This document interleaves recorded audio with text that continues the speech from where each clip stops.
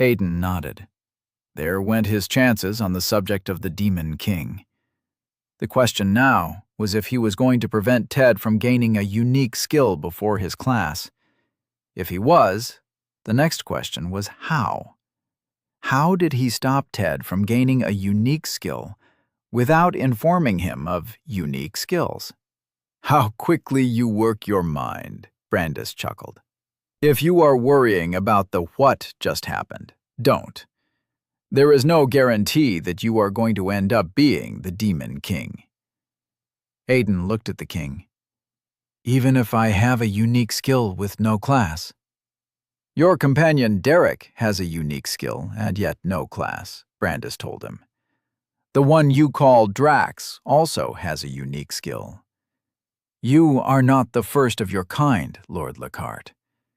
You are merely the one that has proven the most talented so far. That gave Aiden a problem.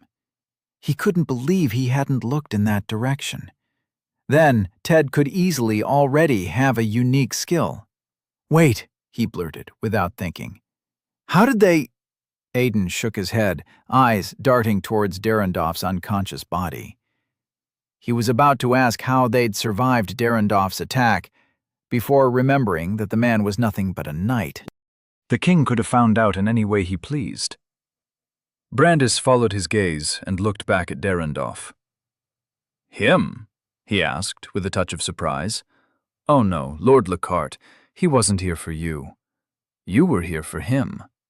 Derendorf has been a problematic knight for a very long time. This was his last chance, a test of his control. He failed it like a fish in the sky. Or a fish in the wall, Aiden thought. That said, Brandis continued, you have gone through a traumatic experience today, and while I have apologized, I am a king. A king's apology should not be empty. Make a request within reason, and I will grant it. A request within reason. It seems something good was going to come out of today's events. Aiden didn't have to think about it. His request was going to involve getting as strong as possible, as fast as possible. He waltzed through his mind, picking out the things he knew of this world. I could go and get Spellbinder, he thought, then discarded the idea. Spellbinder was a blank sword made from a powerful steel. He'd found it in a dead dragon's cave during one of the Order's expeditions. It also had a level requirement of 50, so even if he found it now, he wouldn't be able to use it until he was at level 50. Best to leave it where it is. He could have his coat of enchantments commissioned, but that too had a level requirement. With all the enchantments running through it, he would run out of mana from just putting it on. Brandis drew his attention with a chuckle. It seems like you have too many requests to make that you are having a hard time picking one, he said. Aiden held himself back from nodding. All his requests would lead to power, but he needed to start slow and build his way up. Unfortunately, all the places he knew he could grind and level up would kill anybody below level 30. I have heard rumors of something called an adventure society, he said finally. Brandis cocked an inquisitive brow. Rumors, Lord Lockhart. This game you're about to play, do you play it for your safety or Dead's? Aiden paused. Then he sighed. Why was he even surprised? Dead would have had his conversation with Sam within the palace walls, and there was scarcely anything that went on within the palace walls that Brandis and the sage were not aware of. I assume he is also somehow related to how you know of unique skills, Brandis went on. Regardless, you may continue. What would you like to know of the Adventure Society? Not about them, Your Grace. If you are aware of my relationship with Dead, then you are likely aware of the fact that he has snuck me out of the palace once. Brandis nodded. I am. You and your friends went to have a little soiree with some goblins. Did you enjoy yourselves? Enjoy is not necessarily the word. I can imagine. I believe one of you came back with an injury. I heard he had to use one of my healers the next day. Do you wish to make a request based on these goblins? Aidan nodded. One of the goblins I fought that night behaved strangely. Strangely how? When I cut its arm off, it ran. It did not shriek. It did not cry out in pain. It did not panic. It just turned and ran. And it was what level? Level 1. Brandis folded his arms, his expression turning thoughtful. That is odd for a level 1 goblin. They are like babies, having never experienced much pain. That should not be its reaction, especially to the pain of a severed arm. All right. And what would you request of me? Aidan took a knee and bowed his head accordingly. Pain flared in his shoulder, and he had a feeling that Brandis's hand hadn't absorbed the full impact of Derendorf's falling sword.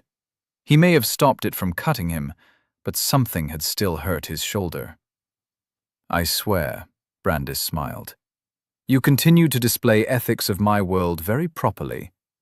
Tell me, did Valden teach you this? Aidan remained on his knee. He did not. All right then. Ask away. What is your request, Lord Lockhart? If it pleases the king, may I be granted leave to work with the adventurers of your kingdom to dispatch of the goblins? I swear, Brandis leaned forward with a sigh. That is all? You want to go goblin hunting?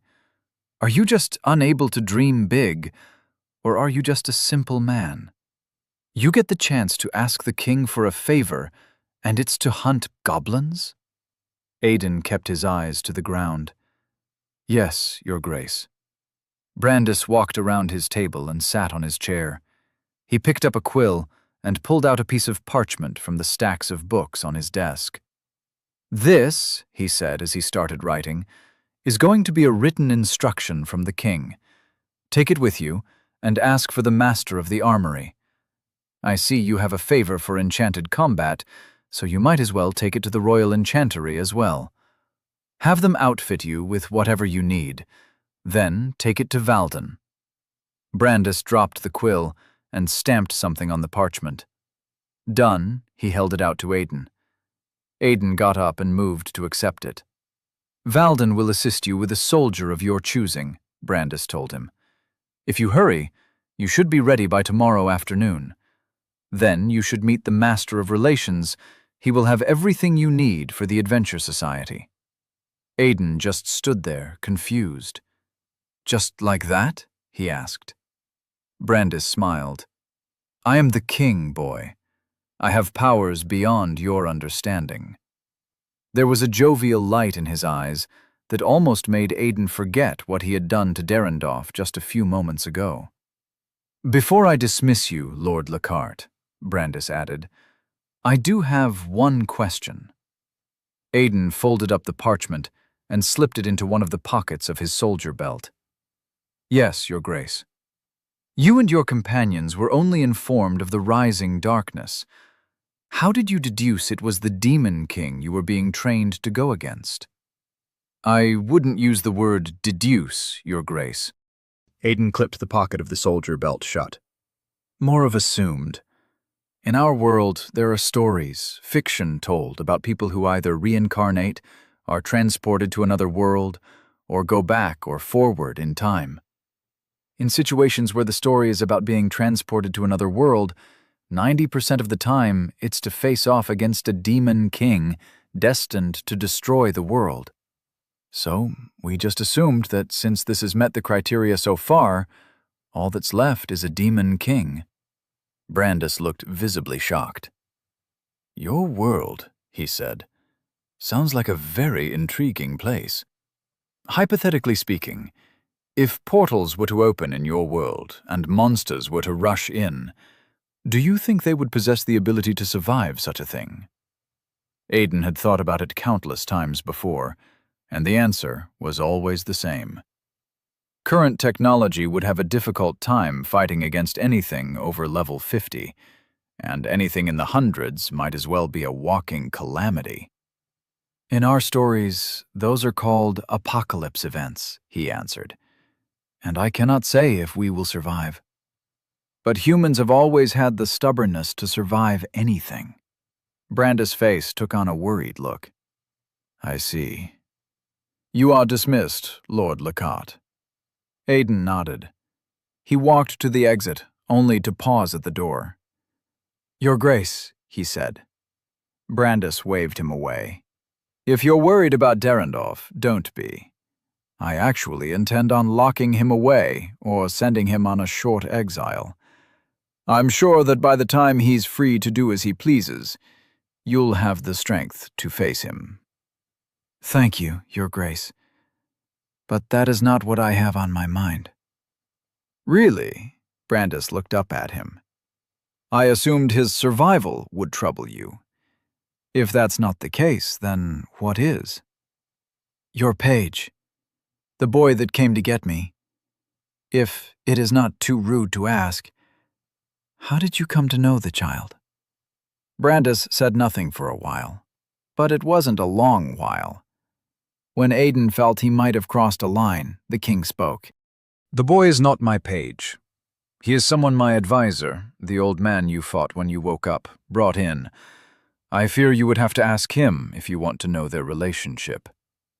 Aiden nodded once and left the room. Ted was not outside, just the attendant Aiden had left there. The man turned to him with a slight bow. With all the ruckus, he said calmly, I am glad to see you come out, Lord Lecat. So am I, Aiden said, walking down the hallway. So am I. As he made his way to his next destination, he wondered what relationship the sage had with the child. For what reason would the sage of the king be keeping the son of Voss, destroyer of Voss, third general to the demon king, as a page? Brandis watched the sage step out of the corner of his study. The man spared Derendorf's unconscious form the briefest glance, as if looking simply because there was something to look at, before stopping in front of his table. What did you think of the boy? Brandis asked. He is an intelligent one, the sage answered blandly. Already he knows of our ways. You noticed too. Brandis turned his chair so that he faced away from the sage. He called me Your Grace. Respectful, the sage said. It is. Brandis stared at one of the books on one of the shelves. It was a tale of a fallen kingdom. It is also the way people with important positions in other kingdoms address kings of a different kingdom. It says, I acknowledge your authority, but you are not my king. And you believe it was intentional? I do. And you do not like this? I had an audience with one of them the other day, and he addressed me as my king. I was hoping the most promising of them would also come to address me as such. You cannot have it all, the sage answered with a slight bow. But it is also good to know that we have someone we do not have to spend an excessive amount of time teaching etiquettes, seeing as the envoys of Nel Quan will be arriving soon. Yeah. Brandis wasn't sure how he felt about this. Clearly they were trying to see how the summons were doing, and he wasn't sure how much he wanted to let them know. The sage nodded once, then turned away, making his way to his unreasonable exit. Sage, Brandis said, calling his attention before he was gone. If I asked about the child, Voss, what would your answer be? I would give you no answer. With that, the sage walked into a shelf and disappeared. Brandis chuckled. That went about how he expected it to. Aiden was down to his 5th book, perusing through it with so much hurry someone would think he was looking for the key to saving the world. Not here, he thought, slipping the book back into its place on the shelf. He was in the architecture section of the library, under building enchantments, and he was yet to find anything on temperature enchantments. He was currently reading through his 8th book when he paused on a page. He leaned against one of the shelves and slid down to sit on the ground. Temperature enchantment, he read. Designed to be placed at the highest point in the room for optimal efficiency. Keeps room at regulated temperature. He let out a sigh, but wasn't sure if it was a relieved sigh or not. For one thing, he was glad to eliminate the chances of Ted having regressed, too. For another, he felt alone again. Lonely. Now he just needed to make sure Ted and Voss's son were not going to become friends. Aiden closed the book. Now he had to deal with the goblins. Yes, he made the request because he wanted to use them to level up, but he was also curious about the reaction of the single goblin that had escaped him. What kind of goblin doesn't feel pain? Chapter 12. Hierarchy. How does this make any sense? Audid scowled. Adeware said nothing, gave no answer. We're the ones in charge of that contract, Audid continued in his anger, as Adeware knew he would. We were the ones that harried them into a corner in that forest, made sure we limited their destruction to a single area before whatever madman went in there and started tearing things up with his team. Audid slammed his hands on Adeware's desk. Now you expect us to just hand it over? After everything we've done? Audid turned away from Adeware and tossed his hands in the air. Impossible. I don't care if it's some pampered noble's bastard child or some high-ranking adventurer. Heck, I don't care if it's a command from the crown. This is mine. Adeware arranged the stacks of papers Audid's little tantrum had scattered, before returning his attention to the man. The crown, huh? He muttered, almost to himself. If only the man knew. But that wasn't important. Adeware went through the stacks of paper before finding what he was looking for. It was a small identification tag, brown like wood, with words inscribed on it with black ink. He held it out to Audid. Here. Audid turned to him and took it. What's this? The person who's supposed to be taking charge of this contract quest. However, we are the head branch of the Adventure Society. We do not work for the king. We work with the king. Audid paled at Adeware's words, looking up at him from the card. Please tell me this is not a royal command. You know I was joking about what I was saying earlier about the crown, right? Adeware shook his head in disappointment. This was Audid's problem, his temper. Once it got going, he said and did anything, forgetting that there were consequences. Even now, he was indirectly accusing the person who was supposed to take over the quest of nepotism. What the man failed to understand was that nepotism was what had given him the quest as well. If Adeware did not know the man's father, he would have allowed him to continue his struggle at the bottom of the adventure ranks for a few more years. Instead, here he was getting a chance most adventurers did not get. As I was saying, Adeware continued, we do not work for the king. That said, a king's request is not something easily disobeyed. It is also not something freely made.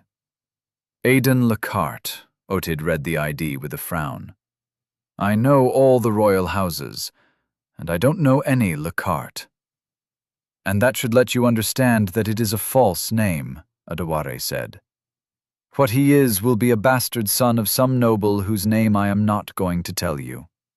His father wishes to legitimize his claim on the boy, but wishes for him to have some form of clout, and he has chosen adventuring.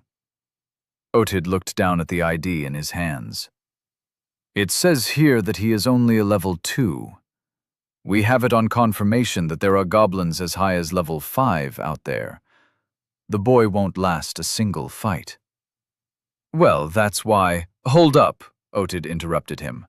This says that he's 19. What kind of 19-year-old is still at level 2? You're sending me to play babysitter to a slacker, Master Adeware. Adeware took a deep, calming breath. Otid, he said as calmly as possible. Yes? The initial request was for young Lord Lockhart to take command of this quest. However, I have taken it upon myself to simply add him to your party. The reward for this quest will be updated to be split 3 ways amongst 3 current participants, based on individual contribution. Is that understood? Yes, sir. Otid placed the ID on Adeware's table. Which means I can just keep him in a safe place and complete this quest without him. He's royalty, so I'm sure it shouldn't be a problem. Adeware didn't hate Otid, but he could see himself hating the man. By the stretch of things, Otid wasn't a bad adventurer. The reason he was still so low in level was simple. He was talentless.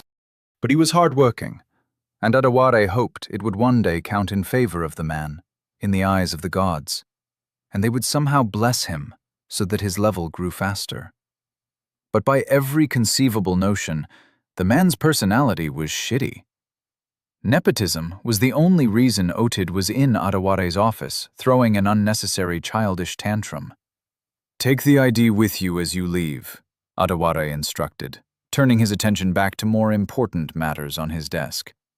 When you get downstairs, ask for the young lord at the reception hall. And if you are thinking of bullying him out of whatever he wants, I will have you know that while you remain in charge of this expedition, the young lord already has his own babysitter. Otid scoffed. Of course he does. And while his babysitter will not be a part of this party, he will be present. And I assure you, Otid, you do not want him to point out any form of abuse of your power as a leader. Adeware met Otid's gaze. If the man was smart, he would be on his best behavior. If he was stupider than Adeware thought, he would continue on the path of stupidity his anger liked to lead him on. Yes, sir, Otid grumbled before leaving the room unceremoniously. Adeware took a calming breath and brought up his interface. With a simple mental command, all the contract quests administered by him directly came up, filtering themselves straight to the one currently under Otid's ownership. Contract quest: Goblin Subjugation. Goblins have been spotted somewhere in the capital city of Brandive. Investigate this report, confirm goblin threat, and conclude extermination. Objective complete. Confirm goblin location 1/1. Objective complete. Confirm goblin 32. Objective: exterminate goblin 0/24. Reward: silver coins ×10. You have administrative rights. Quest is ongoing. Party requirement: none. Participants: 2. Would you like to update quest? Y/N. Adeware looked through the details and accepted the update request. Truthfully, he knew next to nothing about the quest. In fact, the quest was too far beneath his attention that he wasn't supposed to be aware of it. But he had picked something for Otid to deal with, and took command of it lest someone with delegated authority make decisions surrounding it. Personally, while most people would disagree, he saw this as an abuse of power. With the Guildmaster title, he had free rein and authority to issue and give contracts on authority of the Adventure Society. It was a perishable title, but a title nonetheless. Update quest, he thought. With a simple shrug of will and a few adjustments, the quest carried more information. Contract quest: Goblin Subjugation. Goblins have been spotted somewhere in the capital city of Brandive. Investigate this report, confirm goblin threat, and conclude extermination. Objective complete. Confirm goblin location 1/1. Objective complete. Confirm goblin 32.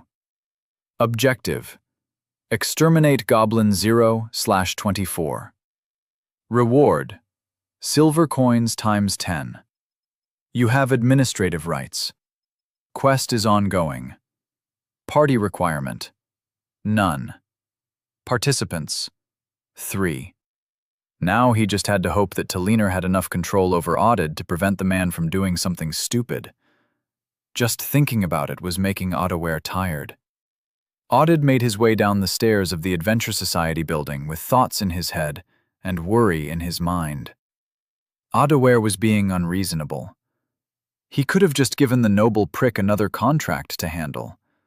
He heard Jayton was handling some contract about some overmoles terrorizing some farm somewhere. Overmoles were relatively safe creatures to deal with. Audid couldn't imagine the noble would not be happy having their bastard child deal with something more on the safer side. When he got to the bottom of the stairs, he strolled up to the receptionist's desk. Every adventurer had to get here if they wanted to register their collected contract, or update it, or register their party. There was one in every city or town, and this was the capital city's. The hall was filled with the constant bustle of adventurers coming and going. Each one was busy with something important and unimportant.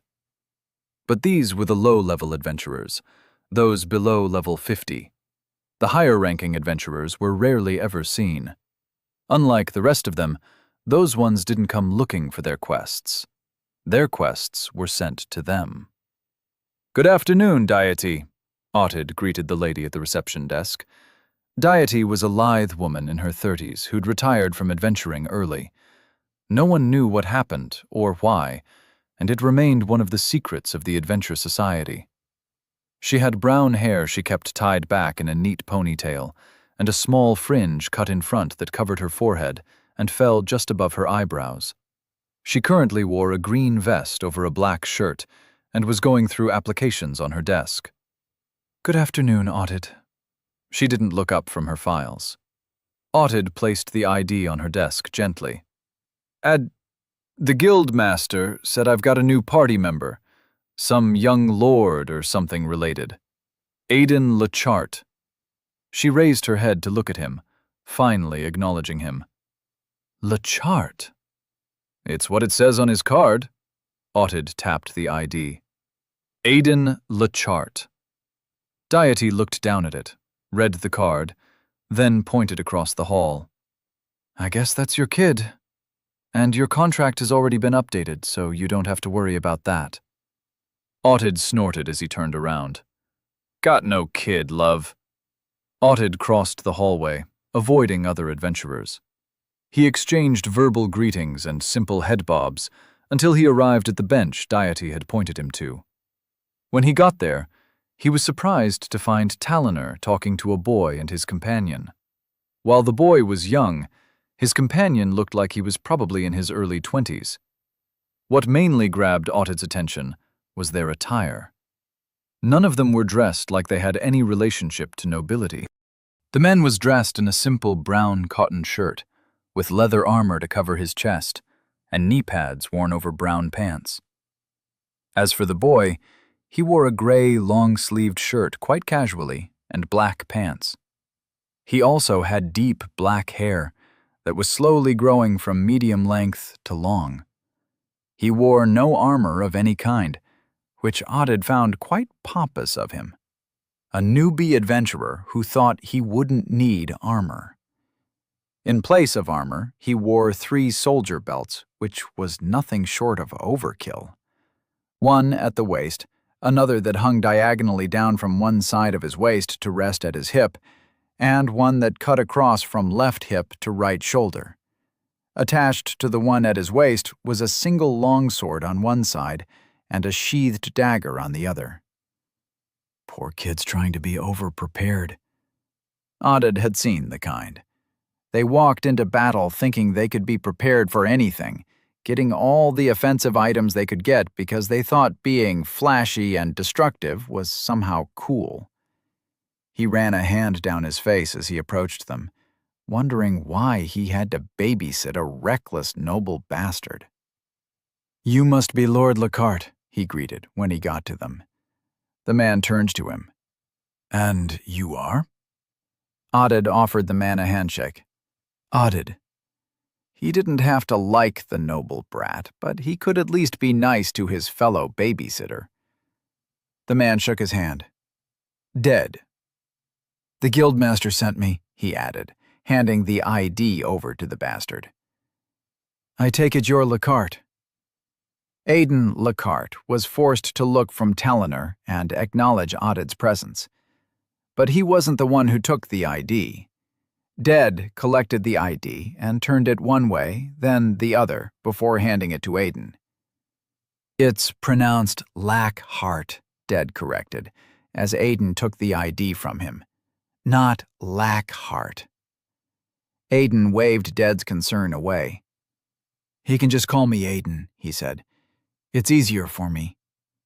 Odded smirked. Not used to Daddy's title yet? Daddy's title? Aidan raised a brow in what looked like confusion. "Oh, yes, that. Is that going to be a problem, Odded?" "Not at all," Talonor moved to answer quickly. "Odded's just not happy to have nobility taking over. He's quite headstrong about some things. Like quests he takes." Aidan slipped his ID into one of his pants pockets. "I see. I'll be more than happy to just go my way and deal with the quest however I see fit, if he'll have a problem working with me." Odded frowned. The pompous little prick.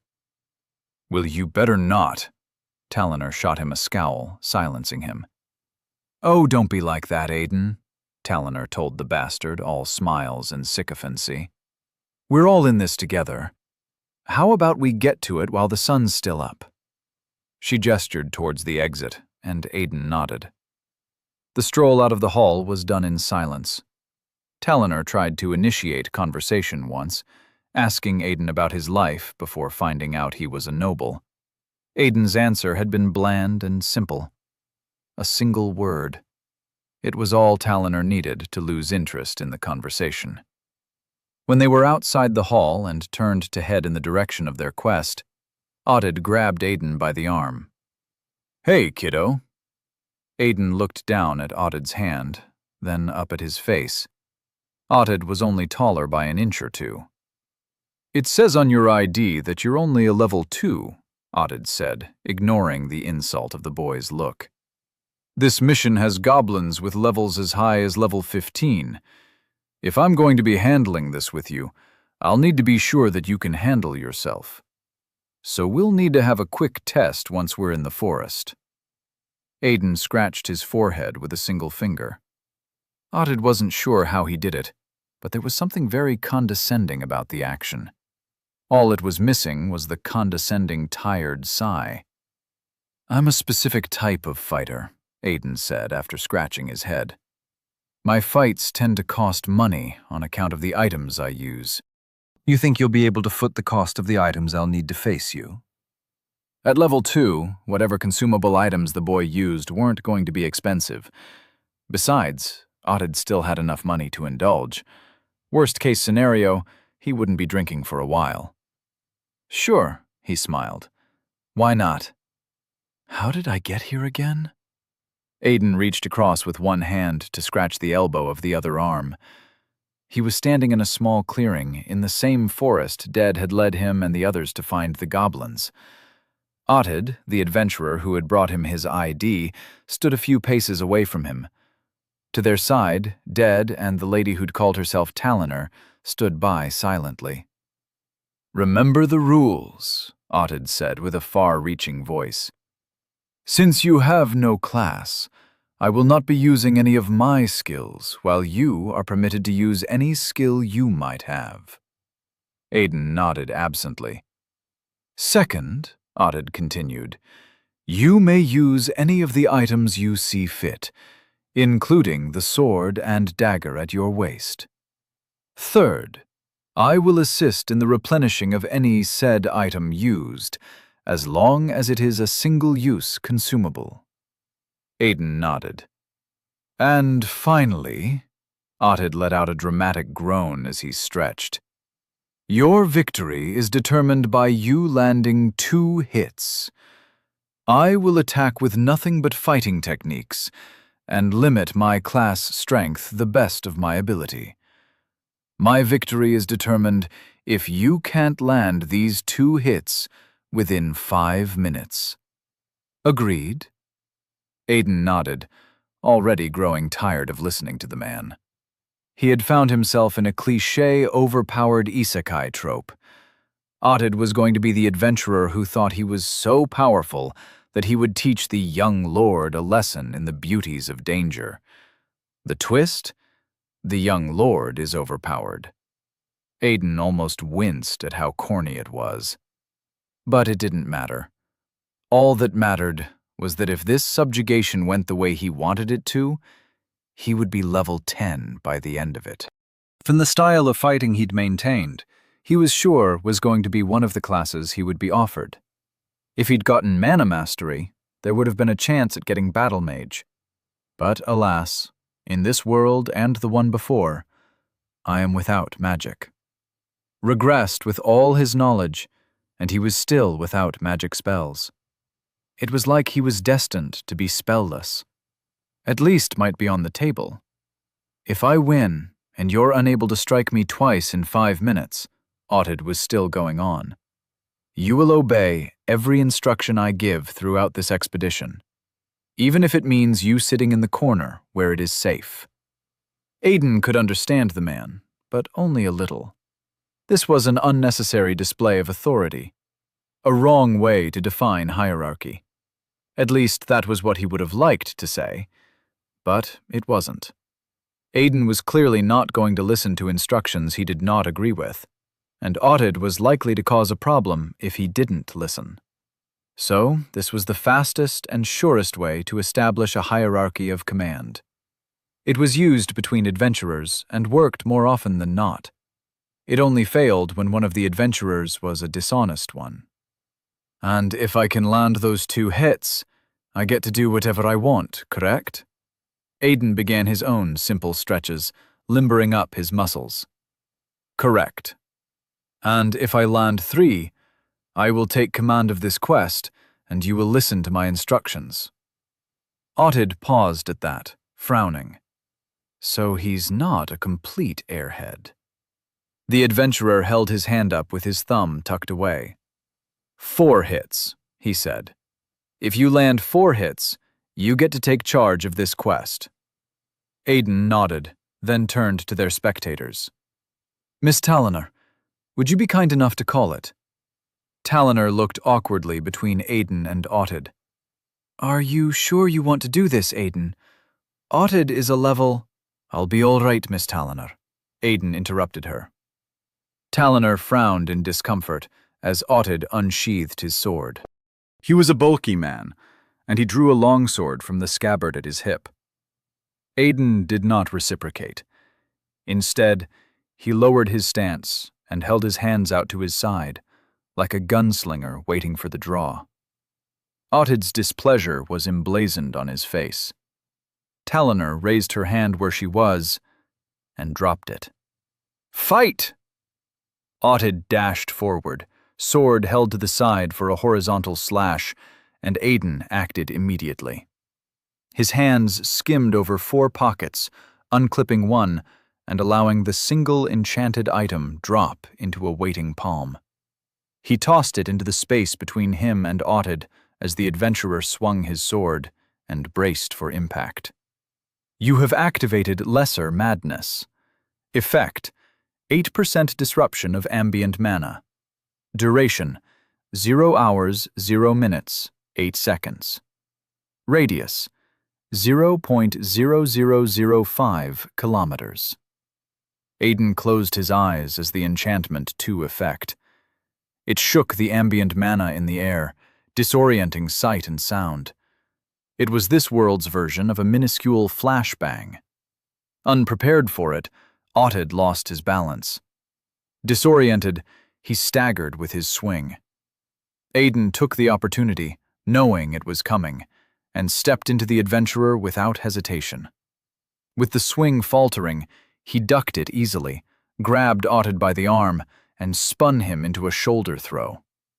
Ottid hit the ground with a loud thud, bouncing once. Aiden stepped away from him quickly. He had been expecting a follow-up attack, maybe a sword slash to keep him at bay, but nothing came. Instead, Ottid just remained lying on the ground, a confused look on his face as he stared at the sky above. Aiden cracked his fingers. That's one. Chapter 13. Goblin mess. Aiden stepped away from a vicious swing that would have taken his head off.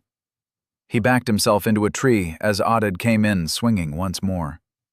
His hand was already working behind him as Audid charged.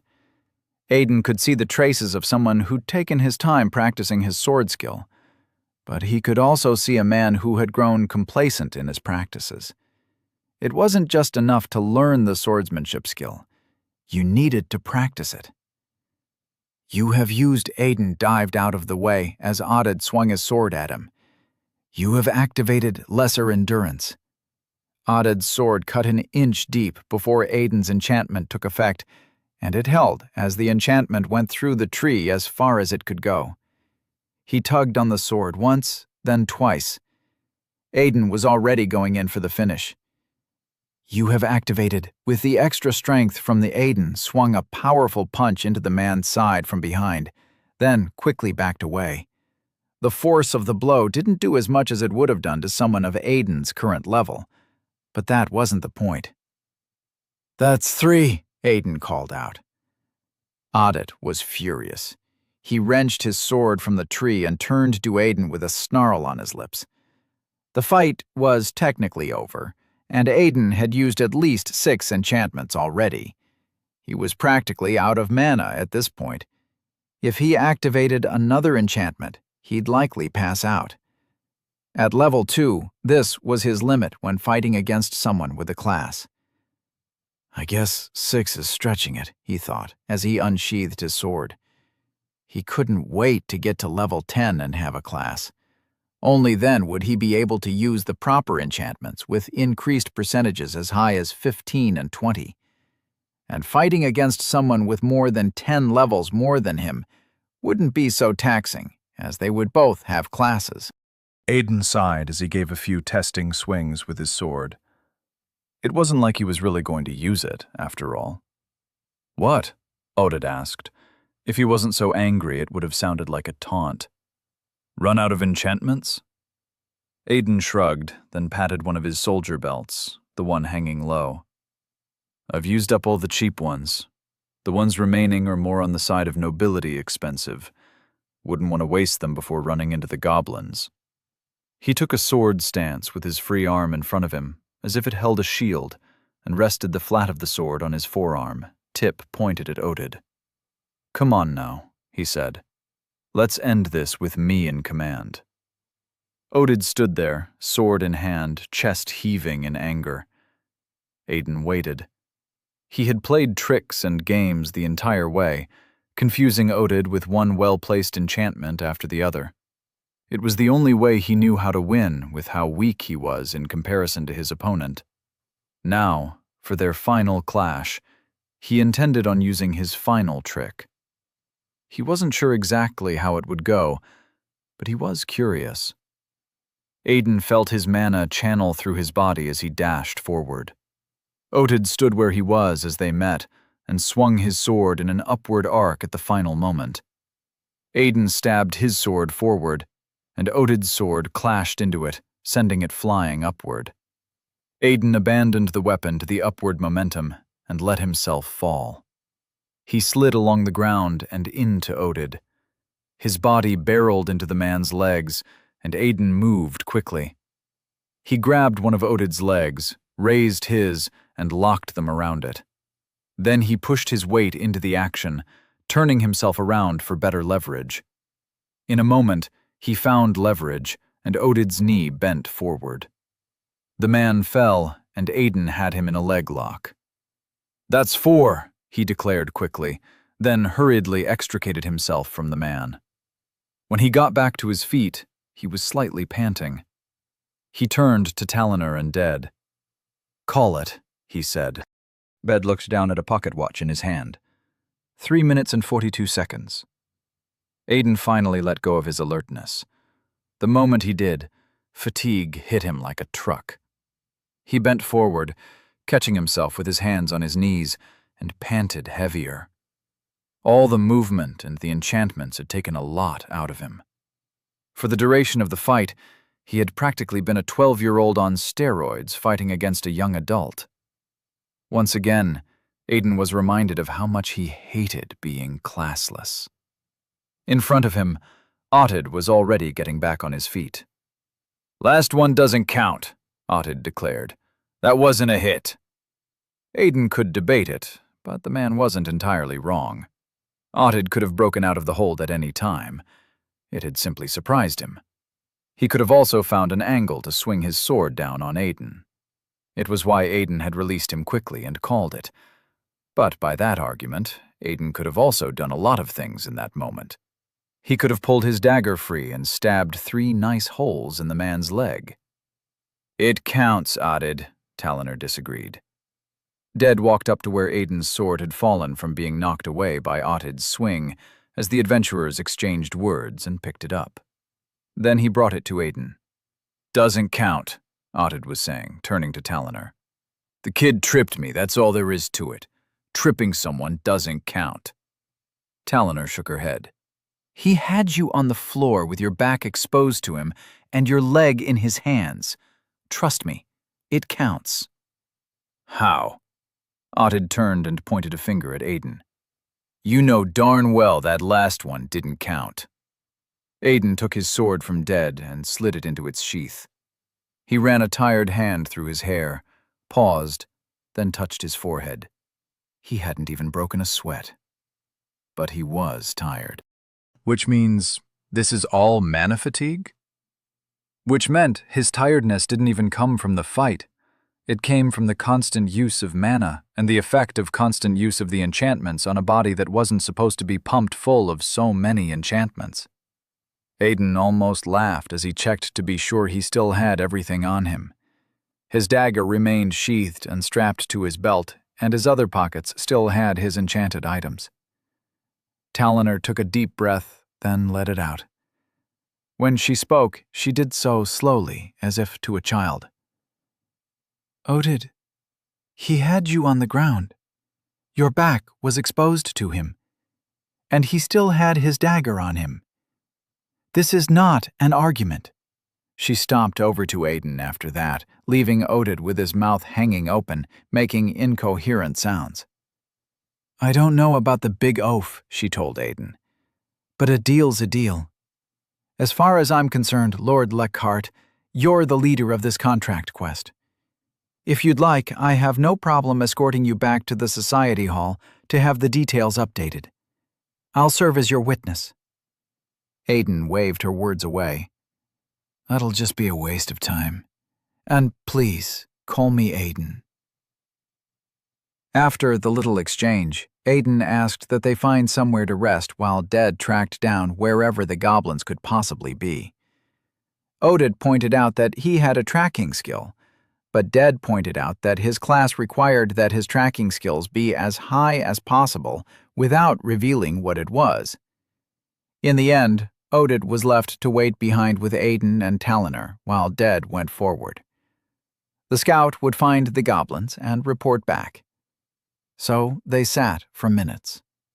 3 minutes turned to 5, and 5 to 10. Eventually, they were seated for almost 30 minutes doing nothing. Talonor sharpened her short sword simply because she could.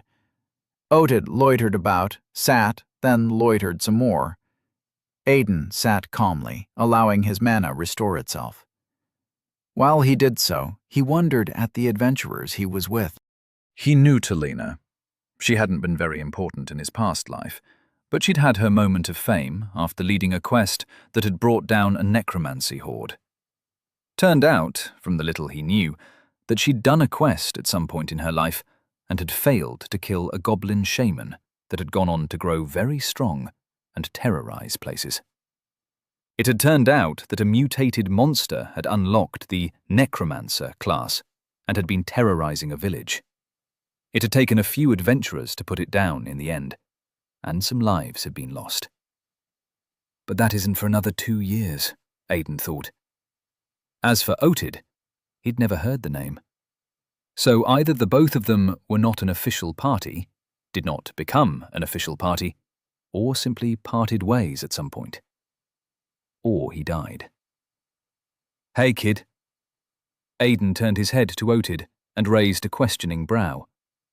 Otid grumbled something about young people not having respect for their elders anymore, before coming to sit beside him. "What was that enchantment you used?" he asked, staring into the canopy of trees. Aidan didn't need to think about it to know what Otid was talking about. Very few people knew the enchantment by its effect. "Lesser confusion," he answered. "Never heard of it." Talina paused in sharpening what was probably her 5th blade. "I have.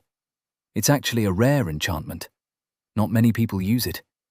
It's called lesser madness in some places." Not many people used it in any kingdom Bandiv was aware of. In fact, it was banned in most kingdoms. But there were places where its use was common. "Wait," Talina frowned at Aidan. "Isn't that enchantment banned in a lot of kingdoms?"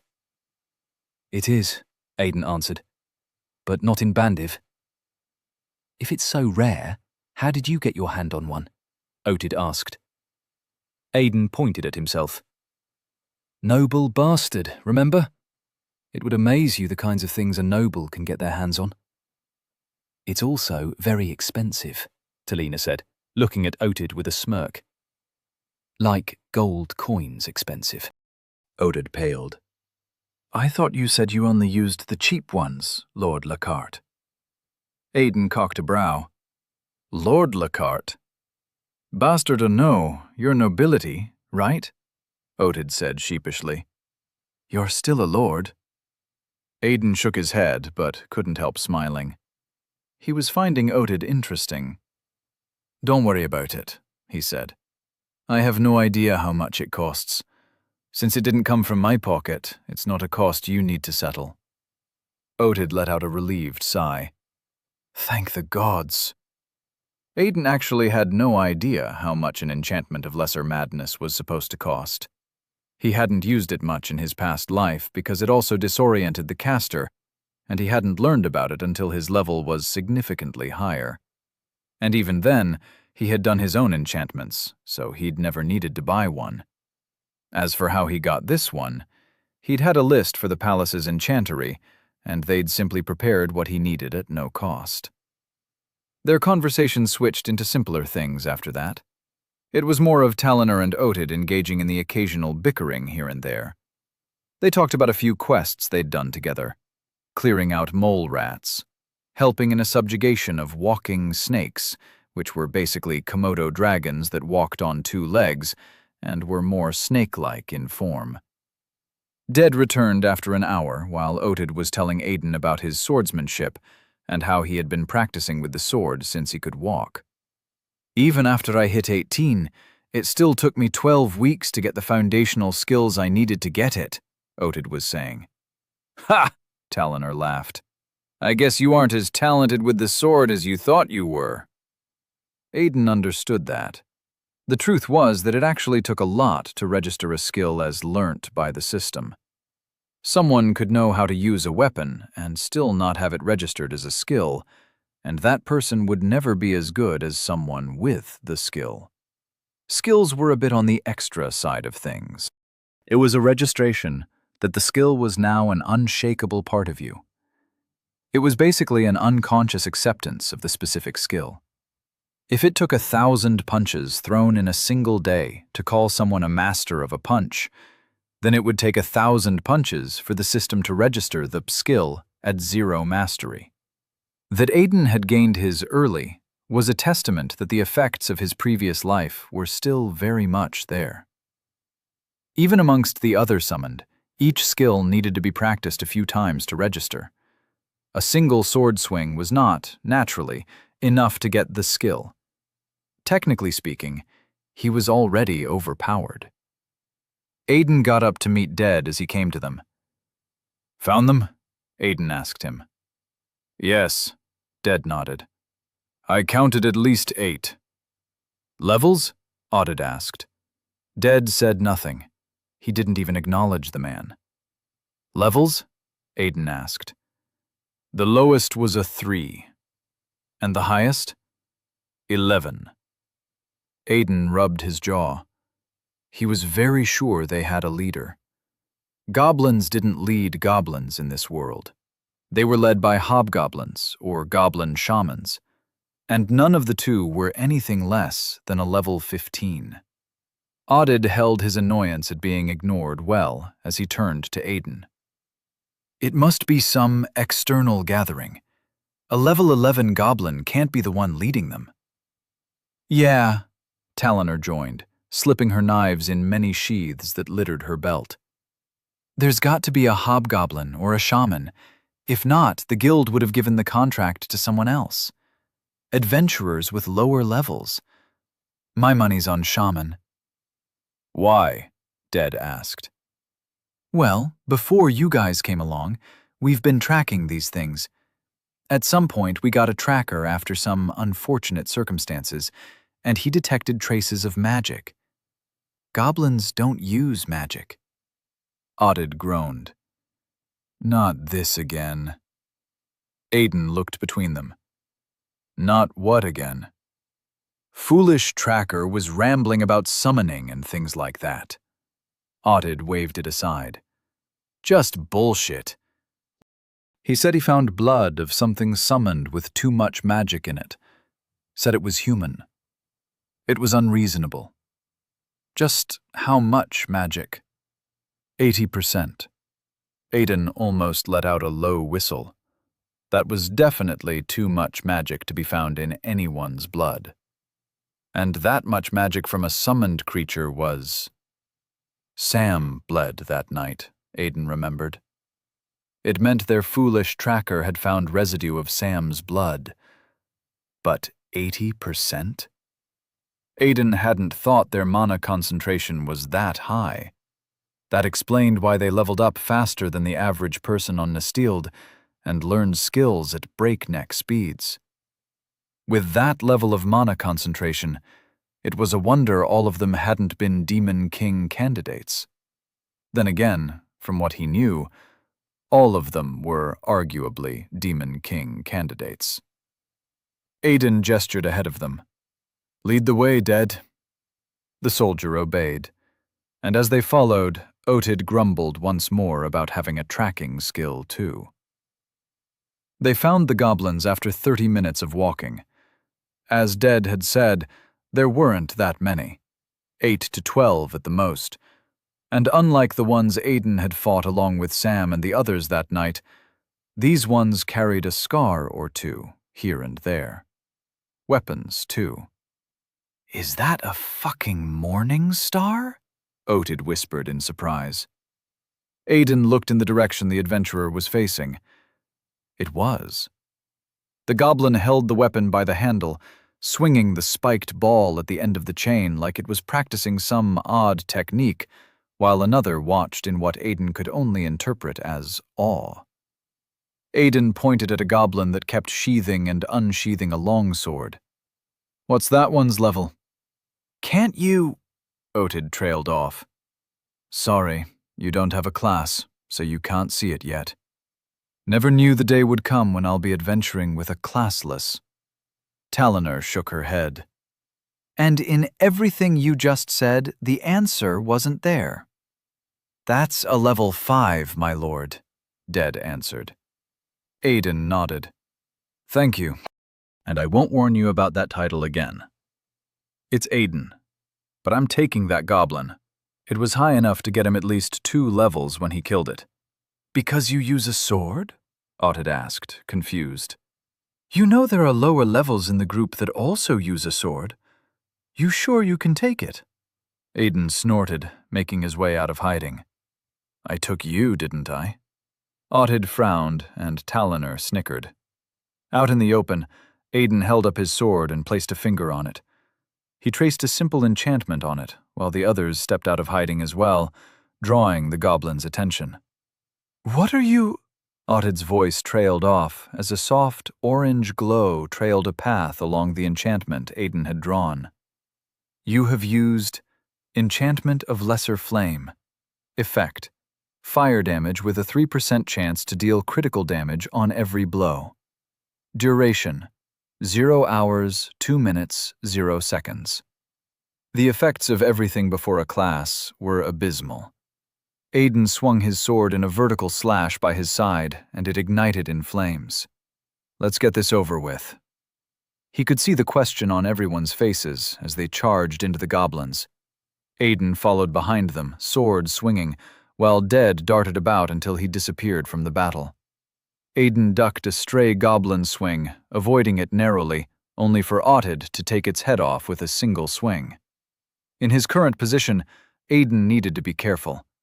A person could not identify a monster's level without killing it until they developed a class. So all he knew was that the goblins in front of him were all stronger than him. By how much was a question he had no answer to. He swung his burning sword, deflected a dagger thrust from one of the goblins, and brought the blade down on the goblin's back as he sidestepped it. The creature shrieked in pain as Aiden trailed a burning line along its back, then stabbed it through the neck. He ripped his sword out, already running after his initial prey. Energy filled his chest, curled around his heart as he kept running forward.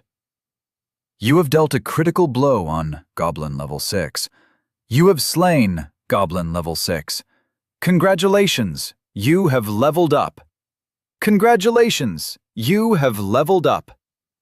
Level 2 to Level 4. You are now Level 4. That wasn't so bad. The reason he was charging the Level 5 goblin was for the double level up. With 3 levels between them, he had been sure of it. But a random goblin had dealt with that for him.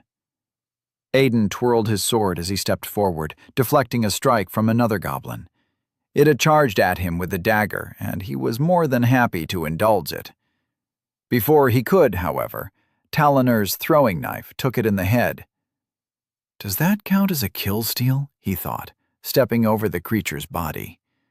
From Talonar's point of view, his success wouldn't have been guaranteed. In a matter of time, Aiden was on the Level 5 goblin he'd initially sought out. It deflected 3 of his strikes, parried 1, and missed the last that cut open a line in its inner thigh that ignited in flames. Levels were a great method of measurement, but the truth was that they were nothing but a measurement of raw power. All things being equal, a Level 5 was always going to be stronger than a Level 4. But that was if all things were equal.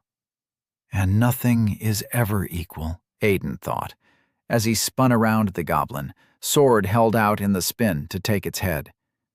The blade of his sword sliced the creature's head in 2 horizontal halves. You have slain Goblin Level 5. Congratulations! You have leveled up. Level 4 to Level 5. You are now Level 5. Aiden stood as the creature fell, flaming sword in hand. Around him, the goblin camp was falling into silent chaos. One goblin corpse was slowly beginning to burn, while others just lay scattered about. Only 2 were left alive, and Talonar and Audiobook flanked them easily. Are they playing with them? Aiden wondered as he walked up to them. As he approached them, the flame of his sword dimmed and dwindled. The duration of the enchantment was coming to an end. What's going on? He asked as he approached them. Talonar turned to him, somehow still keeping the goblins under her watch. Killing goblins is really kind of a waste for us. At least goblins of this level. So we thought we'd thin them out for you, Audiobook finished. Have you level up safely? Aiden looked around them once more, taking in the chaos of death. I kind of already had my level ups, though, he said. Certainly can't be enough, Audiobook replied. What we've got here are 2 level 9s. They've got to count for something, right? They would. But Aiden wasn't sure how he felt about safe leveling. And at this rate, he was going to hit level 10 before they even finished the contract. That had not been a true part of his plan. The plan was to level up until he was close to 10, get back to the palace to gain some more skills, then safely hit level 10. Though, from what he knew, he wasn't sure how many more skills he was going to be able to get. Unless he could get mana mastery, there really wasn't any other skill he really needed. He already had what he needed to ensure he got a combat class, a battle class to be specific, and with enchantment skills being his only real magic-based skill, there was a high chance that Enchanter was going to be one of the offered classes. Regardless, his current skill set would give him a larger number of classes to choose from. Unfortunately, Aiden's plan was proving to be his own ruin. At this rate, he was going to hit level 10 in the field of battle, and he had no idea what kinds of classes would be offered if his last levels were rushed in battle. "I thought you didn't like me," he told Ottid as he considered their offer. Ottid shrugged. "Can't say I hate you either, kid. But they are monsters and you are human. Getting as many strong adventurers as possible will always be a good thing. We've always got to be stronger than the monsters." Aiden couldn't disagree with that line of thought. Aiden cleaned his bloody dagger on the grass and pulled up his skills. Tongue of the Visitor, Mastery 100%. Basic Swordsmanship, Mastery 10.20%. Unarmed Combat, Mastery 12.00%. Resilience, Mastery 44.23%. Mana Manipulation, Mastery 0.00%. Keen Eye, Mastery 39.33%. Basic Enchant, Mastery 02.10%. Unarmed Engraving, Mastery 3.00%. Dagger Wield, Mastery 04.33%. He now had the Dagger Wield skill. Talonor walked up to him and held out a piece of cloth. "Have this." Aiden looked up before taking it. He looked down at his dagger with residue of goblin blood on it, unsure. It would be a while before they returned to the adventure hall. If he was right, they would be out here for another day, 2 at the most. "Goblin blood isn't very easy to wash off if you leave it for too long," he told her. Talonor scoffed. "It's for your legs, stupid." Aiden looked down. Oh. He had an injury in his thigh. It wasn't deep, just a simple knife wound, a glancing blow, really. He'd miscalculated the speed of one of the goblins and had gotten it for his worries. "You know that was stupid of you," she said, as he pressed the cloth to the injury. "You had a sword and 2 opponents. In every fight, you take the advantage you can get. There was no reason for you to use a dagger, even if you know how to use one." "I was testing something." Aiden dabbed the remaining blood he could. Some of it had dried up, so it would take a bath to get it off. Aiden had never been a fan of the dagger. The Order had forced him to learn its use, but he had only used it when it was necessary. So while he'd had the skill, it had taken him a while to learn it. But a single fight against 2 opponents with it, and I've got it at 4% mastery. He was sure of it now. His skills from the extinguished timeline weren't totally gone. While he'd lost them entirely, he'd somehow carried over his proficiency in them, which meant that he could get all his skills back. All he had to do was engage in them. He wondered if it would still apply once he got his class. Also, fighting off the 2 goblins had only gained him an extra level, so he was now level 6. Level 6 in under 2 weeks, he chuckled. I guess we're lucky I'm not the Demon King. He doubted there was anyone above level 3 among the others back at the palace at this time. They were too preoccupied with getting their basic skills. Aiden guessed things were going smoothly so far. Unless you end up being the Demon King in this timeline. The thought slithered into his mind, unbidden, and Aiden froze. You've already met one of the criteria. You've gotten a unique skill before getting a class. And you know where the Demon King Castle is, and how to access it. Aiden frowned as his own mind played games with him. There was no way he was going to end up being the Demon King. He just couldn't picture it happening. He doubted he was the kind of person to meet whatever the requirements were to gain the title. Right? Then are you going to be the hero? Aiden's reaction to that was a laugh. He had never possessed the characteristics of a hero, and everyone had been very certain that title went to someone based on who they were. What he was had nothing to do with being heroic. In his past life, he had been too unfocused, confused, and arguably cowardly in the early days of his summoning for it. In this life, he was too jaded. Here you are getting stronger so that you can stand by the Demon King. Sounds like something a Demon King candidate would do. It's what a brother would do, Aiden muttered to himself with a frown. Good to see you're having fun, Audid commented half-heartedly. Come on, we're not done. It's only a matter of time before the other goblins realize these ones aren't reporting back. We can take another 3 minutes, Teleanor objected. Let the kid catch his breath. Aiden didn't like being called a kid, even if he was technically a kid right now. But Audid was right. They needed to hurry. And he could always get a healer to deal with his injury so it didn't become a scar whenever he found his way back to the palace. He picked himself up from the ground, wincing involuntarily at the slight pain. Let's get going. The next encampment Dead led them to had goblins of lower levels, and they cleared it out easily. Aiden played support, using enchantments of varying kinds to destabilize and confuse the goblins, while Teleanor and Audid dealt the finishing blows. They needed none of the support, and Aiden knew it. He gave them the support for himself. Enchantment magic was the only kind of magic he'd ever developed a proficiency for, and the classes a person was offered was based off their personal capabilities, their skills, and who they were as people. It was also based on what state they were in the moment of their offer. If he was offered a magical class, it was going to be Enchanter. He was sure of it. So he might as well ensure that the class skills that came with it, if it remained his best choice to pick, were at least battle-oriented. People offered classes in the heat of battle often had classes that leaned heavily towards battle and violence.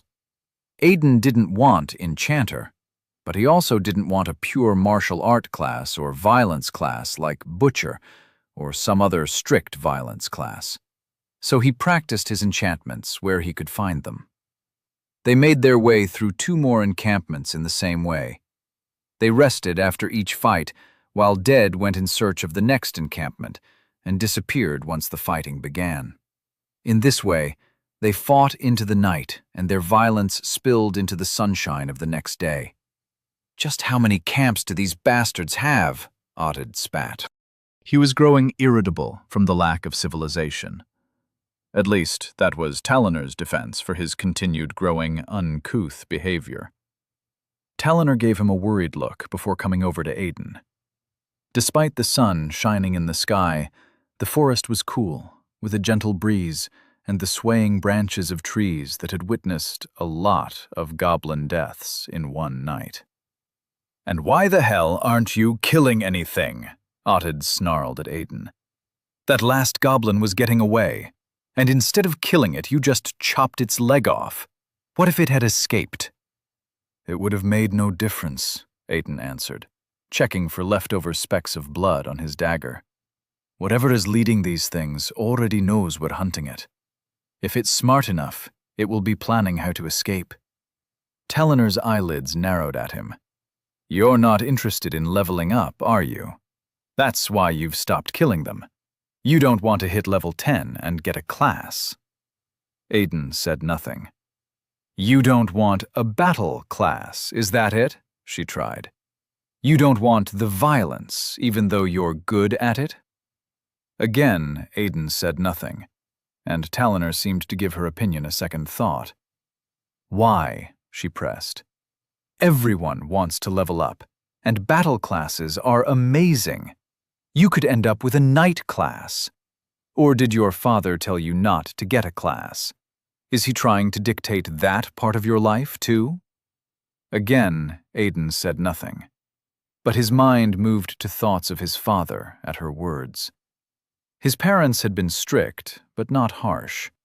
They liked things a certain type of way, and did their best to ensure they ended up that way. Let the children make mistakes so that they learn from them. It was his father's guide to raising them. Even when Ted had fallen off a tree as a child and broken his arm, their father had simply taken him to the hospital to get it fixed, and had done nothing when Ted had gone tree climbing again a few months after his arm had healed. It was definitely reckless. But their father had a very precise approach to life that had only been softened by their mother's presence.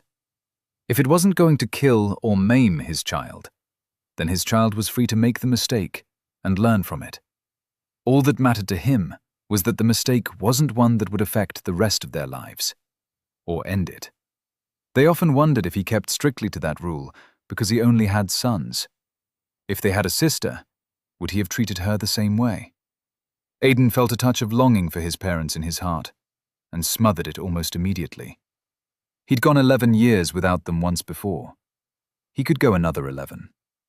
Still, he couldn't help but wonder how they were. How long would they mourn? Would they try for another child? His father was only in his late 40s, so they could still have another child if they wanted, right? When Aidan saw Dead coming back, strolling with the easy stiffness of a soldier, he was glad for the distraction. "What did we get?" Ottid asked a bit forcefully. "Please tell me it's the last group. If not, I'm going out on a limb and hunting these motherfuckers down myself." Dead looked from Ottid to Aidan in a request for permission, and Aidan nodded. "A bunch of goblins," Dead answered. "At the heart of the camp there are 2 hobgoblins and 1 shaman." Talina let out a low whistle. "That's a tussle and a half if I ever did hear one." Aidan agreed. 2 hobgoblins and a shaman was quite a lot. It meant there were at least 2 level 15s and 1 level 20. Aidan wasn't sure of what he wanted to do. He could call it a day here and head back to the palace where things were under his control. He only had a few more levels to go through before level 10, after all. But that would mean risking the chance that one of the hobgoblins or the shaman would escape. That was going to be a consequential problem to innocent people who would have the misfortune of ending up in their path. Turning back was not an option. It isn't even your world, he thought. But he was going to be stuck in it for a significant while.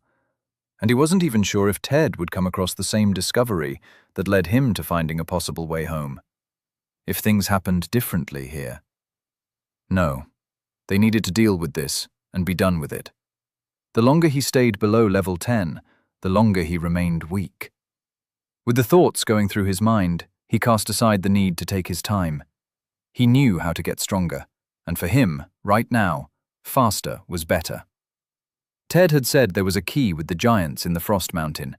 He had also said the leader of the Order needed to know about it, so Aidan at least knew where to start on his journey back home. There were 3 Frost Mountains he knew of that were close enough to Bandiv he could get to first, and they required good levels to venture into.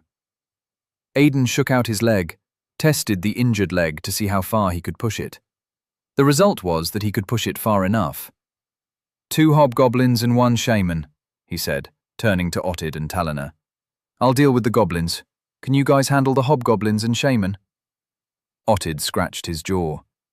It's a stretch, but we can. Give me that expensive burning sword and I'm sure I can push it far with the help of the enchantment. Ottid, Talina chided him. You can't take the boy's enchanted sword. Aidan thought otherwise. I ain't got any problem with that, but it's only got 1 more enchantment on it, and it's customized to my mana signature, so it'll just be a simple sword for you.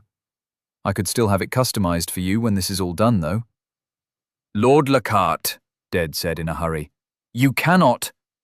Today you answer to me, Aidan cut him short, checking the enchantments he had left in his soldier's belt. I will hear nothing about safety or madness. We're killing these things before they try to escape and endanger others. Got it? Dead slipped into silence, but nodded. He suddenly had no arguments to offer. The quick acceptance was odd, and Aidan realized the soldier had always been that way. What if it's also the reason he'd done something as stupid as lead us to the goblins that night? It was worthy of thought, but Aidan cast it aside for now. All right then, Aidan said, then slid his dagger into its sheath. Let's go get this goblin mess over with. Chapter 14. Job's Not Done. The crescent moon smiled down on Aiden, a false friend to bring him light. The smile was as metaphoric as it was literal, since the moon's crescent curved downwards from left to right. Aiden stood with sword in hand, drawn and waiting. In front of him, a congregation of goblins stood staring at him, with a mix of confusion and anger. While he had been the one to create the current plan he was working under, Aiden found himself hating the plan the more goblins he saw. Dead had led them to a clearing filled with campfires, and a single tent settled in at the center, surrounded by goblins. Dead had said there were only a handful of goblins over level 10, and while Aiden believed him, he still thought it was a difficult position to be in, not knowing what goblin was what level. It inevitably meant he would have to pull out all the stops for all the goblins. Is there any other way? The order taught that every fight was to be handled as if it was fought with the fate of the world on the line. And if you couldn't bring yourself to care for the world, then fight it as if every blow dealt would grant you your heart's desire.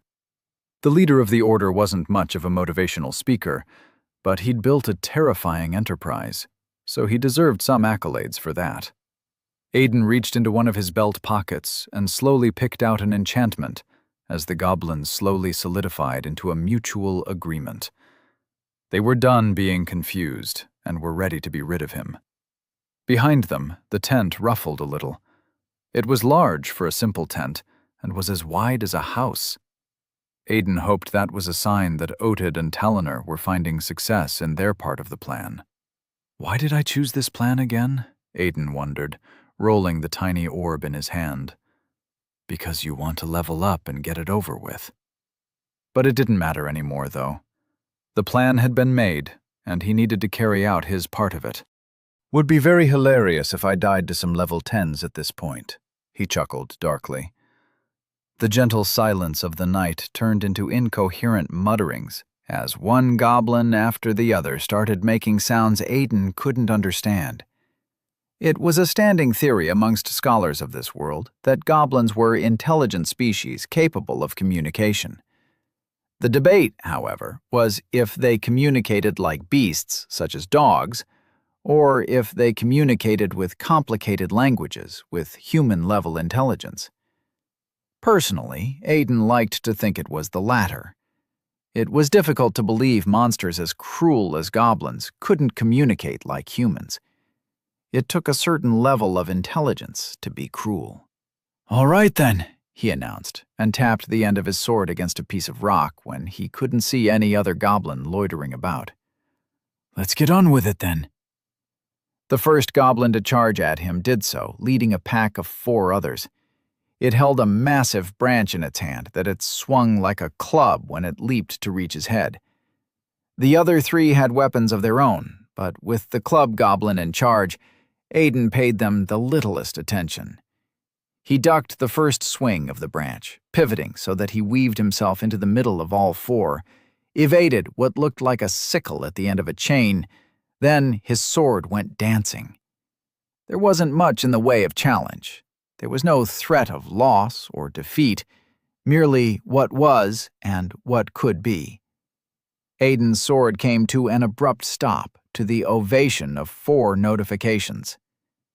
"Congratulations! You have slain Goblin Level 4. Congratulations! You have slain Goblin Level 6. Congratulations! You have slain Goblin Level 4. Congratulations! You have slain Goblin Level 5. Aiden stared at the tip of his broadsword. It did not tremble. It did not shake. It was as straight as anything could be, and as still as the moon in the sky. Skill beats level almost every time.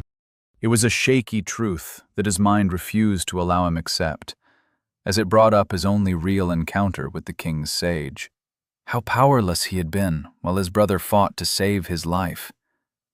That was power.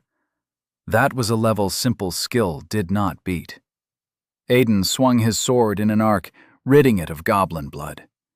His job tonight was to buy time for the others to deal with the main problem, or clear the entire place of low-level goblins so that there would be no interference with what the others were doing.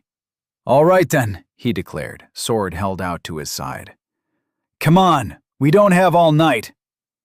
The entire front line of goblins inched forward, and Aiden winced. He counted 8 of them, easy. 8, he muttered to himself, worried, hopping on the balls of his feet to get the adrenaline going. "I can do 8. Right?" As if sensing his indecision, they rushed him. This wasn't a controlled area. If he made enough mistakes, he could die. Death was not an option, so going all out was the only reasonable response to his situation. He reached into his pocket and pulled out another enchanted item. He rolled it along with the orb in his hand once, channeling mana into the both of them, the way in wood. When he was done tracing the runes and sigils in them with mana, he let the first orb fall from his hand. He'd picked both orbs for this specific purpose. They were an enchanter's go-to when fighting a group at close range, and he had 2 of them. At his level, their effects would be near insignificant, but he didn't need them to be significant. He was fighting against monsters that were arguably also at his level. The first orb hit the ground and exploded in a translucent orb with red streaks running along its surface like veins. It swallowed them whole. You have activated Effect. 3% decrease is movement speed. Duration: 0 hours, 0 minutes, 12 seconds. Radius: 0.0008 kilometers. Aiden felt the effect of the enchantment the moment it activated. His muscles grew tense. The air was heavier. Everything felt as if he was moving through mud, and everything within the radius of the enchantment would suffer the same effect. He squeezed the second orb, even though he didn't need to as it came to life, igniting the mana inside him. You have activated Orb of Lesser Speed. Effect: 3% increase in movement speed. Duration: 0 hours, 0 minutes, 12 seconds. He stepped forward and swung a horizontal slash with both hands. You have activated Basic Swordsmanship. A gray line trailed behind Aiden's blade as it cleaved through the air. He felt the resistance of blade cutting through skin and bones, but didn't stop there. 12 seconds was a lot of time in a fight, but it was also, ultimately, not a lot of time. Enchantments that slowed movement speed weren't as popular as enchantments that increased them, so the palace had only been able to get him 2 of them. As he stepped into his swing, bringing it down on the next goblin, he really hoped this group of goblins had the higher levels among them. Congratulations! You have slain Goblin Level 3. Congratulations! You have slain Goblin Level 6. Congratulations! You have slain Goblin Level 4. Congratulations! You have slain Goblin Level 4. Congratulations! You have leveled up. Level 6 to 7. You are now Level 7. Otid raised a hand, gesturing for Talina to stop. They'd been working together long enough that he didn't have to check to know she'd stopped. There was something confusing about this part of the tent. From the front, the littlest moonlight they had served to illuminate it well enough. But from the back, where they were trying to sneak in through, it was as if the night had swallowed the moon. Otid looked up. Yep, moon's still there. Then he looked at the tent. Tent's still black. He rolled his eyes and sighed. Let's get this over with, then. The plan was Lord Lacarte's, and it was simple. The young lord was going to draw the attention of the lower-ranked goblins, all 20+ of them. Then he would stall for time. Talina had been quick to point out that he had no reason to be fighting the goblins. He was to distract them long enough. The whole point was to make sure the goblins did not interfere in their fight with the hobgoblins and the shaman. Really wish I had that flaming sword, Audid muttered, pressed up against the back of the tent. You're not the level 2 distracting a bunch of higher-level goblins, Talonor said. Audid grumbled. He's probably a level 4 by now. At the end of this whole thing, he'll be a level 6. I'm sure his dad will be proud. Talonor frowned but said nothing else. Come on. Audid took a deep breath and unsheathed his sword. Let's get this over with. As the growing cacophony of goblin shrieks continued on the other side of the tent, he tore the back of the tent open with a large swing. He charged in, sword at the ready, only to backtrack quickly. Talona! He bellowed. Duck! A massive hobgoblin, twice his size, burst out from a different part of the tent, fist cocked back in a savage blow. It had dirty blue eyes, and its cheek hung from its face by a thin, loose skin. The smell hit Audid a second later, and he knew they were fucked. Audid turned, hand shooting out to push Talonor as he raised his sword to meet the blow. Fist and blade met, and he was sent skidding back. To his side, Talonor was a good distance away from there, and that was all Audid needed to know. His eyes were back on the problem in front of him. They darted around in his socket, alternating between the heaving hobgoblin in front of him and his general surrounding. Dead said there were 2. Where's the other one? Behind you! Audid ducked into a side roll at Talonor's warning. He stumbled during his roll as the ground shook beneath him. When he came up from his roll, it wasn't straight to his feet, but he was quick to orient himself. Melina stepped up beside him with a scowl on her face as she looked at their opponents. In front of them, standing between them and the tent, were 2 large hobgoblins. Each one was a level 16, but their presence wasn't what was intimidating. It wasn't what made Talonor angry. No, it was what they were. Undead, Talonor spat. Audid nodded, noting how the skin hung loose from their body. He could see the empty space in one of their heads. He was certain that under the sun he would have been able to see the color of the thing's skull. Both undead hobgoblins watched them with empty eyes as another monster stepped out of the tear Audid had made in the tent. This goblin wore a dark purple robe and held a grotesque staff in its hand. Its eyes shone a murky green. It was not as large as the hobgoblins, but it was as large as Talonor, with gray beards and grayish-green skin. That's one old motherfucker, Talonor observed. Yeah. Audid was beginning to think they'd bitten off more than they could chew. Should we report back to the guild? Talonor shot him a dirty glare. Audid sighed. I thought so. There was no way she was going to allow them to make a retreat. Talonor had a personal beef with anything undead. Audid had tried to find out why on multiple occasions and had gotten nothing from his trials.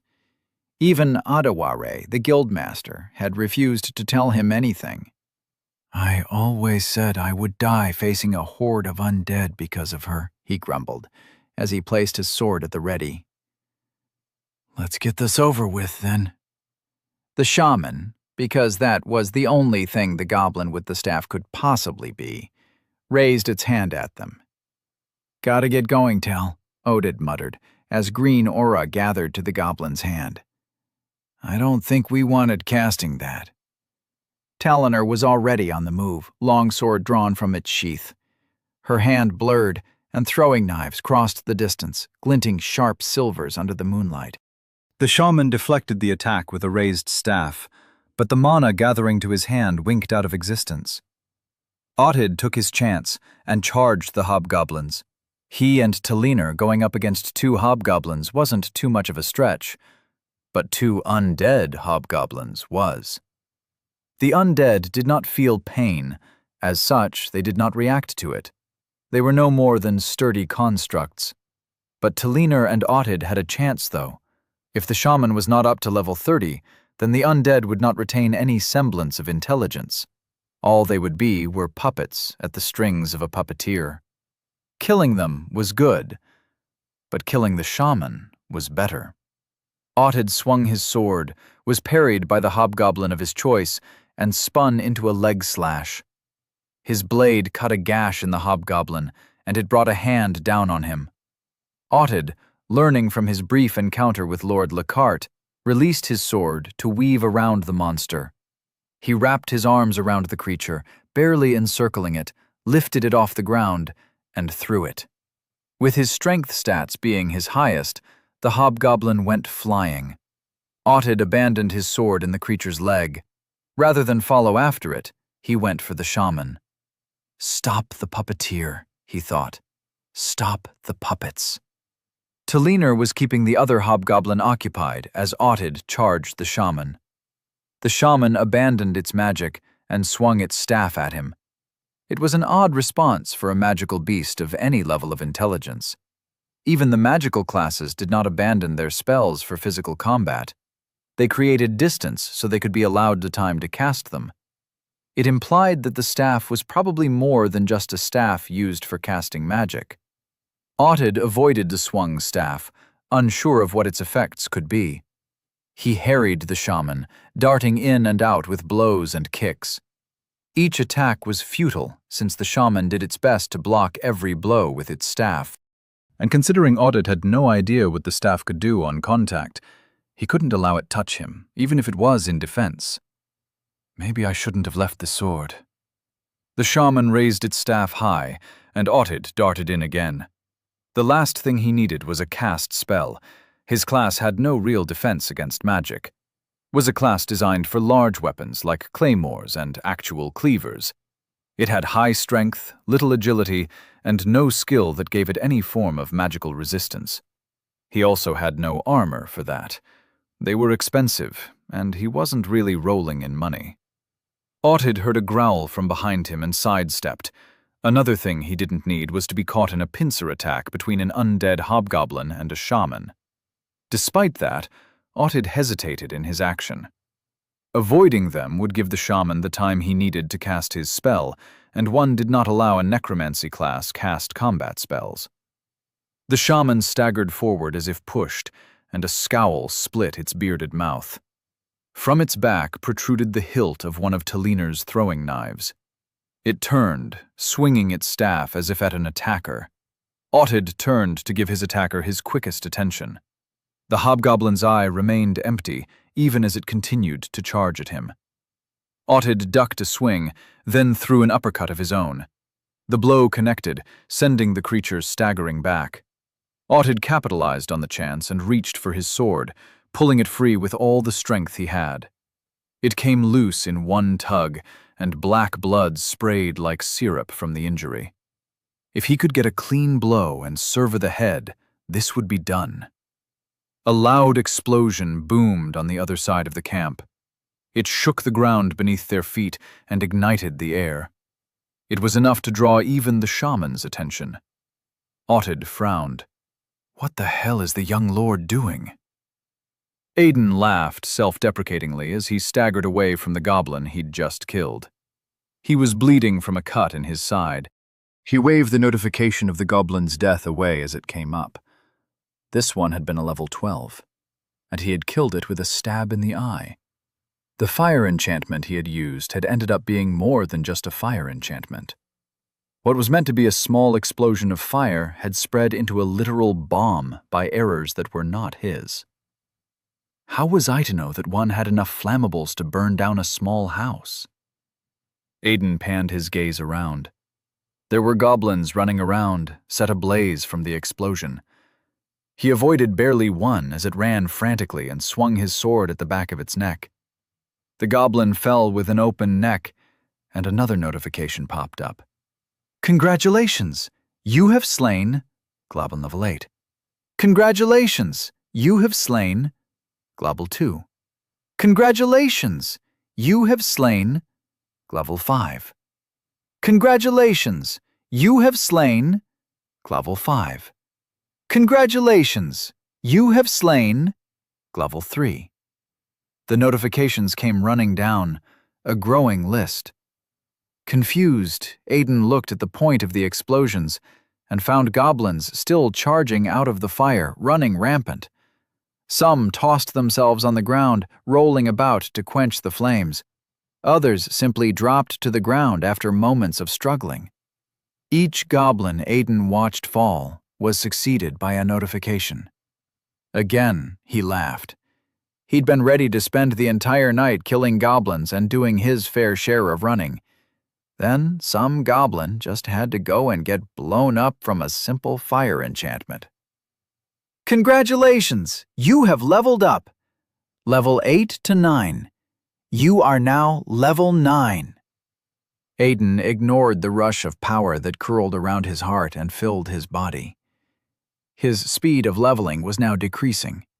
He was getting to the point where he would need far more kills or stronger opponents to level up. Achievement unlocked. You have dipped your hands in the blood of goblins, weighed them on a scale, and considered them unworthy of life.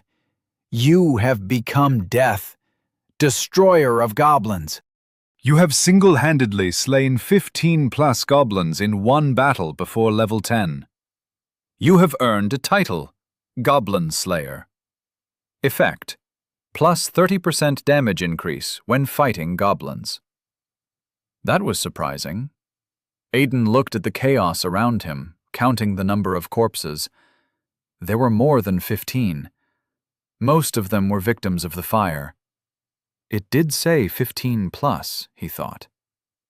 Aiden turned to the chaos where he was certain Otid and Talonor had to be fighting. He checked his pockets, counted his enchantments. He had used up all his speed reduction enchantments, so he wouldn't be getting any help there. He took a step in their direction and grimaced in pain. The cut in his side, given graciously to him by a goblin with a massive cleaver, was the deepest injury he had. But it was not the only one. Cuts riddled Aiden's body, evident through the tears in his clothes, but most of them weren't deep enough to be fatal. He'd lost one of his belts, its strap cut by one weapon or the other. Aiden had no idea if he had used up all the enchantments it had before he'd lost it. I need to catch my breath, he thought, but didn't rest. Goblins burning around him didn't mean the fight was over. He could easily just be stabbed in the back by a dying goblin. He had also used up the few potions he'd had, 2 to be precise, so there was going to be no healing to be done. It had been a question between more enchantments or more potions, and he didn't have an infinite storage. So enchantments it had been. It had just been to clear out goblins, after all. And you ended up facing a small army. Unfortunately, or perhaps it was fortunate for him, most of them had been low levels, 3s and 6s mostly. But their numbers had overwhelmed him from time to time and left him in a mess. Aiden pushed himself forward, steps sluggish. He wasn't about to go fight a shaman or a hobgoblin in his current position, but he was willing to render any help he could. He got to the tent with notifications of dying goblins and critical damage filling his screen. He had used too many enchantments, and his mana was low. His sword was also at its weakest, its durability reduced to almost nothingness. It was what happened when you used random enchantments on a weapon not designed for enchantments. Aiden was sure the palace would have given him an enchanted sword if he could actually use it. Even the times the sage, and then Brandis, had offered him a knight's sword, it hadn't been for him to use, but to hold on to until he could. Suddenly, a massive creature came flying at Aiden out of nowhere, and he hit the ground. It whizzed over his head and tumbled along the ground. Otid came running after it like a madman with a longsword. The adventurer ran past Aiden as if he didn't see him, leaping into the air. Landing on top of the creature, he plunged his sword into the thing's chest, roaring like a berserker in battle. Aiden turned on his back. Many adventurers were often victims of what was considered war madness. But Otid wasn't wearing some manic smile, and he didn't seem in a frenzy. He had eyes only for his opponent. Battle madness would have had him looking from side to side, seeking out a next opponent. Congratulations! You have learned foundational skill, awareness, mastery 07.39%. I didn't even do anything, Aiden muttered. The creature slapped Oded off it, the blow sending the adventurer soaring through the air, as he'd once sent himself with a leap at it. Oded hit the ground in a heavy thud, and Aiden dragged himself to the man's side as the hobgoblin struggled to get itself back to its feet. Oded turned to look at Aiden when he was close enough. Good to see you made it, he said to Aiden with a bloody grin and a groan. Weren't you supposed to just distract them? Things changed, Aiden replied. Then he nodded at the hobgoblin. What's happening there? Fucking undead, Oded spat, pushing himself to sit up. Put too many holes in its leg. It doesn't feel pain, but standing up is going to be a bitch. Undead. That explained the goblin that didn't feel pain. Aiden wondered if they'd run into it and killed it without knowing. Aren't there supposed to be two? He asked, remembering Dead's report. Oded laughed, then coughed as he pushed himself up to his feet. Aiden supported him instinctively. Talinor's dealing with the other one, Oded answered. And the shaman? Aiden knew Dead was not helping. The soldier's only job was to track. He'd specifically given the man instructions not to interfere.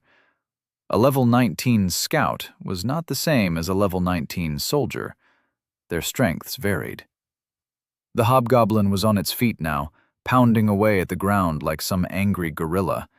Its empty eyes focused on nothing but Oded and Aiden. Aiden looked from it to Oded, worried. Can you take it? Oded cleaned his bloody mouth with the back of his forearm. If Talonor can hold off a shaman and a hobgoblin, I don't really got a choice. He leveled his sword in front of him. All right, big boy, he challenged the hobgoblin. Let's have at it. Aiden searched his pockets frantically and pulled out an enchantment. He channeled mana into it quickly, then slapped it against Oded's arm. Oded scowled at him. What the? The man's voice trailed off as he focused on something in the air. Aiden couldn't see it, but he was sure the man was looking at the notification in front of him. He'd just given him his last strength enchantment. Plus 3% to strength had to count for something, right? At least Aiden hoped it did. It was definitely better than nothing. Had no idea enchantments could work like that, Oded said, then charged the hobgoblin. Aiden let the two hulking figures run into each other. They looked almost evenly matched, and he wasn't going to be the hamster caught between two dogs fighting. Besides, if he was going to do that, he might as well help the one that was being outnumbered. He pushed himself towards the tent, checking his belt for the enchantments he had. After tapping at his pockets for a while, he gave up. What does it matter? He only had maybe 1 or 2 more enchantments left in him, which meant that how many enchantments he had was not important. What was important was what enchantment he still had. No, that's for solitude. He'd thought stealth would be needed at some point. It was funny how he hadn't used it, and wouldn't use it. He tapped another pocket, hearing the slow rise of grunts and flung spells crackling through the air. No, that's for lesser endurance. He patted himself down some more. Where the fuck did I put it? If Oded was calling the hobgoblin an undead, then the shaman had to be using necromancy, and Aiden had encountered necromancers quite a good number of times in his life. The grunts were getting very audible now, and he could see the green sparks flying all over the place as Talonor ducked and weaved and fought off a hobgoblin the size of the one Oded was fighting. First rule of killing necromancers, he muttered to himself as he got to the tent, peeking around the corner and catching sight of the shaman. Take their magic away. His hand patted one of his belt pockets, judging the shape of the object inside. Unfortunately, the time delay of this enchantment required him to be in the same space, so he had to get close enough to the shaman to use the enchantment. It was a significant risk if his timing was off. Now all I've got to do is get within 6 feet of a level 20 shaman capable of turning me to moving bones in 2 spells. What's the worst that can happen? Aiden unclipped the pocket, and the item fell into his palm. He gripped it tightly. 1 enchantment. 1 chance. Kaliner slammed a throwing knife into the thigh of the undead hobgoblin, then spun around it in one smooth motion. A blast of green flame struck the hobgoblin and sent it staggering back. She frowned as she flipped out of the way. She'd told Audid that she could take the shaman and the hobgoblin alone, and he'd believed her. For that, she couldn't blame him. She was 5 levels above him, and 3 levels above the shaman. But necromancy magic was a touchy subject. It basically ignored level disparity in some ways. One touch from it could set her skin rotting as easily as it could the next person. And being tag-teamed by a necromancer and his puppet was a strenuous activity. She kicked the hobgoblin in the knee, sending it falling to its knees, then shoved her last throwing knife up its jaw and into its head. Her sword was somewhere around, but she couldn't remember where. Behind them, the shaman lifted its staff and pointed it at them. Kaliner frowned as she repositioned herself so that the hobgoblin's hulking body stood between her and the shaman. The fight was getting annoying. She had used too many skills facing only the hobgoblin simply because the stupid thing had refused to die. It always avoided being stabbed in the heart, and taking its head off was too tasking on account of its height. She'd pierced its heart once, but the shaman had brought it back almost immediately. So while she could have taken them before, now she was pretty low on mana and stamina. As if to prove a point, her interface notified her of her stamina. Stamina 18%. Like I haven't already figured that out. She was already panting like she'd fought some godlike being when her opponents were just level 15 and level 20. Adewale would have to pay extra for this specific contract quest, because this had not been a part of the risks she had been informed of when he'd asked her to partner with Audid, for Audid's own good, a few months ago. She shoved her knife deeper up the hobgoblin's jaw, hoping to tickle its brain, and maybe get a little reprieve from this madness when the shaman gave up on caution and accuracy and just blasted away with its staff. Valina heard the crackle of the shaman's green flame as it shot through the air before exploding against the back of the hobgoblin. Heat traveled up her arms, threatened to consume her. Even as she reacted, releasing the knife in panic, the force of the blast threw her and the creature. The shaman shrieked something she could only interpret as annoyance as she hit the ground. "Fight!" she willed herself. "Get up and fight! The job's not done!" She was still struggling to get to her feet, with no idea where any of her weapons were, when she saw it. It looked like the impossible. It was pure madness, if anyone asked her. But it was unmistakable. Not far from the shaman, the bastard of the Lockhart family was crouched low. He was like a statue, still and unmoving, sword held in hand. She couldn't be entirely sure, but from where she was, still struggling to get back to her feet, his sword looked like it was ready to crumble. But the boy looked nothing like his sword. Even with his tattered clothes, cut and torn up, he looked like he had a plan. He also looked like the problem he was having was how to execute the plan. From where he was, Aiden wouldn't be able to get to the shaman in time. And if the shaman caught sight of him, he would die. The last thing Kaliner wanted was the death of some lord's bastard on her conscience. So she pushed herself all the way to her feet, ignored the hobgoblin lying helpless on the ground as the shaman leveled his staff at her from across the distance once more, and hoped she still had enough stamina and mana for one more skill. She sucked in a deep breath and roared like the maddened. You have activated skill Taunt. The sound was less of a roar and more like a shriek. With her mastery level, she'd learned how to direct the skill rather than just throwing it about randomly. For a split moment, the shaman lowered its staff in confusion. Then, confusion twisted its face into anger. Teleanor saw the rage in its green eyes and smirked. What are the chances I'm going to die here? The thought filled her mind as green fire gathered at the end of the shaman's staff pointed at her, and she watched the young lord toss something into the space between him and the shaman. He fights with enchantments, she remembered, as the shaman's green flames reached a crescendo. He better have some good enchantment in there. Teleanor had never imagined her life would end like this, dead at the hands of a monster with a lower level than her. Dying of old age had never been a delusion she'd allowed herself wallow in either, not with what she did for a living. But she'd always thought she'd die doing something glorious, maybe stopping a horde of drakes or in some great expedition, just something grand and memorable.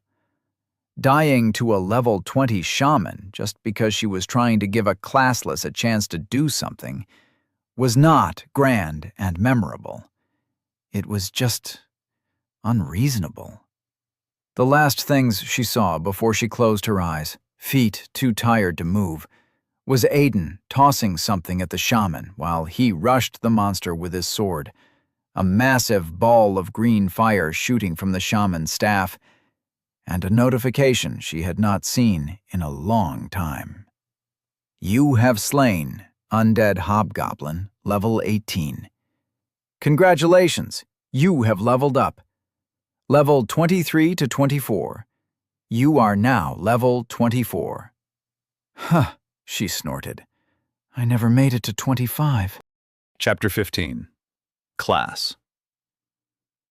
After much debate on how to close the distance between himself and the shaman, Aiden got an idea. He retrieved another enchantment, the one for lesser silence. It kept every sound happening within a specified area from leaking out.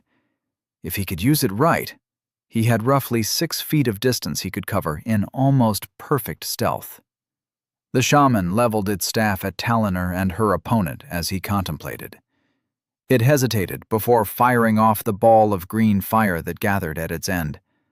All the while, Aiden moved as quietly as he could. 2 notifications popped up in front of him as the roaring sound of fire burning through air filled his ear. You have learned skill. Light steps, mastery, 0, 4.19%. You have learned skill. Quiet movement, mastery, 0, 5.00%. Aiden recognized the foundational skills and ignored them all the same. He activated Orb of Lesser Silence and tossed it into the space between him and the shaman. It hit the ground and activated at the same time the shaman's blast slammed into Teleanor and the hobgoblin. Aiden winced as the blast sent Teleanor flying, knowing it had to hurt, even though the hobgoblin had taken most of the blast. You have activated Orb of Lesser Silence. Effect: all sound made will be partially nullified within the specified vicinity. Duration: 0 hours, 0 minutes, 19 seconds. Radius: 0.0014 kilometers. Aiden watched the distortion spread out from the orb's point of impact and darted into it immediately, rushing across the 6 feet. The moment he got to the edge of it, he stopped. His mind froze at his stupidity as the shaman leveled its staff at Teleanor once more. Now, Aiden was in plain sight. All the shaman had to do was have an unreasonable urge to look around and he would see him. An orb of solitude would be best right now. Conceal him, even if a little, from external attention. But he was completely certain that he only had 1 more enchantment left in him. Any more, and his mana would give out on him. Then the worst happened. The shaman turned. Aiden was already preparing his retreat when an ear-piercing shriek filled the air. It was strong, the scream of a defiant challenger that refused to be ignored. The shaman lowered its staff, startled. Then its focus sharpened on Talonor. It was as if nothing else mattered. Aiden had seen the effect more than once on the battlefield. It was a powerful skill given only to battle-oriented classes. He had been a victim of its effect on more than one occasion, and could say for a fact that it was not a nice feeling at all. But it was an amazing use of the skill in the current moment. The shaman charged up a new ball of fire with its staff, and Aiden ran at him with everything he had. His last enchantment gripped tightly in his hand. He hoped he would not need any more than it. He judged the situation as he charged, as the shaman's flames grew too large to be reasonable. If his attack did nothing, he really hoped that Dead was not as obedient a soldier as he had displayed himself to be thus far. Aiden had instructed the scout not to interfere in the battle, and the man had followed the instruction to the letter thus far. Aiden hadn't even sensed the tiniest touch of the man's presence. In fact, he almost believed that Dead was nowhere near the battlefield. But if his last blow did nothing, Audid would be too far to save him, and Talonor would be too weak to do anything. Aiden tossed his last enchantment at the shaman, a small orb that exploded in a translucent sphere encased in red and green and blue veins running along its surface. Caught within the reach of the enchantment's effect, the shaman's green flames guttered out. You have activated effect 8% disruption of ambient mana. Duration 0 hours, 0 minutes, 8 seconds. Radius 0.0005 kilometers. 8 seconds was not enough time to think of anything else as Aiden threw himself at the shaman, sword poised to take the goblin in the heart through the back. The shaman turned as its flames guttered out, one hand braced against its head in pained confusion. It wore a thick gray beard, and Aiden watched a snarl cross its lips when it saw him. It leveled its staff at him, shaken from the effects of Talonors, and Aiden was happy. There was no low-level class that experienced the effects of lesser madness and adapted immediately. It didn't matter the class, they always faltered. And in the chaotic state of the ambient mana, the shaman's spell faltered once more. Green flames gathered at the edge of the staff and simply vanished. Aiden crossed the distance, knowing victory was his. His sword pierced the goblin's skin, went through the ribs, and dug a precise hole in its heart.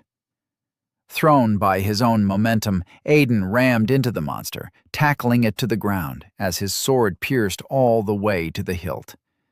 The shaman fell with a heavy thud, and Aiden fell with it, his fall cushioned by the monster he'd slain.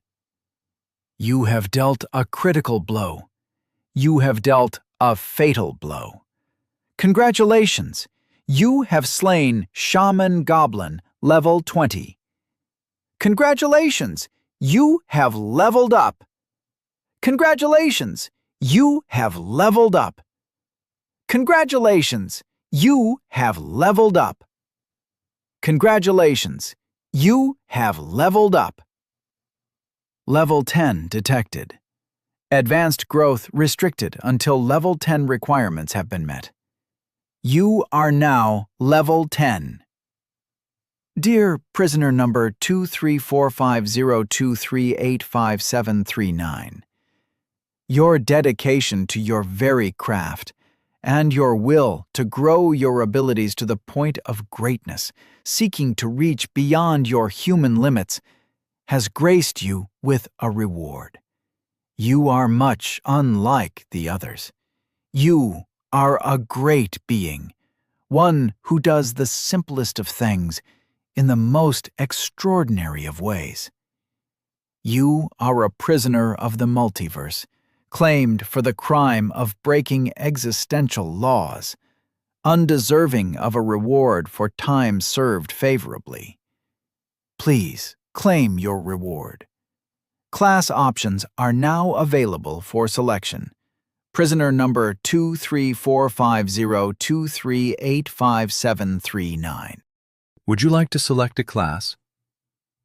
Aiden was too tired for anything, too weak to even be worried at the contradictions in the notification itself.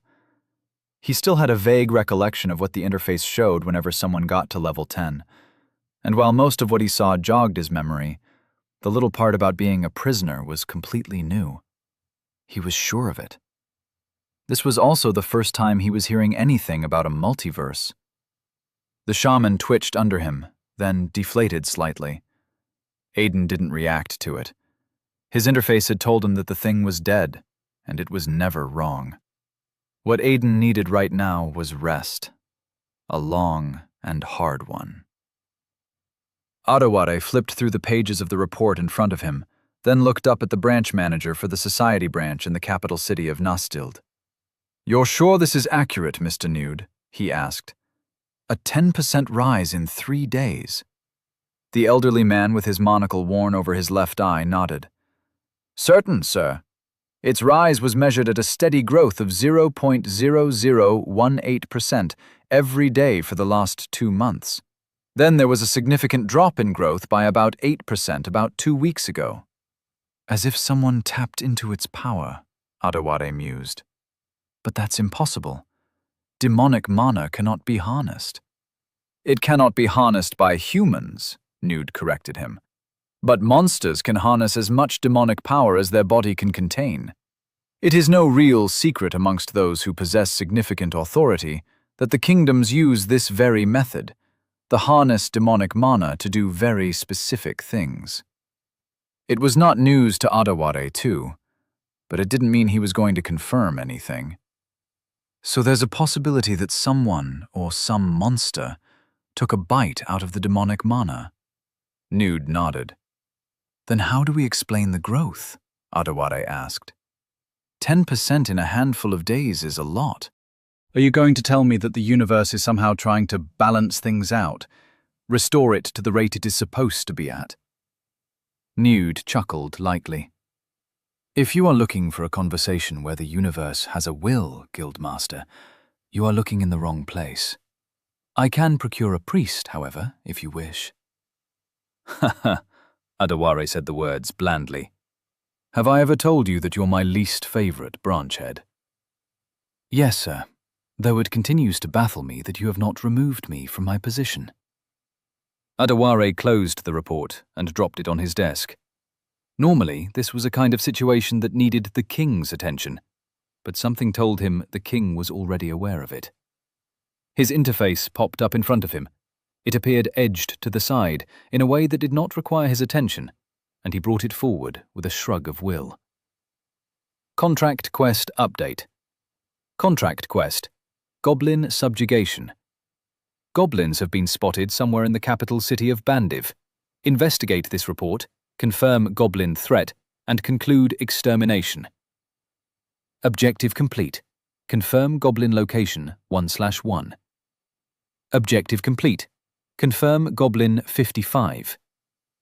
Objective complete. Exterminate goblin 46/46. Reward: silver coins times 10. You have administrative rights. Quest is completed. Possible chain quest discovered. Details unknown. Reason for possibility: dead and it. Would you like to create an investigation quest? Y/N. Dead and it. Adewale knew the name. Nude opened his mouth to say something, and he silenced the man with a raised hand. There were perks that came with the title of Guildmaster. One of the perks was access to certain important databases in the kingdom the Guildmaster operated in. If Dead and it had any records in any part of the kingdom, he could access it from here, and it wasn't long before he found it. Name: Dead and it. Species: human. Age: 28. Class: locked. Level: locked. Affiliation: King's Army. Locked. Locked. Locked. A member of the king's army had seen something during the conclusion of the quest that had led the system to believe the quest warranted the possibility of having a chain quest? What could he possibly have seen? Nude, Adewale said, drawing the branch manager's attention. Kindly submit a petition to the king's army, requesting a conversation with a dead andit, a soldier among their ranks. What rank, pray tell, is he, sir? Adewale scrolled through the notification. No idea, but I'm sure they'll tell us. And if he is of a high rank? Nude asked. Then you can terminate the request if they hesitate to grant it. That will be all, Mr. Nude. We'll dance this dance again, same time tomorrow morning? Yes, Guildmaster. Nude got up, delivered a pristine bow, and exited the room. When he was gone, Adewale's attention never left the notification. He'd expected the quest to be concluded in perhaps a week. But 2 days? That was impressive.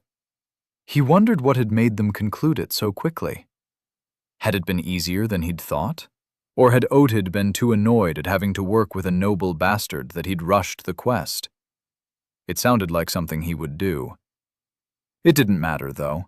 What mattered was that the quest was accomplished, and he had a justification for recommending Otid to work with more skilled adventurers under a contract position. Normally, such a recommendation from him would be taken without argument, but that would simply be an abuse of power. He wanted a reason to justify the recommendation, and this was it. He also knew he would have to speak to Talonor. All in due time, he thought, dismissing the notification. All in due time. The bed Aiden had been given at the inn was soft, but not as soft as the one in his room in the palace. If he was heavier, he would be feeling the wooden platform under the bed. He had bandages covering his torso, and a few more cuts he'd gained over the course of the quest. As for the quest, well, its completion had already been reported to the society branch. When the shaman had died, the undead hobgoblins had simply stopped moving, and Talonor and Otid had finished them off without too much stress as far as he knew. But the fight had done a number on them. From what Aiden had gotten from Dead, both adventurers had been scraping the bottom barrels of their stamina and mana. Aiden had missed knowing how much stamina, mana, and life he had left. Without a class, he was arguably a regular person, lacking that level of information. But with a class, the interface gave a person details of their mana, health, and stamina in percentages. While it added a lot of pressure in certain situations, it also helped in planning.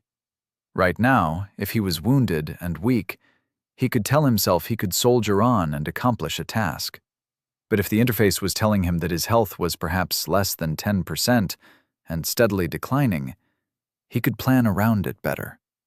Retreating or advancing would be a decision not made by his gut or general hubris. Alone in his room, Aiden summoned his interface. The first thing he read was the outcome of the quest. Goblins have been spotted somewhere in the capital city of Bandiv. Investigate this report, confirm goblin threat, and conclude extermination. Objective complete. Confirm goblin location 1/1. Objective complete. Confirm goblin 55. Objective complete. Exterminate goblin 46 out of 46. Reward: silver coins times 10. Fate has found you. Live to fulfill your calling. Quest completed. Reward system is based on contribution. Kindly collect your reward, 4.689 silver coins, from any Adventurer Guild branch or financial institution near you. Aiden chuckled. The contract felt that he had contributed almost half of the actions that led to the completion of the quest. It was a pity he didn't need the coins, though.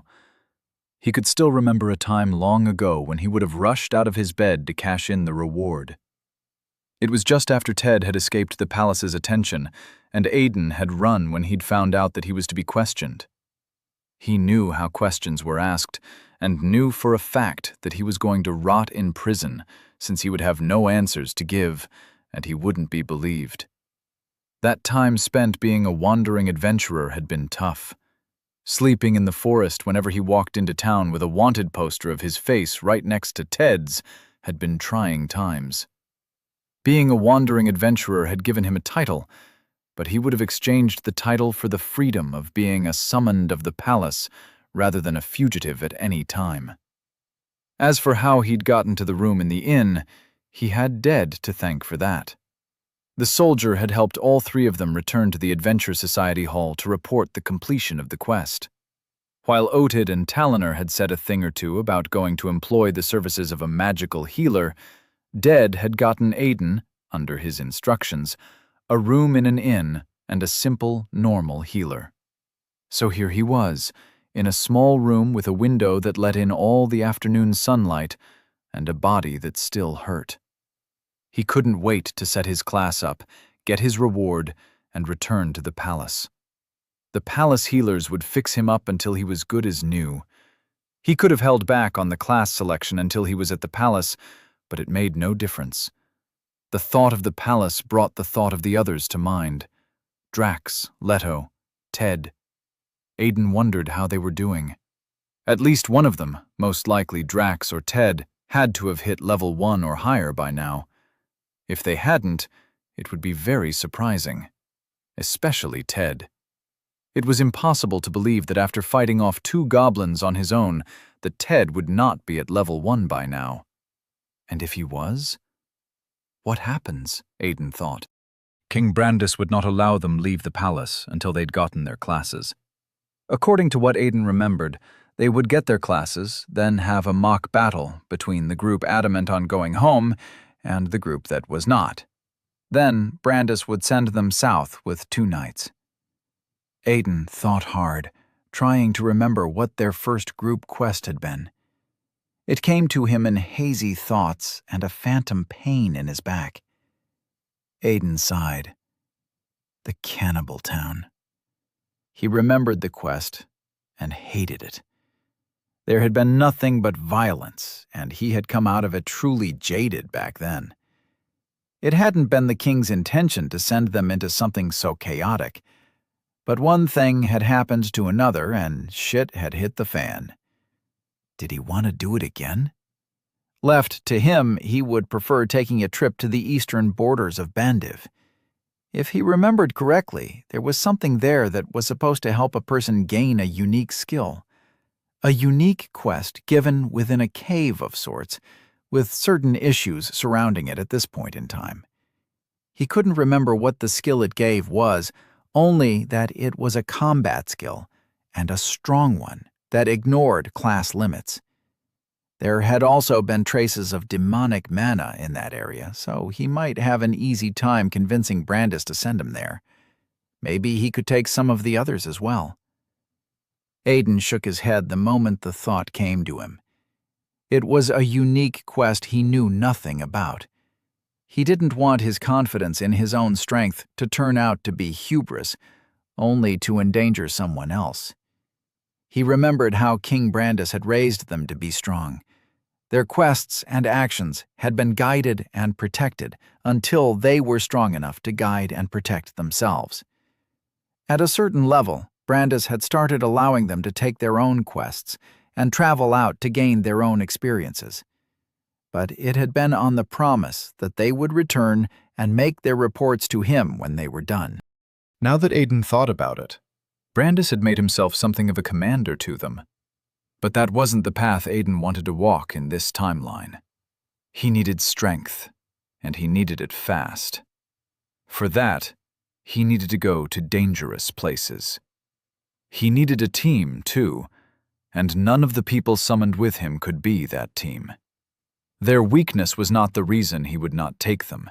Even if, by some stroke of luck, he returned to the palace right now and found that they were all the same level with him, he wouldn't take them. The places he was going to required not only level, but skill and experience, both of which the others were still trying to gain. Aiden dismissed the quest notification and called up the notification of his class selection. Level 10 detected. Advanced growth restricted until level 10 requirements have been met. You are now level 10. Dear prisoner number 2345023857739, your dedication to your very craft and your will to grow your abilities to the point of greatness, seeking to reach beyond your human limits, has graced you with a reward. You are much unlike the others. You are a great being, one who does the simplest of things in the most extraordinary of ways. You are a prisoner of the multiverse, claimed for the crime of breaking existential laws, undeserving of a reward for time served favorably. Please claim your reward. Class options are now available for selection. Prisoner number 2345023857739. Would you like to select a class? Yai/N. What the hell is with this prisoner number, he thought, not for the first time. It was like the system decided to forget his name on certain occasions, and it had all started since his regression. At least I know whose prisoner I am. But that still didn't help. What did it mean to be the prisoner of the multiverse? And what the hell were existential laws? It felt like living in Japan just to be informed that you'd broken some Nigerian laws while in Japan and were now a prisoner of Nigeria. It didn't make any sense. First admins, then prisoner, now multiverse. And I haven't even left the capital city. Every day his interface was giving him more questions than answers. At this point, he really needed to know who the system administrators were. Could be the gods everyone keeps talking about, Aiden thought, moving through his interface. Ted did say they existed, so he must have found something to prove their existence. Would you like to select a class? Y/N. Aiden agreed with a thought. Prisoner number 2345023857739. By the display of your craft, you have shown a potential for a selection of classes. Kindly choose one which you are most comfortable with. Please note that any decision taken cannot be returned, and class change can only be undergone during class upgrades. Kindly choose from the below selection. Enchanter. You have learnt the art of writing and engraving in the language of this world. You know the words that make you more than what you are. Enchanted Paladin. You have graced the battlefield with the arcane and the natural. Your enemies will fall to steel and enchanted magic. Battle Enchanter. You have learnt the art of writing and engraving in the language of this world. You know the words that make you more than what you are on the battlefield. Blood will flow where your enchantments rise. Multiverse Prisoner. By your crimes against the laws of the multiverse, you have become a prisoner to it. However, you have understood what it means to be a subject of the multiverse and wish to willingly submit to its authority. Spatial affinity is merely one of many boons granted. You have a strong desire to lead others, show them the path they desire to becoming who they are meant to be. You know what they can become and wish to lead them to it. You are well-rounded on the battlefield. You fight with sword and magic. You have an array of skills not confined to a single class. You have an affinity for time magic, and you wish to begin on a path that will lead you to possessing the world of chronology in your hands. Due to your past experience, you have been granted access to the gods. Most may not choose you, but certainly one has shown interest in making you their apostle. For no being is offered this class without believing. Aiden saw the first class offered and couldn't help but smile. However, the smile died as he went through the classes. The multiverse kept popping up again and again in this life. But if he was really under their command, why was he being offered a class that would lead to conflicts with them? Though it didn't make sense, He understood why he had a potential for. It seemed he still somehow possessed a residue of whatever magic had sent him back in time. Maybe it's using that as a basis. In his past life, Aiden might have picked it, but he knew how time classes worked now, and they weren't as high class as they seemed. They were mostly used for investigative purposes, even if they were sometimes combat-oriented. From the little he knew, they weren't very diverse. Their skills mainly consisted of viewing events that had already happened, or slowing down time within a certain area. Also, he knew a time class user or two from his time in the Order, and their class skills were rarely used in fights. If time classes were designed to become extremely powerful, that would be in the later classes, maybe the hundreds and above. Aiden couldn't really say. Regardless, he took his attention from it and moved on. He wasn't in a hurry to worsen his position with a possible organization that was strong enough to declare him a prisoner through the system, without his consent, just for a class he wasn't sure he could wield well enough to make him as powerful as he wanted to be. Was confusing. How had he recognized the power of the multiverse if he had no idea what it truly was? All he knew about the word itself was that it was a conglomeration of different worlds and universes, and that information was gotten from books back home, stories people enjoyed reading. Will it somehow make me walk through worlds? If yes, then that would be the answer to all his questions. His dreams of going home would be possible. Even if it didn't help him get home immediately, he had a feeling it would put him on the direct path to that goal. But that would also be him accepting this prisoner thing going on in his life. Was being a prisoner to what could possibly be some council of worlds really be worth a possible chance to go home? What if he found the chance, but, as a prisoner, wasn't allowed to go home? He removed his attention from it almost immediately. He wasn't going to willingly be anyone's prisoner. Besides, if Ted had found a way once before, then it meant it was possible. They only had to find it again. Aiden definitely wasn't choosing guide. He knew about the class. It was a non-magical class that carried the skill of Pathfinder, which was technically some kind of advanced mapping skill, and some other skill that helped get more rewards out of quests and boost specific skills of an ally. That was not him. Prophet was a scary class.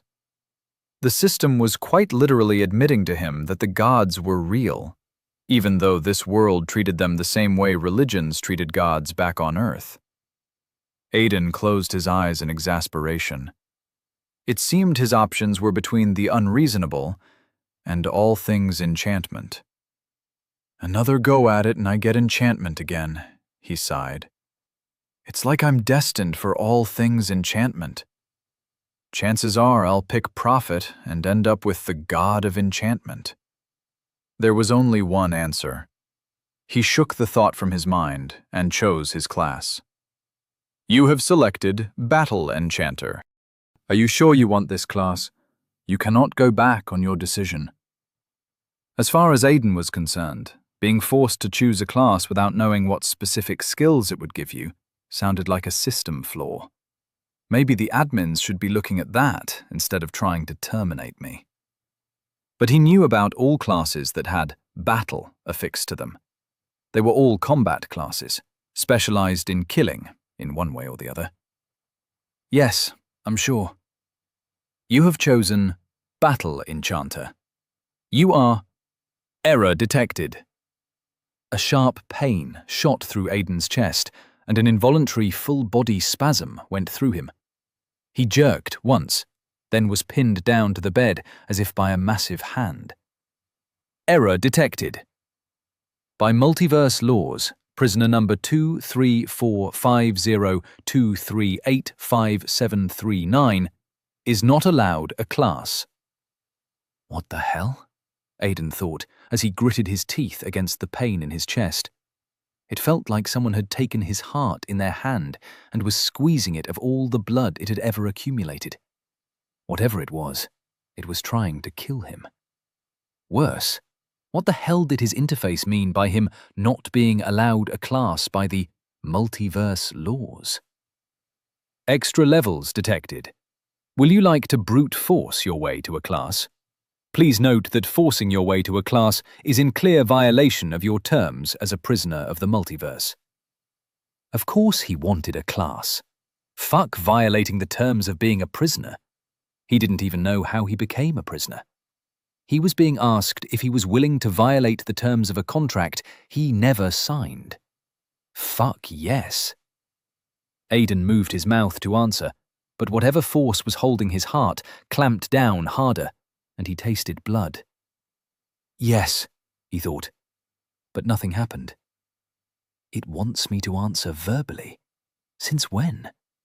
The interface always answered to commands of any form, verbal or non-verbal. Intent was all that mattered. Why the hell was it forcing him to voice his response? And why the hell was this segment looking so different from the rest of the interface? It was somehow deeper in how it felt, more personal than mechanical.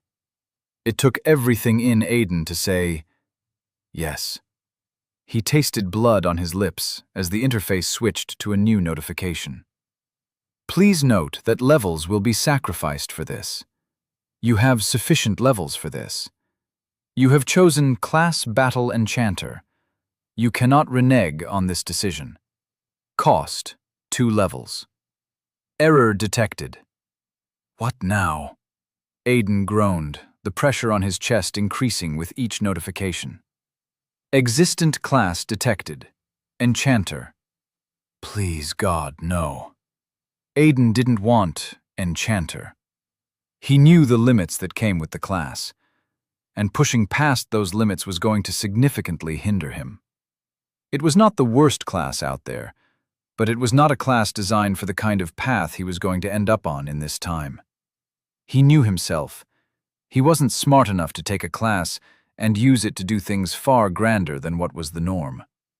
Enchanter was arguably a support class in this world, and Aiden refused to play support in this life too. Chosen class, Battle Enchanter, and Existent class Enchanter can coexist. Would you like to merge classes? Cost, 1 level. UI/N. Aiden braced himself for another bout of pain. He gritted his teeth and put all he had into saying one word. Yes. This time, he felt a warm trickle from one of his nostrils. Chosen classes are being merged. Merging in process. Merging. Merging. Merging. Unique skill detected. Unarmed engrave. Mastery of unique skill is too low. Consuming unique skill. No. The thought never left Aiden's mouth. The unique skill had been a boon. Enchanting without needing all the necessary tools would have been the best form of enchantment there was. He could have created almost any enchantment on the fly. Why was this happening to him? Merging complete. You have gained a unique class. Weavers have always possessed the gift of creation. With the required tools, they weave things into being from the amalgamation of other things. You are extraordinary. By virtue of your existence, a new unique skill has been detected. Locked. Mastery 0.00%. You have gained 2 class skills. Enchanted Weave. Mastery 0.00%. The Weaver is his own tool. You are your engraver and your canvas. With your body, you weave enchantments into being. Walking Canvas. Mastery 0.00%. The Weaver is capable of releasing a reach of mana upon which all enchantment effects can be extended. The pain in Aiden's chest subsided slowly. What had once been a tight grip eased into a small hold. Then a small hold became a touch. Finally, it fizzled out to nothingness. Aiden stared at the notification in front of him, panting for air. He'd gotten a class. It had felt like touch and go for a moment there, but he'd gotten a class. Weaver. He knew a thing or two about the class. Those who had it were crafters of different kinds. They were also domestic-based classes. They weaved baskets. Some became renowned tailors, somehow weaving thread. There were a few who threw in their lot with architecture and engineering and were successful. And all it cost me was 3 levels, Aiden chuckled darkly. He was beginning to hate whatever the multiverse that claimed him to be a prisoner was. He'd always hated it, since he found out that they were the reason he was a prisoner, but he had been warier of them than anything. But this was deepening his hate. Instead of dwelling on his emotion, Aiden focused on his class. It appeared in front of him. Weavers have always possessed the gift of creation. With the required tools, they weave things into being from the amalgamation of other things. You are extraordinary. Perks. Increased speed and chance of success in all attempted enchantments. Increased understanding of all enchantments. Increased flow of mana, plus 10% mastery in mana manipulation. Stats. Dexterity plus 3, agility plus 2, mana plus 6, speed plus 4, perception plus 3. Aiden stared at the details. Every class gave benefits to certain aspects of life. Martial classes increased affinity to whatever martial prowess they fell under. It was impossible for a level 15 thief to beat a level 15 swordsmaster in a fight with swords. By the same logic, the thief would always outrun the swordsmaster. So I'm still an enchanter, Aiden muttered, glad that he could breathe easy once more. Just a special kind. Achievement unlocked. By your actions you have broken the unspoken agreement of the terms of your incarceration under the laws of the multiverse by achieving a class. You have defied laws that have governed existence since the beginning of this era. You have earned a new title. Defier. Effect. Plus 25% damage increase against all multiverse agents. Effect. Increased resistance to time and space magic. Aiden's confusion was only growing. Now his interface was talking about multiverse agents. Wait. Aiden's mind worked around the name. What if it's a class, like multiverse prisoner? He placed both hands over a tired face, wincing from the pain of his injuries. It was safe to assume that he was now an enemy of people he didn't know. An active enemy at that. But if he hadn't run into any of them in his past life, what were the chances he would run into them any time in this one? Something told him the answer to that was on the high side. For now, Aiden focused on what he knew and understood, and he pulled up his personal information. Name: Aiden Lachart. Species: human. Age: 19. Class: Weaver. Level 11. Class skill: Enchanted Weave. Mastery 0.00%. Walking Canvas. Mastery 0.00%. Locked. Mastery 0.00%. U. Affiliation: Kingdom of Bandiv. Basic swordsmanship. Unarmed combat. Resilience. Mana manipulation. Keen eye. Basic enchant. Dagger wield. Quiet movement. Light steps. Awareness. Dexterity 6. Agility 5. Mana 7. Speed 8. Perception 6. Strength 3. Intelligence 6. Life. Health 42%. Mana 39%. Stamina 70%. Aiden frowned at what he saw. His personal detail was getting congested. What he needed to do was wrap up a lot of his foundational skills and turn them to basic skills. Now that he had a class, there were additions as well. The life section was something he had missed.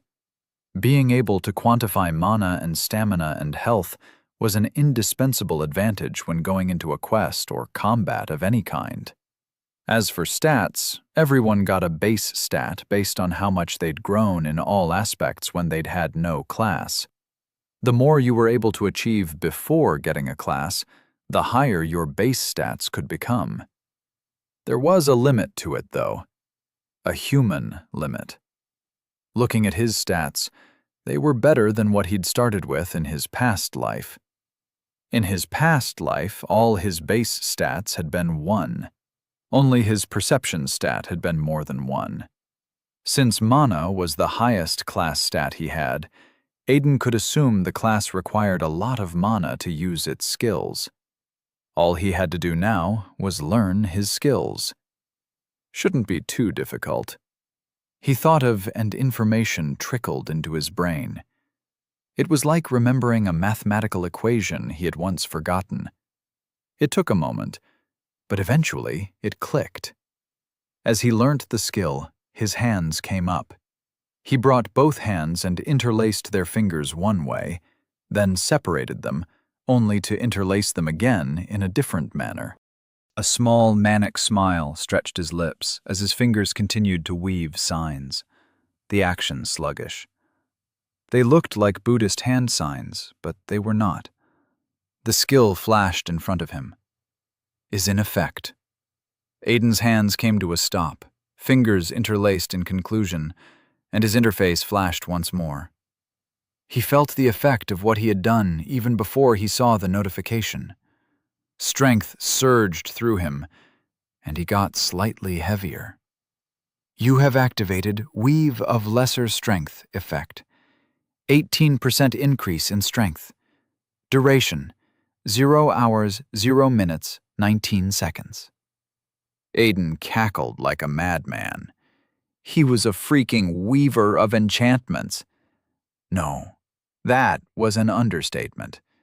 With his knowledge of enchantments, he was far more than that. Aiden LeChart had just literally become a walking enchantment.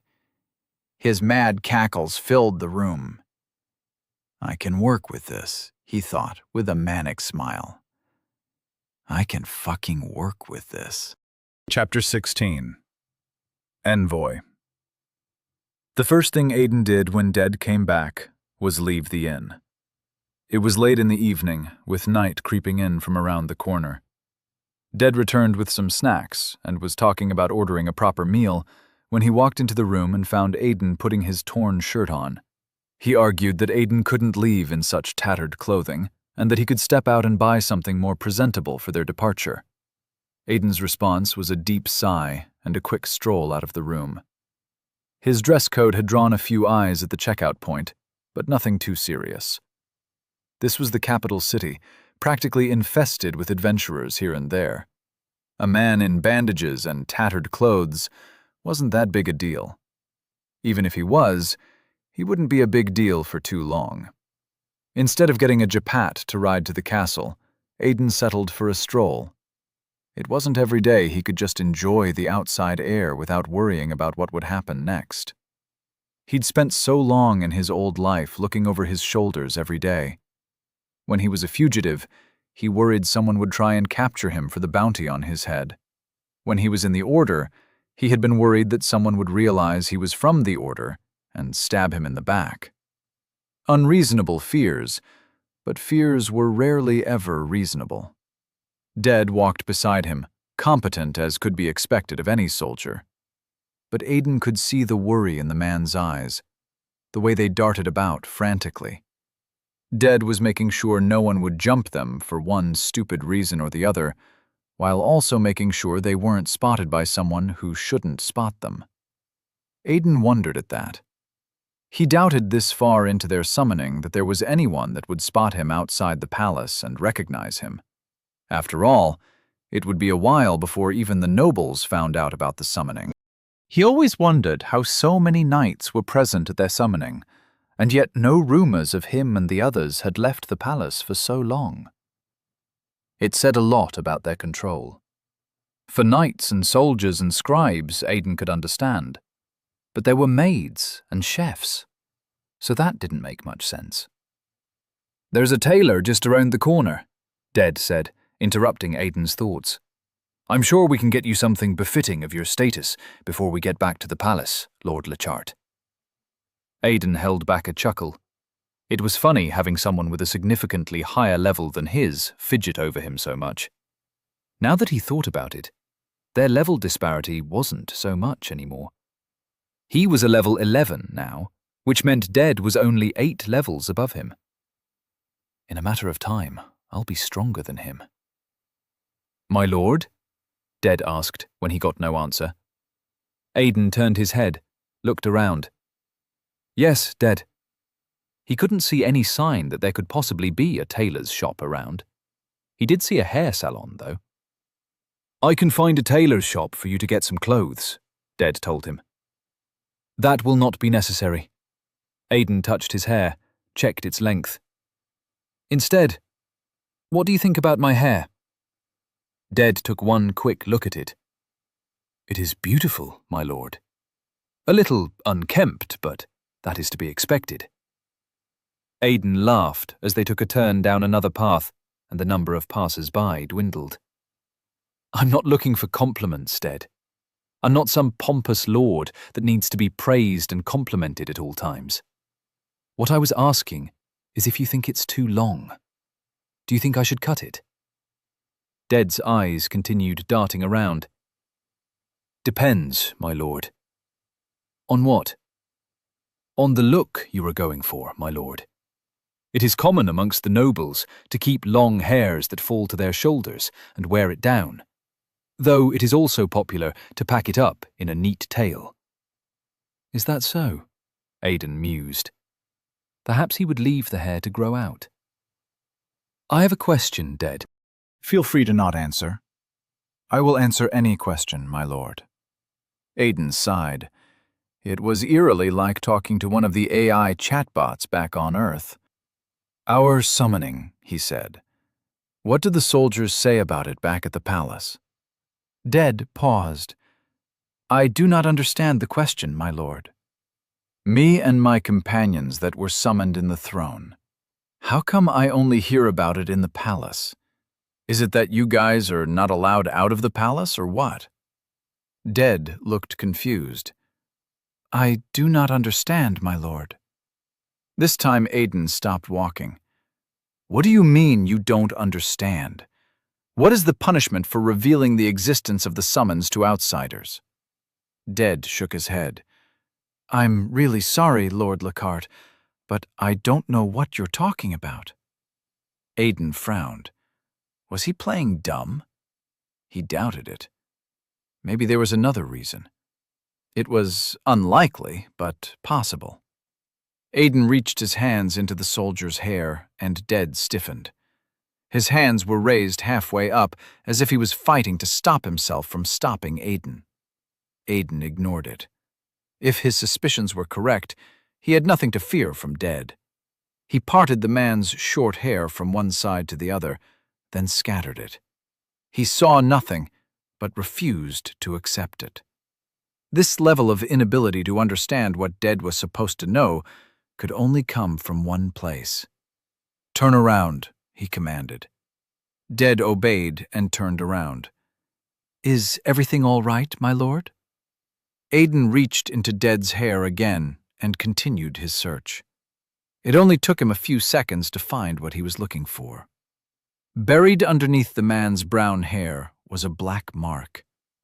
Aiden traced it along his head gently, pushing hair aside as he did. Once he was done, he released Dead and sucked in a deep breath to calm himself.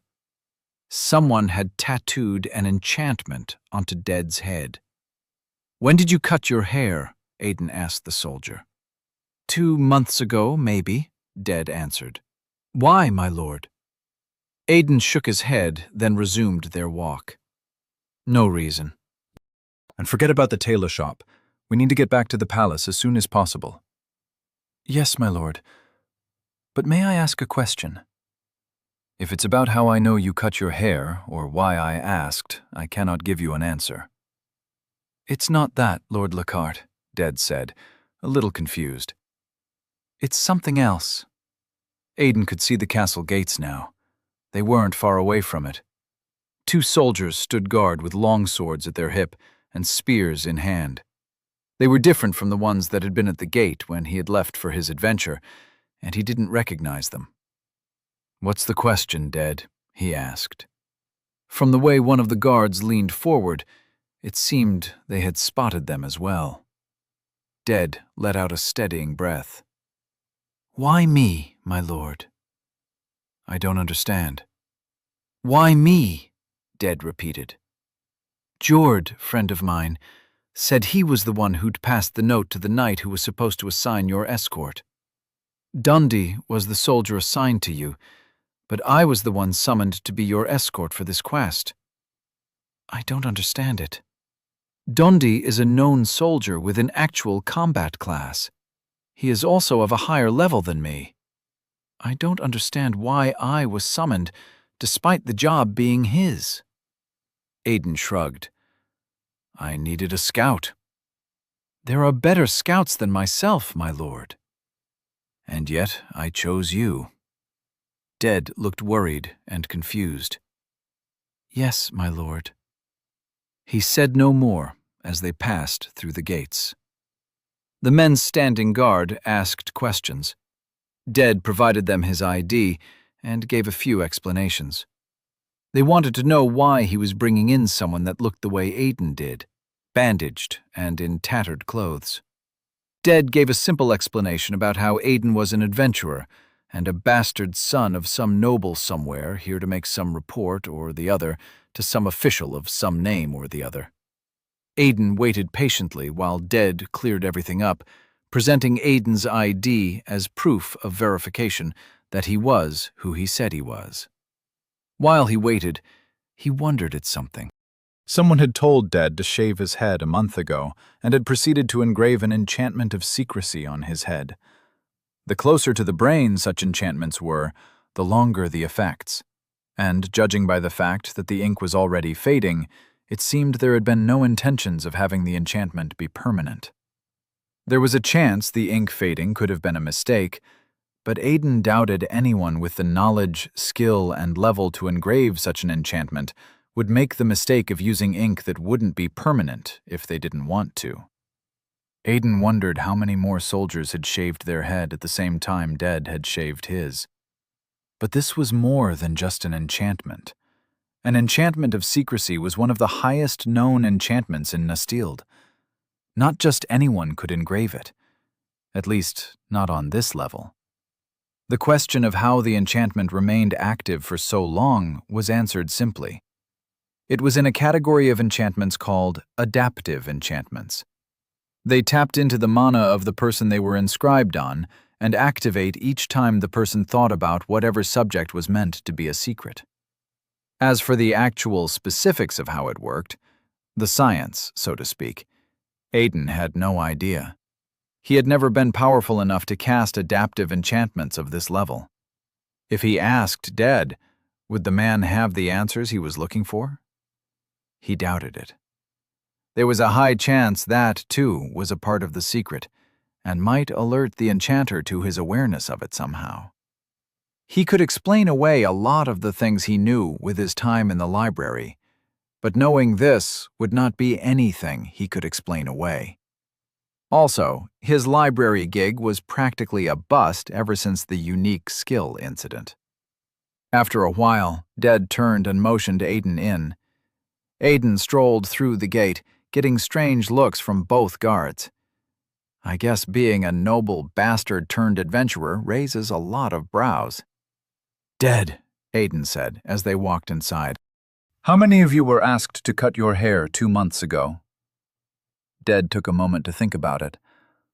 "All of us, I guess. I heard all the men serving in the palace apart from the knights cut their hair." "What of the ladies?" "I don't know, my lord. I only heard about the guys because pretty much all of us were walking around bald for a while." and there hadn't been questions about the blatantly obvious enchantments on their heads, or conversations about why they shaved their heads. Aiden frowned as they walked, not liking any of the things he was learning. If the women didn't cut their hair, it meant they had to have put the enchantment on some other part of the ladies. But who would have enough authority to— Aiden smacked his forehead. That was a stupid question. Only the royal family could give an instruction so widespread in the palace.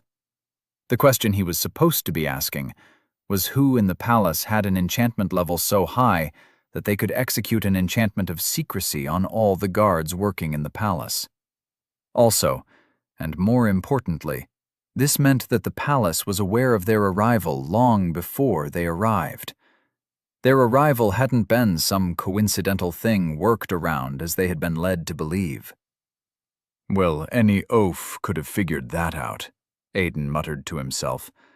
We literally appeared with an array of knights and the royal family waiting for us. The important question was why Brandis had gone the extra mile to bind everyone with the secrecy enchantments to make sure word of their summoning didn't get out. Why go to such extremes? "What did you say, my lord?" Ded asked. "Nothing important," Aiden answered. "I'll just need you to run an errand for me in a few days, that's all." "Beyond the castle walls, my lord." Aiden looked at him. "You have really got to stop with the whole 'my lord' thing. It's a bit stiff." Ded stopped walking to bow in apology. "Sorry about that, Lord Lacarte." Aiden sighed. "I guess that's the best I'll get." King Brandis's study was just as Aiden remembered it. Walls were lined with shelves filled with books. The double doors behind the chair Brandis sat on were covered in green curtains, where they had been covered in beige the last time he'd been here. And the small section of the wall where the king had so carefully kicked the knight Darendoff into was clean and pristine, without blemish. "Told you I had people who maintain the building," Brandis said, noting Aiden's eyes on the wall. Aiden said nothing. He remained on his knee and returned his eyes back to the ground. Today, unlike last time, he was alone with Brandis. Brandis continued to eye him for a moment before he spoke again. "I'm wondering if your attire is meant to be some kind of statement on what you've been through." Aiden didn't have to wonder what was wrong with his attire. He'd come straight to the king's study, presumptuous of him, after dismissing Ded, and had gotten the attendant at the door to announce him in. Unfortunately, Brandis had been preoccupied, so he'd had to stand waiting for almost half an hour before he'd been granted entrance. So he was here, bandaged and in tattered clothes. He had no sword on him, as it had been left with the attendant. One did not have a private audience with the king with a weapon at their side. "My apologies for my current fashion state, Your Grace," Aiden apologized. "It has not been long since I concluded my quest." Brandis waved his apology aside. "It does not matter. How went the quest? What is the fruit of your labor?" Aiden opened his mouth to speak when Brandis cut him off. "My deepest apologies, Lord Lashard. Where are my manners? You may rise. The gods know I have too many people bowing to me already. I don't need you and your companions to be one of them. It is a rude thing to expect your saviors to bow to you." Aiden stood up as commanded. "So," Brandis gestured, "you were saying—" The quest was a success, fruitful. Although the bastard son of a noble might have to stop by to claim his share of his reward, if not people will start asking questions. "Never mind that. I'm sure you can claim it here in the castle. We have a small room of sorts that has been designated as a financial institute by the Commerce Society. There are a lot of restrictions, but the system still considers it a financial institute. I'm sure you can cash your rewards there." Aiden turned thoughtful. He hadn't known that. "Are you surprised that I'm not shocked?" Brandis asked. Aiden blinked. "I don't understand, Your Grace." The palace aids you with any amount of funds you require. I felt you would have been expecting me to protest at your request to get more funds from a quest you didn't have to do.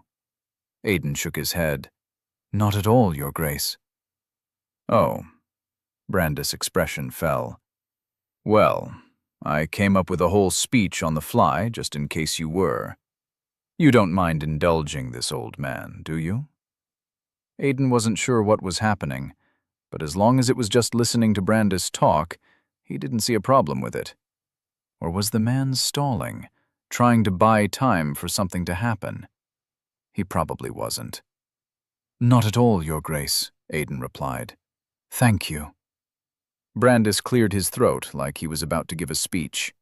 If you had been surprised at the absence of any pushback on your request, I would have told you of how I understand the need to claim your own victories. Some of your peers, I have been told, have treated the funds we have presented you with as if it were their due. Do not get me wrong. There is a portion of those funds given as a continued apology for being taken from your world without your consent.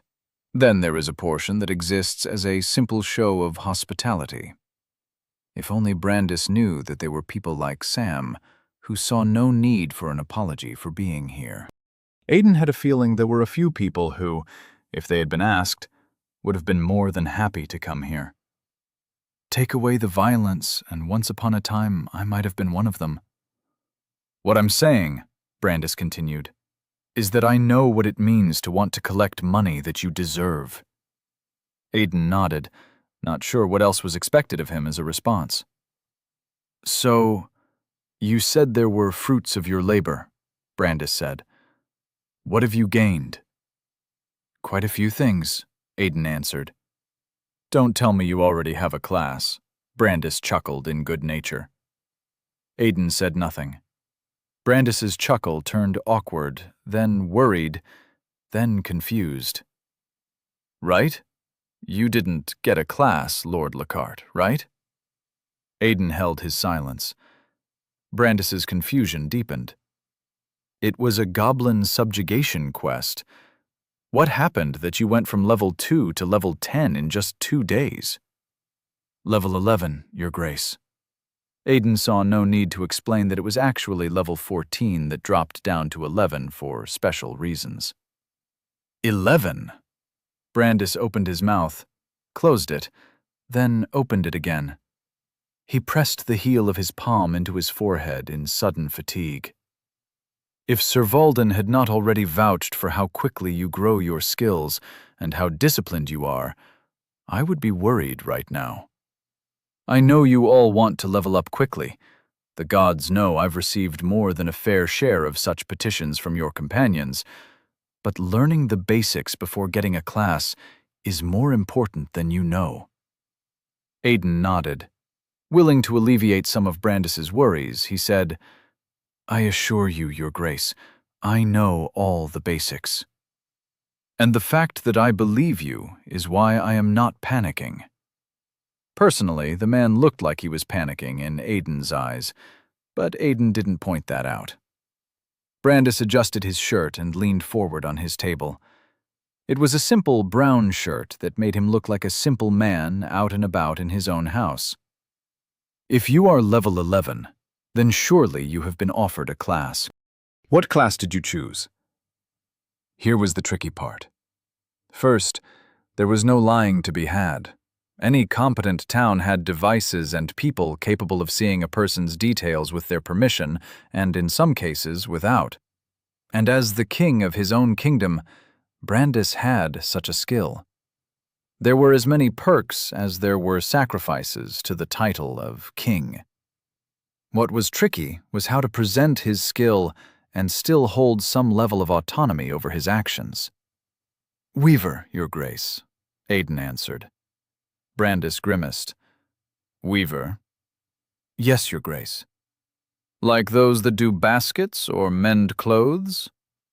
Brandis was confused. There are some that are into building and architecture. That, Weaver? Yes, and no. Forgive me, Lord Lockhart, Brandis said in a tired voice. But you might need to explain more. Aiden nodded, but rather than speak immediately, he checked his mana. Mana 52%. That had to be more than enough for a demonstration. Rather than explain, Your Grace, he said, why don't I show you? Brandis's eyes narrowed in suspicion. All right.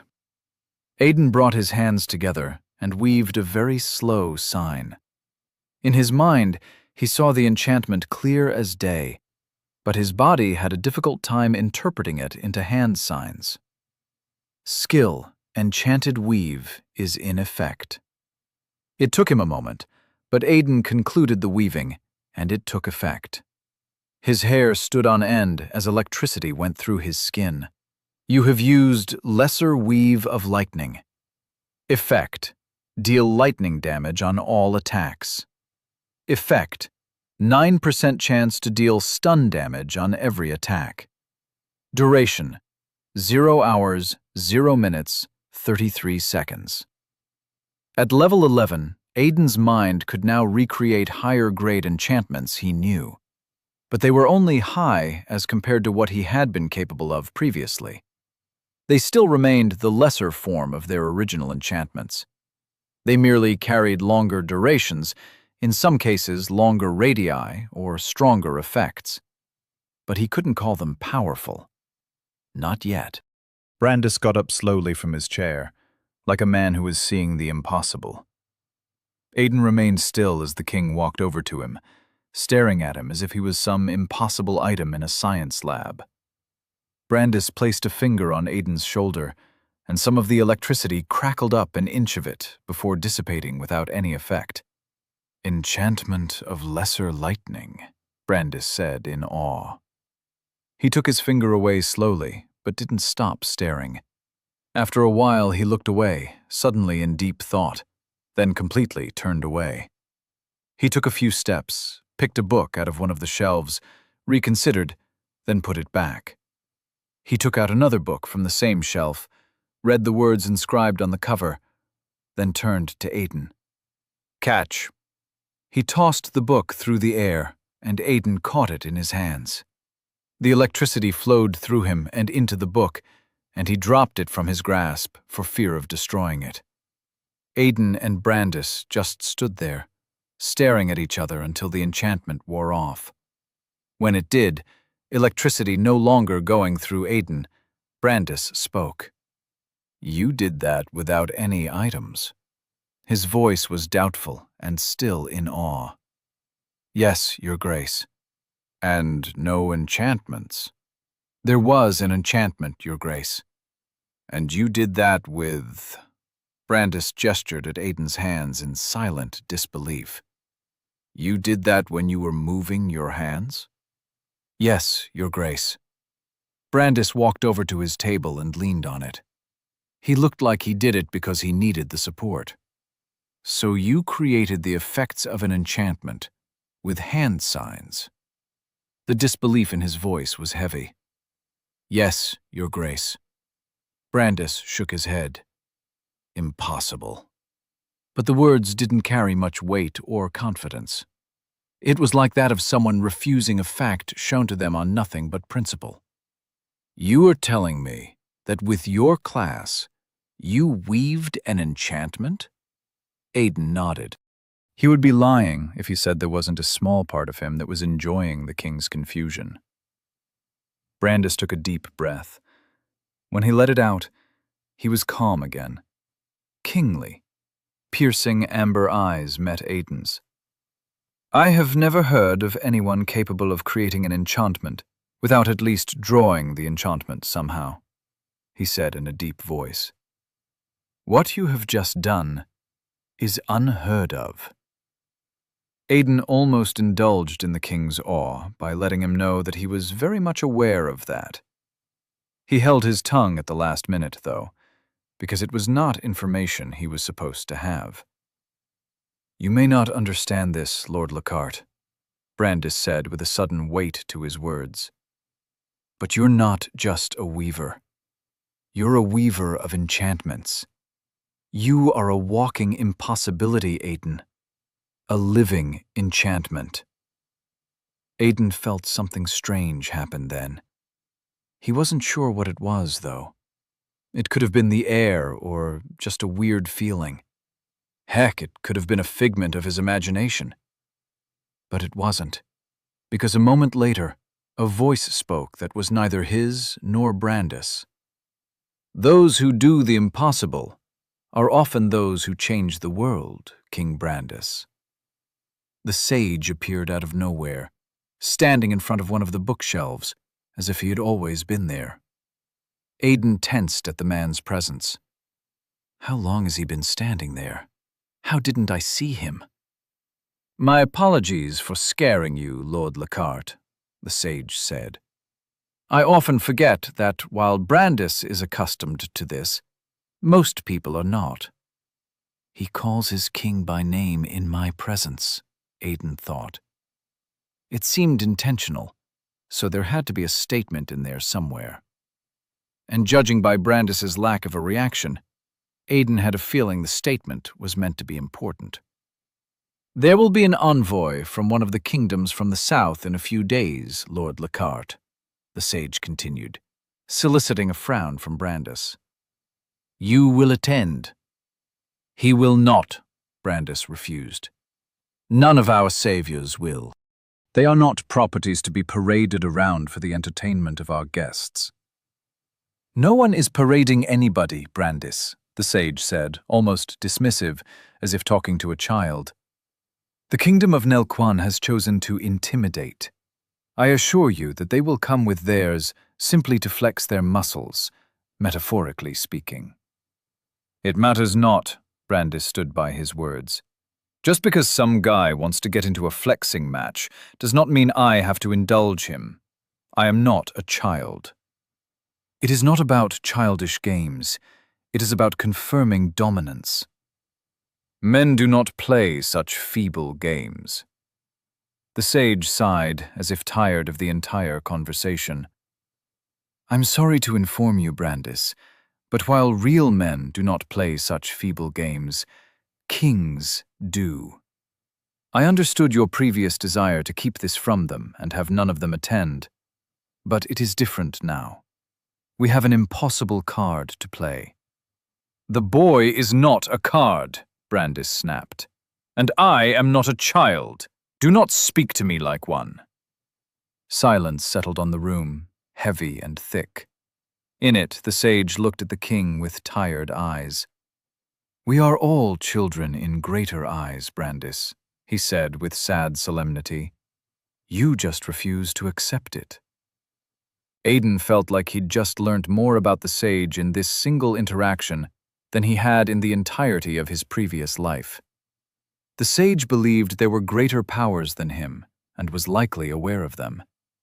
That was a lot coming from an existence that people considered mythical. Also, Aiden wasn't sure how to put it, but the man wasn't the king's sage. He was sure of it. It was more like Brandis was the sage's king, if that made sense. The sage returned his attention to Aiden, and Aiden stiffened reflexively. He raised his staff and pointed it at Aiden. "I apologize for my lack of decorum, but I will now take a look at your personal details." "That is a breach of trust," Brandis objected, but he might as well have been talking to the birds. Aiden felt a gentle caress of the air, then felt something take a hold of his head where he stood. He didn't fight it, because he knew that he couldn't. He stood silently, held in the grip of fear as the sage laid his information open before him. How much would the man see? How much would he be able to figure out? The sage was still an enemy he could not defeat, he was sure of that. Worse would be if the man chose to slay him here, though a large part of him doubted that that would happen. Aiden was reminded once more of how powerless he was in the grand scheme of things. "That's interesting," the sage mused after a while. He lowered his staff with a small smile stretching his bearded lips. He didn't look like a man who just found something interesting. He looked like a man who just found something truly ecstatic. "Your title, Lord Lockhart," he said. "How did you get it?" "I speak of Defier, not Goblin Slayer." What did the man know of Defier? "On the brink of death," Aiden lied. "On the brink of death." "Yes, sir. I got my class, then I felt a strong pain in my chest that went on for minutes that seemed to stretch on forever. When I came to, it was there, staring at me." It was more a lie than truth, or perhaps the word Aiden was looking for was omission. Getting the Weaver class had felt like he was dying, and he hadn't even been sure of its success. And the cost. A unique skill and 3 levels. Even now he thought it was a steep price. The sage laughed, shocking Aiden and the king. "Defier," he said, still laughing. "It has been forever since I've seen a person with such a title. Yours seems to be even more significant than theirs with words that I cannot read. You must have defied something you had no right defying.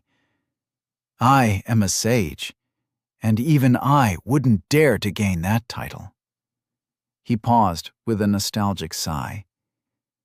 "Ignorance must be so bliss." Brandis turned to him in shock. "Words you cannot read." How is that possible? It is not an impossible thing, my king, the sage replied. It is a rare thing, but not an impossible thing. And if you factor in the fact that he also has a locked skill, then it wouldn't be very surprising. Brandis's jaw dropped. A locked skill. It seemed this one wasn't an impossibility to him, just a rarity. Also, what did the sage mean by something he had no right defying? Were there things that shouldn't be defied in Nastild, or was he specifically talking about the multiverse? There were too many questions with too little answers. "Is there a problem?" Aiden dared to ask. He wasn't against getting information from someone he considered an enemy. "None at all," the sage answered. "Our king's grandfather had a locked skill. The gods lock the blessings of a skill for one of 2 reasons. Either there are criteria to be met, or the owner of the skill is not strong enough to access it, in which case it is done for their own good." That didn't sound so bad. Aiden hoped his case was the latter. Having a skill with criteria to unlock was ludicrous when he didn't even know the criteria.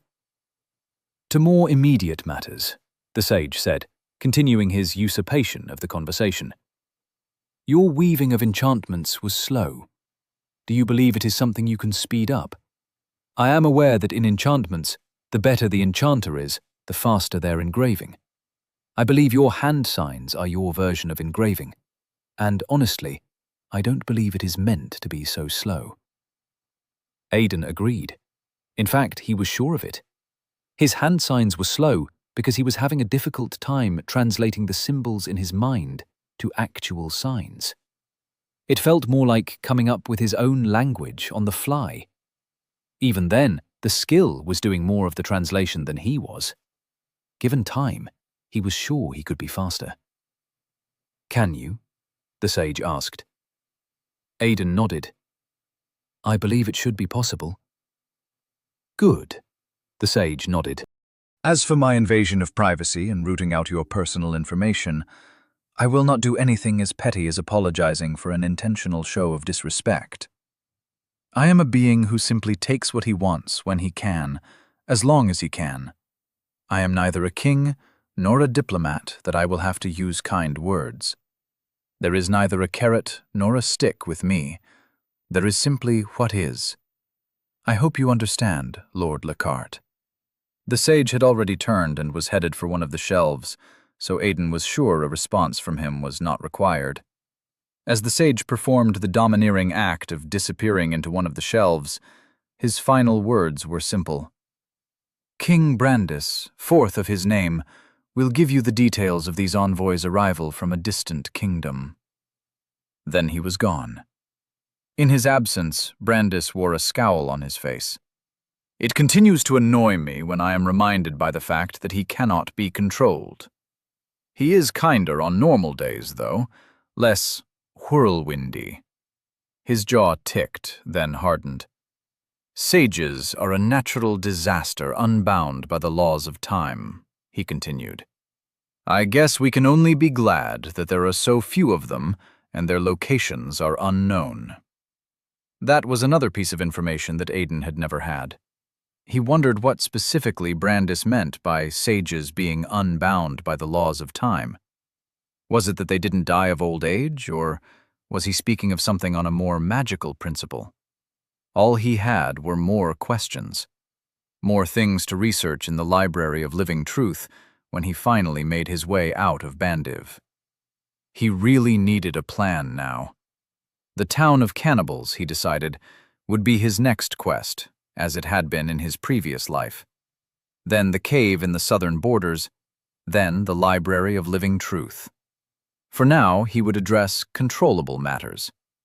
He turned to Brandis.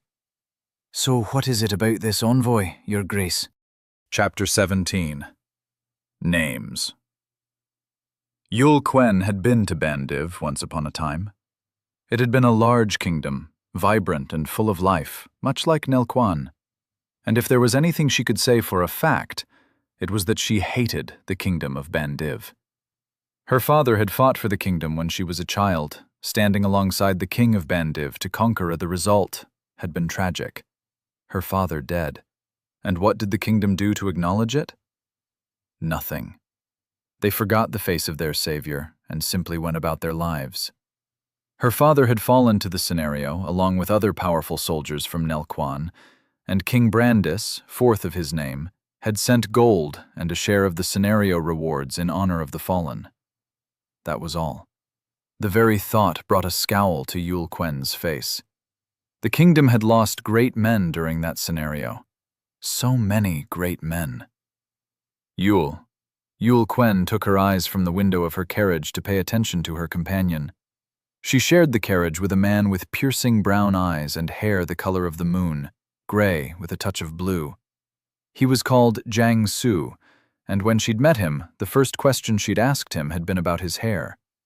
Jiang Su had given a simple answer, and even now she wondered at it as she stared at his hair. How does one make their hair a different color permanently in a world without magic? If she wasn't mistaken, Jiang Su claimed it wasn't magic. He had called it dye, a creation of his people designed to change the color of hair and other things. It was amazing that such a feat could be achieved without magic. Yes, Jiang Su, she answered, then remembered to add, and it is Yul Quen. I understand our friendship, but we must maintain decorum while we are here.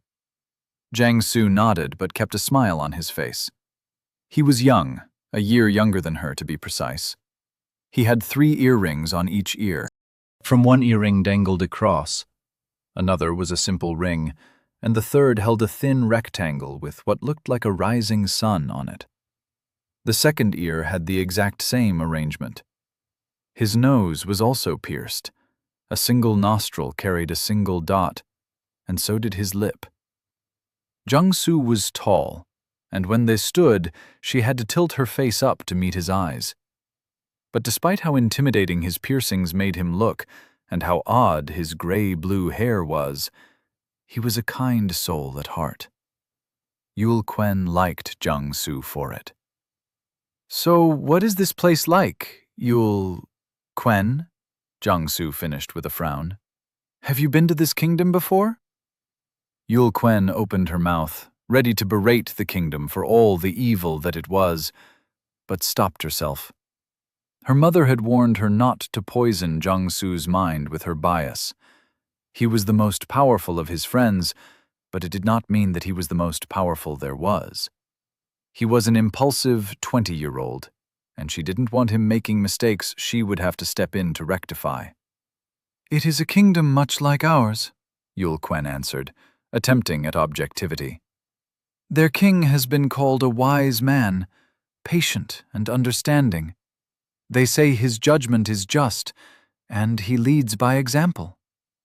Jiang Su cocked a brow. They? Yul Quen was distracted for a moment. Her eyes studied his face, always mesmerized by how easily he cocked a single brow, how it changed his entire face. He looked less like his age and more like a man who knew gentleness. She shook herself from her distraction. Yes, Jiangsu, they. There are records of his activities, who he is, what he can do, what he has done. His level remains unknown, as all monarchs aim to achieve, and his kingdom is rumored to have a sage. Like Master Lao Bek? Yul Quen snorted. You do remember that Master Lao Bek is not his real name, correct? Jiangsu nodded. However, it is the one I call him. I still don't see why. If I am to speak to someone on occasion, I would prefer that they had a name. And you chose Lao Bek. Yul Quen stared out the carriage window once more, watched as they went past a shop that sold the most colorful flowers. What does it mean? What does what mean? Jiangsu asked, feigning ignorance. Yul Quen held back a sigh. She could hear his boyish grin in his words. He was ever so flirtatious every once in a while, and the grin was a trademark. Her mother had advised her not to refuse his advances of love if she harbored similar feelings. However, Yul Quen was not to prove a distraction. Jiangsu was destined for a greater fate than to end up with her. If she was lucky, when fate was done with him, there would still be something left of Jiangsu to love and be loved by. Lao Bek, she said. What does it mean? Jiangsu shrugged. It doesn't mean anything. I just made it up. That surprised her. And yet you gave him the name? He needed a name. I gave him a name. Yul Quen couldn't believe what she was hearing. Was this how it was where he came from? Did names have no meaning? I would suggest that when we return, you apologize to the sage, she told him, without turning her attention to him. You apologize for giving him a name without meaning. Then, if he is still interested in being addressed by a name, you will give him one with a befitting meaning. Are names that important to your people? Jiangsu asked. There was no grin or teasing in his voice, only genuine curiosity. Yul Quen nodded, remembering something her mother had told her once, not long after the death of her father. A man is his name, she said to him. So all names must be important. Jiangsu shook his head in what seemed like disappointment. I can agree that a man is his name, he said, but you sound like a man's name is what gives him importance. It is where his importance begins, Jiangsu. Jiangsu folded his arms, still sitting with a straight back. And what is the meaning of yours, Yul Quen? Yul held out her hand to him, and he unfolded his arms and placed his hand on top of it, palm up. It was another thing she liked about their friendship. She rarely ever had to explain what she wanted with her words. She leaned forward and traced a symbol on his palm. Yul, she said, means devourer. She traced another symbol. Quen means father. My name, Yul Quen, is written so. She traced her name across his palm. When written so, it means a father's devourer. She looked up and found him staring at her. Their eyes met, and she saw a sadness she couldn't quite place there. Was he sad for her? So you're a father's devourer? He asked. I am my father's devourer, she corrected. I am who he sends when he needs something done. Silence filled her momentarily, and she dropped his hand. At least, that was his intention. Jiangsu nodded in understanding. But things did not turn out that way. They did not. Instead, he was taken from me by... She silenced herself before she made a mistake. Jiangsu waited for her to complete the sentence, ever the patient man. She did not. "And what is yours, Jiangsu?" she said instead. "What does your name mean?" Jiangsu sat back against the carriage. He folded his arms over his chest and crossed a leg over the other. "Like you, my parents believe that names are important, and so are their meanings," he said. "A man's name is the beginning of a man. I do not share those ideals, though. Names are important, but their meanings are not. A man is not given importance by his name. A man gives his name importance." "If your parents believe as I do, then your name must have a meaning." "The name my parents gave me has a meaning, but I changed it when I was old enough to Jiangsu." "That is a disrespect to your parents, Jiangsu." Yul Quen's mother would be appalled if she heard this. "And the name your parents gave you, what is it? What does it mean?" "It means to be born of the heavens." Jiangsu didn't look happy with the name. Yul Quen offered him her own hand, palm up. "And what is this name?" He smiled, but shook his head. "Something tells me that if I give it to you, you will call me by nothing else, Yul Quen," he said. "So I will not. You have met me as Jiangsu, and I will remain Jiangsu to you." Yul Quen pouted, but schooled her expression immediately. Judging by Jiangsu's expression, he had seen it but chose not to address it. He knew her too well. He was right, though. If he had given her the name, she would have addressed him by it any time they were alone. Names were important by their meaning, and by those who bestowed them. He had to learn this, understand it, but she would not force it on him. "And Jiangsu?" she asked as the carriage pulled up to the gates of the castle of King Brandis, fourth of his name, and king of Bandiv. "What does it mean?" Jiangsu stared emptily at nothing.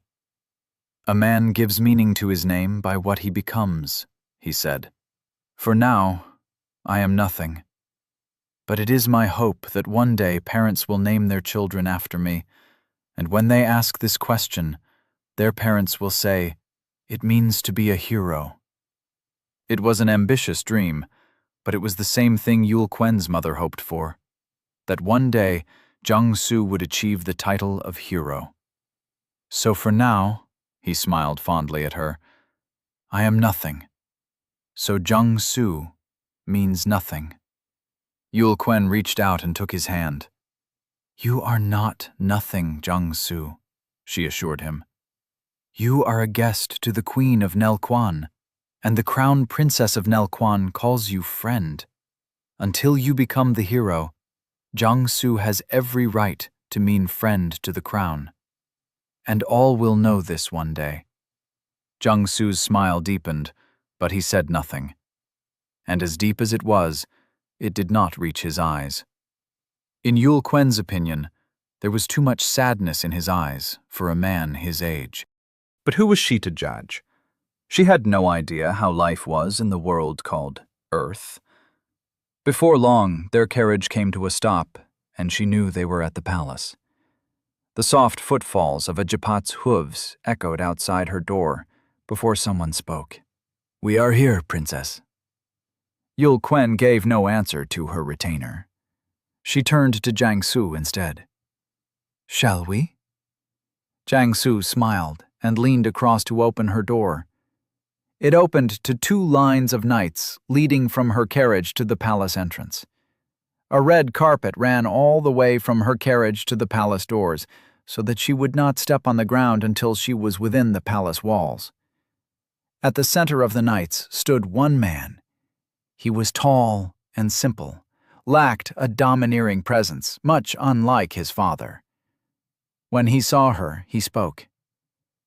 "The Crown Prince, Deneret Brandis, son of King Brandis, fourth of his name, King of the Kingdom of Bandiv, welcomes Yul Quen Suk, Crown Princess of Nelquan." Yul Quen looked at Jiangsu. "What do you say, Jiangsu of Earth? Is this a welcome you can get used to?" Jiangsu gave her an easy smile. Perhaps. Liar. He clearly didn't care for it. It was a flaw she would need to help him rectify in time. The hero of Nel Quan could not be a man lacking in ambition. The world had to be at his feet. Nel Quan deserved nothing less. Yul Quen stepped out of the carriage and onto a soft velvet carpet. Let us meet our host. He weaved the final sign just in time, and the notification flashed before the piece of wood struck. Class skill, Enchanted Weave, is in effect. Power went through Aiden. It strengthened his muscles and hardened his skin. You have used Weave of Lesser Endurance. Effect, 16% increase in endurance. Duration, 0 hours, 0 minutes, 16 seconds.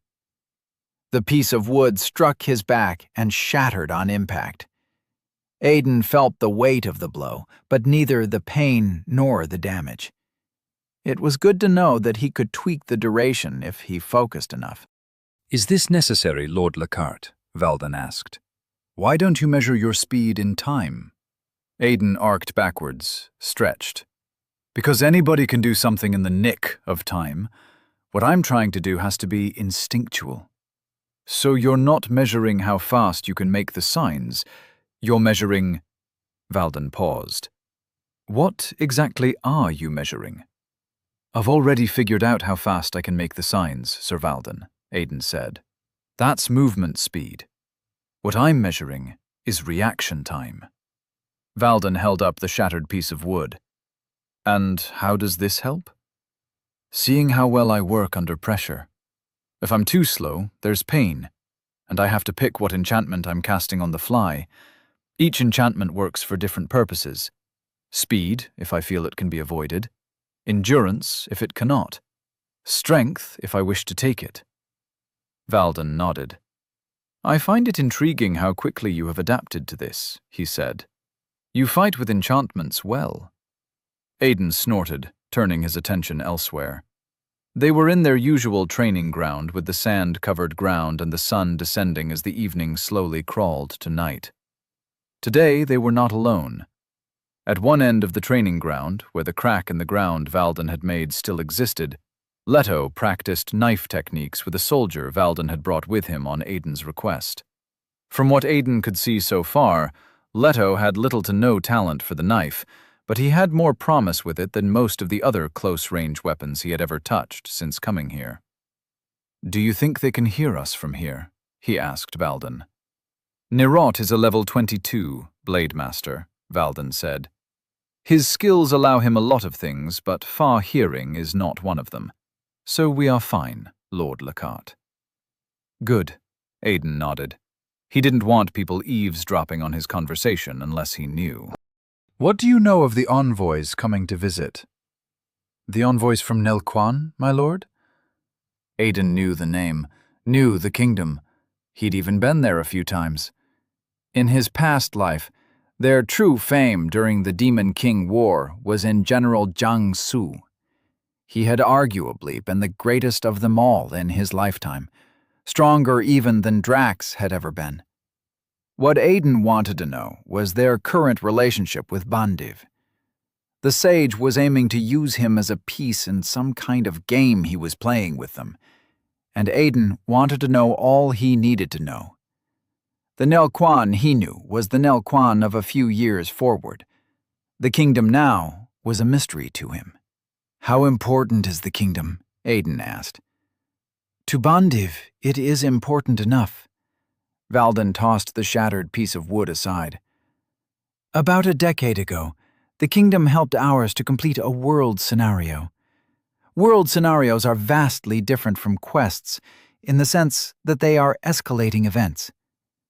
Aiden knew what a world scenario was, but he allowed the night continue. A world scenario is what happens when a series of unique quests and/or scenarios have been failed or ignored for too long, and they have somehow created a compounding effect. Enough failed quests will eventually become a scenario, But not all scenarios start from quests. And the more scenarios that are failed, the larger the level of the scenario they become. Eventually, a scenario capable of destroying a kingdom is called a world scenario. And what scenario was this? Aiden asked. Valden shook his head. I was not a part of the King's Knights at the time, so I do not remember the name. Neither did I benefit from the scenario. What I do know is that a significantly high-level beast tamer had somehow managed to tame an entire monster horde and wanted revenge on someone.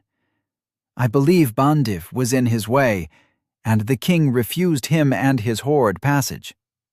And Nel Quan was called in. Yes. From what I know, the horde was too much for the force Bandiv had. In summary, a temporary alliance was made, and Nel Quan lost its king to the scenario.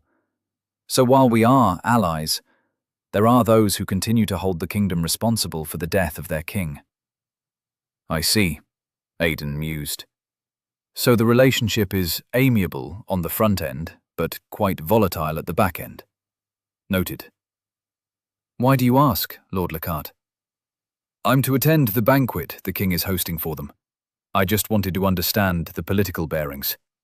I doubt my presence is to directly play any political games, but I've come to learn that when diplomats and political figures gather, there is always a game and there are always pawns. I'd rather be a knowledgeable pawn. Valden's armoured head tilted downwards in a way Aiden had come to recognise as an uncomfortable thinking gesture. If that is the case, perhaps they have brought their own, he muttered. Their own what? Aiden asked. Valden paused. Then he shook his head. Nothing of import, my lord. He bent down and picked up another piece of wood from a stack. It was brittle and weak. Normally, no amount of force could swing it hard enough to cause Aiden any real damage. But Aiden couldn't say what could be done with it in Valden's hands. Valden didn't immediately swing it. He turned to watch Leto's training instead. Did you notice a talent in Lord Smith, my lord? He asked. Because I do not see it. Not a talent, Aiden answered. Merely helping out someone I know. But why the knife?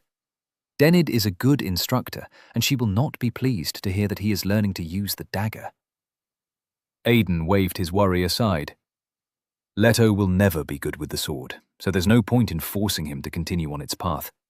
He's less noble warrior and more sneaky thief. He does display an unhealthy lack of confidence when he fights, Valden mused. Nerot seems to be getting bored already. Then someone should remind Nerot that he's not here to be entertained. He is here to teach. Valden's response shocked Aiden. The knight chuckled. Aiden turned to look at him. Do not hold it against him, Valden said, ignoring Aiden's look. When I invited him, he was hoping he would be teaching you how to gain a skill, not a different lord. You have become something of an interest amongst the soldiers, after all. At least, Dead's continued interactions with you have given him a certain level of fame. Fame? Aiden asked, surprised. Yes, Lord Lockhart. Fame. You are the only known lord among your peers to leave the palace, and rumors of a noble's bastard aiding in a goblin subjugation involving a level 29 goblin shaman and 2 level 20 undead hobgoblins has spread across the city to those who care to listen. Aiden snorted in amusement as he held back a laugh. Level 29? Level 20? That's what the rumors say, Valden said dismissively, as if the correct details didn't matter. You are also the only lord to be summoned to the king's study without first writing a petition. And you receive special training, different from your peers. It is a palace, Lord Lockhart, and people talk. Your importance is lost to no one. Well, that was interesting. Aiden hadn't been a subject of rumors since that one time at the Order when people thought he'd successfully stolen from the leader's private chambers. The truth was he had actually gone in to save Zen from being stupid and following up on a stupid bet, only to find out that Zen wasn't stupid. The head of the order had caught him the moment the door opened and had simply sent him back to his living space. It was a level 20 goblin shaman. It was all Aiden knew to say. "Do you know what rumors, stories, and legends have in common, Lord Lockhart?" Valden asked. "What?" "The truth is always lost in the embellishment of how beautiful the story can be. And only the fewest people care. That said, please stop sending a soldier of the palace out of the castle on your personal errands. The boy still has a lot to learn." It was unfortunate that Aiden wasn't going to stop sending Dead out until he got the information he was looking for. He at least knew that much. "I'll take it under advisement," he said. Off in the distance, Nerot took Leto down with a leg sweep and a stab to the chest with his wooden knife. Judging by the pained grimace on Leto's face, the entire ordeal must have been really painful. "Do you know that the king asked if you would be fine with your brother joining our sparring sessions?" Valden said out of nowhere. Aiden hadn't known that. "I did not," he answered. "What did you tell him?" "I told him that unless your brother is as talented as you with the sword, it would not be a good idea." "Why not?" "Because not all competition, Lord Lockhart, is good competition." Aiden didn't know if Ted's talent with the sword could match what he was capable of right now. But despite being a summoner, Ted had been quite the swordsman in their past life.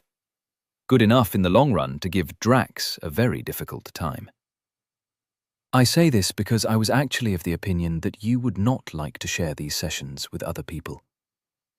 "And you were right." Aiden gave him a grateful smile. "But a wise man once told me that I will need people if I want to go far and not just fast." Valden nodded sagely. "Does that mean that I should be expecting more people? I can always find suitable soldiers to assist." "Let's not get ahead of ourselves, Sir Valden," Aiden laughed. "Leto's only here because he needs special attention to meet up with the others. And yes, over time I will ask for recommendations to help some of the others where they are lacking, should I ever notice it. But I'm not doing this to make friends." "As I once heard a wise lord say," Valden shrugged, "progress not perfect." Valden seemed to be misunderstanding something, and Aiden felt compelled to clear it up. He had once had people he called friends, but none of them currently resided in the palace. And none of them ever did. "You seem to be misunderstanding something, Sir Valden," he said to the knight in a serious tone. "I know what is coming. I have an idea of it. I've read the books, seen the theories, understood the speculations. If we do not stop what is coming, and it comes, there will be nowhere to run. At the risk of sounding like a worse person than I already am, I am not helping my peers because I have suddenly developed a soft spot for them. I am helping them because once I am done going as fast as I can, I need them to be strong enough so we can go as far as we can." The moment the words left his mouth, Aiden knew they were the wrong things to say.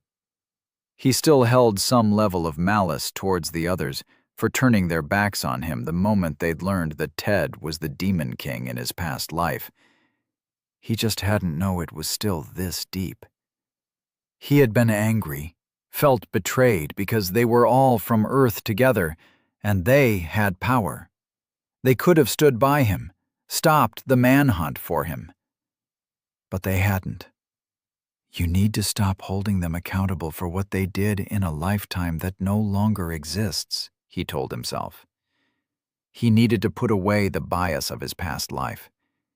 Yes, there could be a repeat in this one, but it was a possibility, not a certainty. People were the results of the decisions they made based on the experiences they had. Things could be different this time. Valden looked down at Aiden for a while. Then he shook his head. "That, my lord," he said, "is a sad way to think." He raised the piece of brittle wood in his hand and swung it without preamble. Aiden reacted quickly. Class skill, walking canvas, is in effect. He felt his mana burst out of him and fill the air, 6 feet around him, as his hand weaved a quick sign as fast as he could. Class skill, enchanted weave, is in effect. He completed the hand sign as the brittle wood struck him. You have used Weave of Lesser Flame. Effect: fire damage. Duration: 0 hours, 0 minutes, 18 seconds. Radius: 0.00013 kilometers. The wood ignited as sparks filled the air around Aiden. The temperature rose and the air burned. A moment after, the piece of wood caught a flame. Aiden had failed this one. Even if he had been faster than Valden's strike, which he had not been, all he would have accomplished was ensuring that he wasn't struck with a brittle wood, but a burning brittle wood. I would have helped give them fire damage, he thought with a frown. Valden stood in the midst of the growing sparks the enchantment left around them, unbothered. Aiden knew what the enchantment at its highest level could do. It was a force to be reckoned with, capable of setting even the air ablaze. Unfortunately, what could create a sea of fire at a certain level could only create sparks and significant heat at his level, the way his skill allowed him to use it. Again? Valden asked. Aiden looked at the knight with a frown. The man was going to be anything but gentle for the rest of the training, and he knew it. But Aiden was no quitter. Again. Chapter 18. Balletto flopped down tiredly on Aiden's bed. He bounced once, then bounced again intentionally. Sitting on one side of the bed, Drax shot him a scolding look. It's not your room, Leto, he chided his friend. Don't go spoiling the bed. There's enough spring in the bed to bounce 1,000 Letos, Aiden said, rummaging through his wardrobe for the attire he was to wear. Let him bounce. Ted laughed. Look at you being all nice to Leto. Who would have thought that not so long ago you were avoiding him? Aiden pulled out the attire he was supposed to wear and held it up to study it. For the last time, Ted, he said. I wasn't avoiding Leto. Just me then, Drax said. And I still don't know why. Ever since Aiden had gotten Valden to get Nerot to teach Leto, Leto and Drax had taken to spending their time after dinner in Aiden's room, or Ted's room, whichever one they were occupying at the time. Is that what you're really wearing? Ted asked Aiden. He was lying on Aiden's carpet and had a clear view of Aiden and what he was doing. Aiden raised the attire a little higher. After being informed of the envoy coming to the kingdom by Brandis and being told that he was to be in attendance, a tailor had been sent to his room. And, true to the palace's reputation, the tailor wasn't simply a tailor. He was an elderly man with the actual class. The entire tailoring process had been quick and smooth. Aiden's measurements had been taken in a manner that would have seemed otherworldly on Earth. The elderly man, who had said he should simply be called Taylor, had stared at Aiden for a full second before asking what design he would fancy. Aiden's request had been born out of nothing but nostalgia.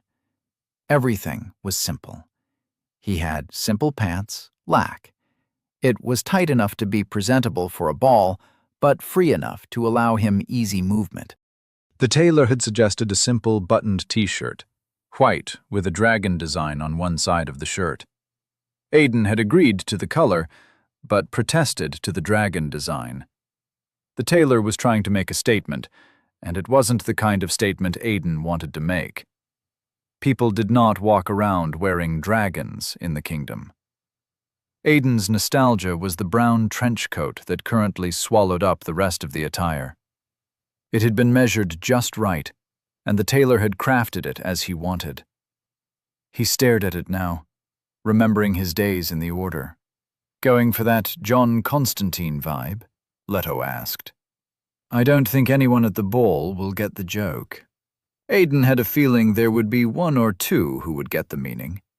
After all, he knew much about Nel Quan and what exactly they were capable of as a kingdom. He hung the attire back in the wardrobe and took his shirt off. "Why weren't we invited for this party again?" Drax asked. Ted tossed something in the air and caught it. "Because we weren't. And Aiden gets special treatment," Leto said. "Do you know all the soldiers have a running bet?" "On what?" Aiden asked. He hadn't heard anything about a running bet. Then again, his only source of information about the king's army was what Valden and Dead told him. And Valden rarely had anything to say, while Dead was now the content of rumors and was rarely privy to them. He also spends most of his time outside the castle these days. Aiden felt that perhaps the search he had the soldier doing was proving fruitless. Maybe I should just let it be. Aiden shook his head. He couldn't do that. For the future he was trying to achieve, he needed a team, and he had to find the person Dead was looking for if he was going to get this team he needed. "Did you hear me?" Aiden blinked, turned to Leto. "What?" "I said the soldiers have a running bet on whether Valden will leave with you when the king finally allows us start going out on quests or not." Leto turned and laid on his stomach. "Personally, I'm more interested in this mock battle I keep hearing rumors about." Drax frowned. "Yeah, I heard of it too. The king is trying to match us against Derek and his people." Aiden almost laughed. Derek and his people. If only they knew that Derek wasn't the leader of that clique. But it didn't matter. He put on the shirt and changed his pants. By the time he'd slipped into his boots and was staring at the trench coat, the others had continued onto a different conversation. With a sigh, Aiden put the coat on. It was a party, but he just didn't feel right going in without any weapons. "Just out of curiosity," Leto said, "will there be girls at this party?" "It's a party," Drax said. "What kind of party doesn't have girls?" "It's a ball," Aiden corrected, not even knowing why. "Ball, party," Leto shrugged. "Same thing." Ted chuckled. "It's really not. The kinds of girls you run into at balls are liable to get you hanged for some dumb reason. Got challenged to a duel once and almost lost my pecker." Aiden froze. "What did you say, Ted?" Ted stopped tossing what he was tossing, and Aiden saw it was a very small ball of yarn. "Got challenged to a duel once and almost lost my pecker." "Where?" Drax asked, confused. "East side of the Devil's Gulf," Ted answered, unbothered. "They had the best moonshine and the—" "I call BS," Leto laughed. "I already asked around, and nobody in the entire palace knows what moonshine is, or any alcoholic spirits. The closest thing they've got is some sharp drink called a Telilop. Slaps like a motherfucker. Apart from that, they've got beers of too many kinds and wine for the high class." Drax looked at him. "And why would you have this information?" "Because they offered it as a substitute for moonshine, duh." "And why will you be asking about moonshine?" "Because you can tell a lot about a place's ability to party by how strong their moonshine is." "That's not a thing," Ted pointed out. "And so is the Devil's Gulf," Aiden said. All this paranoia was making him forget that sometimes Ted liked to say random things and fit together a story just to throw people off. It tended to help a lot in certain situations. Once upon a time, Ted had confused an adventurer well enough that the man had given his quest up to them just so Ted could stop talking. Aiden adjusted his coat. He was almost late. "All right, guys, I've got to go," he told them, stepping over Ted on his way to the door. "I've got a carriage waiting for me outside." Leto shivered visibly. How can you ride comfortably when you know what's pulling your carriage? "It's just a Jeep-hat, Leto," Ted said. "Think of them as horses." "Tried and failed. Those things are really horrible." "Seconded," Drax said. Aiden wasn't sure what it said about him that he had no issues with them. It says that you've spent 11 years riding on them. It would be a problem if I had issues with them. Anyway, he said, opening the room door. You guys shouldn't wait up. I'll probably be late. As he closed the door behind him, he thought he heard Leto say something about a wine cellar and inviting Ariadne and the others over for a drink. Aiden hoped he was wrong, but doubted it. As he made his way out of the palace to the carriage that would take him to the venue of the ball, he wondered why he hadn't heard anything about this party in his past life. Was this a new development, or simply an event they'd just never been aware of? He really hoped it was the latter as he climbed into the carriage, flanked on both sides by 2 soldiers on armored jeep-hats. The last thing he needed was a massive change from what was supposed to happen that he had no control over. Aiden took his seat with a quiet sigh. Occupying the opposite seat on the carriage was Valden. He wore party-appropriate clothes, nothing too fancy, with clean black shoes that almost emulated his black hair currently packed back in a ponytail with a silver sheen to it. The knight took one look at Aiden's attire and narrowed his eyes. That's quite the attire, he commented. Looking to make some kind of statement, Lord Lockhart? Looking to make 10 statements, Sir Valden. If the ball hosting the envoys from the kingdom of Nelquan had truly occurred in his past life, Aiden could see why they had not been aware of it. Not only was it not hosted in the palace, it was hosted by the Durenoff. They were the noble house of the kingdom that boasted the best artificers. Blacksmithing, enchanting, name it, they excelled at it. It was a good thing that they remained the most loyal house to the crown for all Aiden knew. The manor that hosted the event was not their main house, merely one of many houses scattered across the kingdom. Their main manor resided in the city of their ruling in the south. Each lord had one, a manor in the capital city. It was where they resided on occasions when the king had a need to hold council with all his lords. The carriage slowed to a gentle pull as they joined a slow line of arrivals. Each lord and lady and dignitary of one kind or the other making their entrance slowed the procession. Protocols demanded it, and an attendant made an announcement for each person that arrived as they entered the building. Do we have to wait until our turn? Aiden asked Valden. Normally, I would say yes, the knight answered. Then his eyes panned to Aiden's leg. But all that tapping screams high levels of nervousness. Are you all right, Lord Lockhart? Aiden looked down at his leg, then placed a hand on it to stop the tapping. It succeeded. I'm not one for crowds, he lied. The truth was that he knew what was happening, and it was very surprising to him. He was remembering the last time he'd been in a carriage to attend a party. Zen had been on the other seat. They had not been invited, and they were getting ready to commit a sin that would make them the enemies of the whole of Nastild.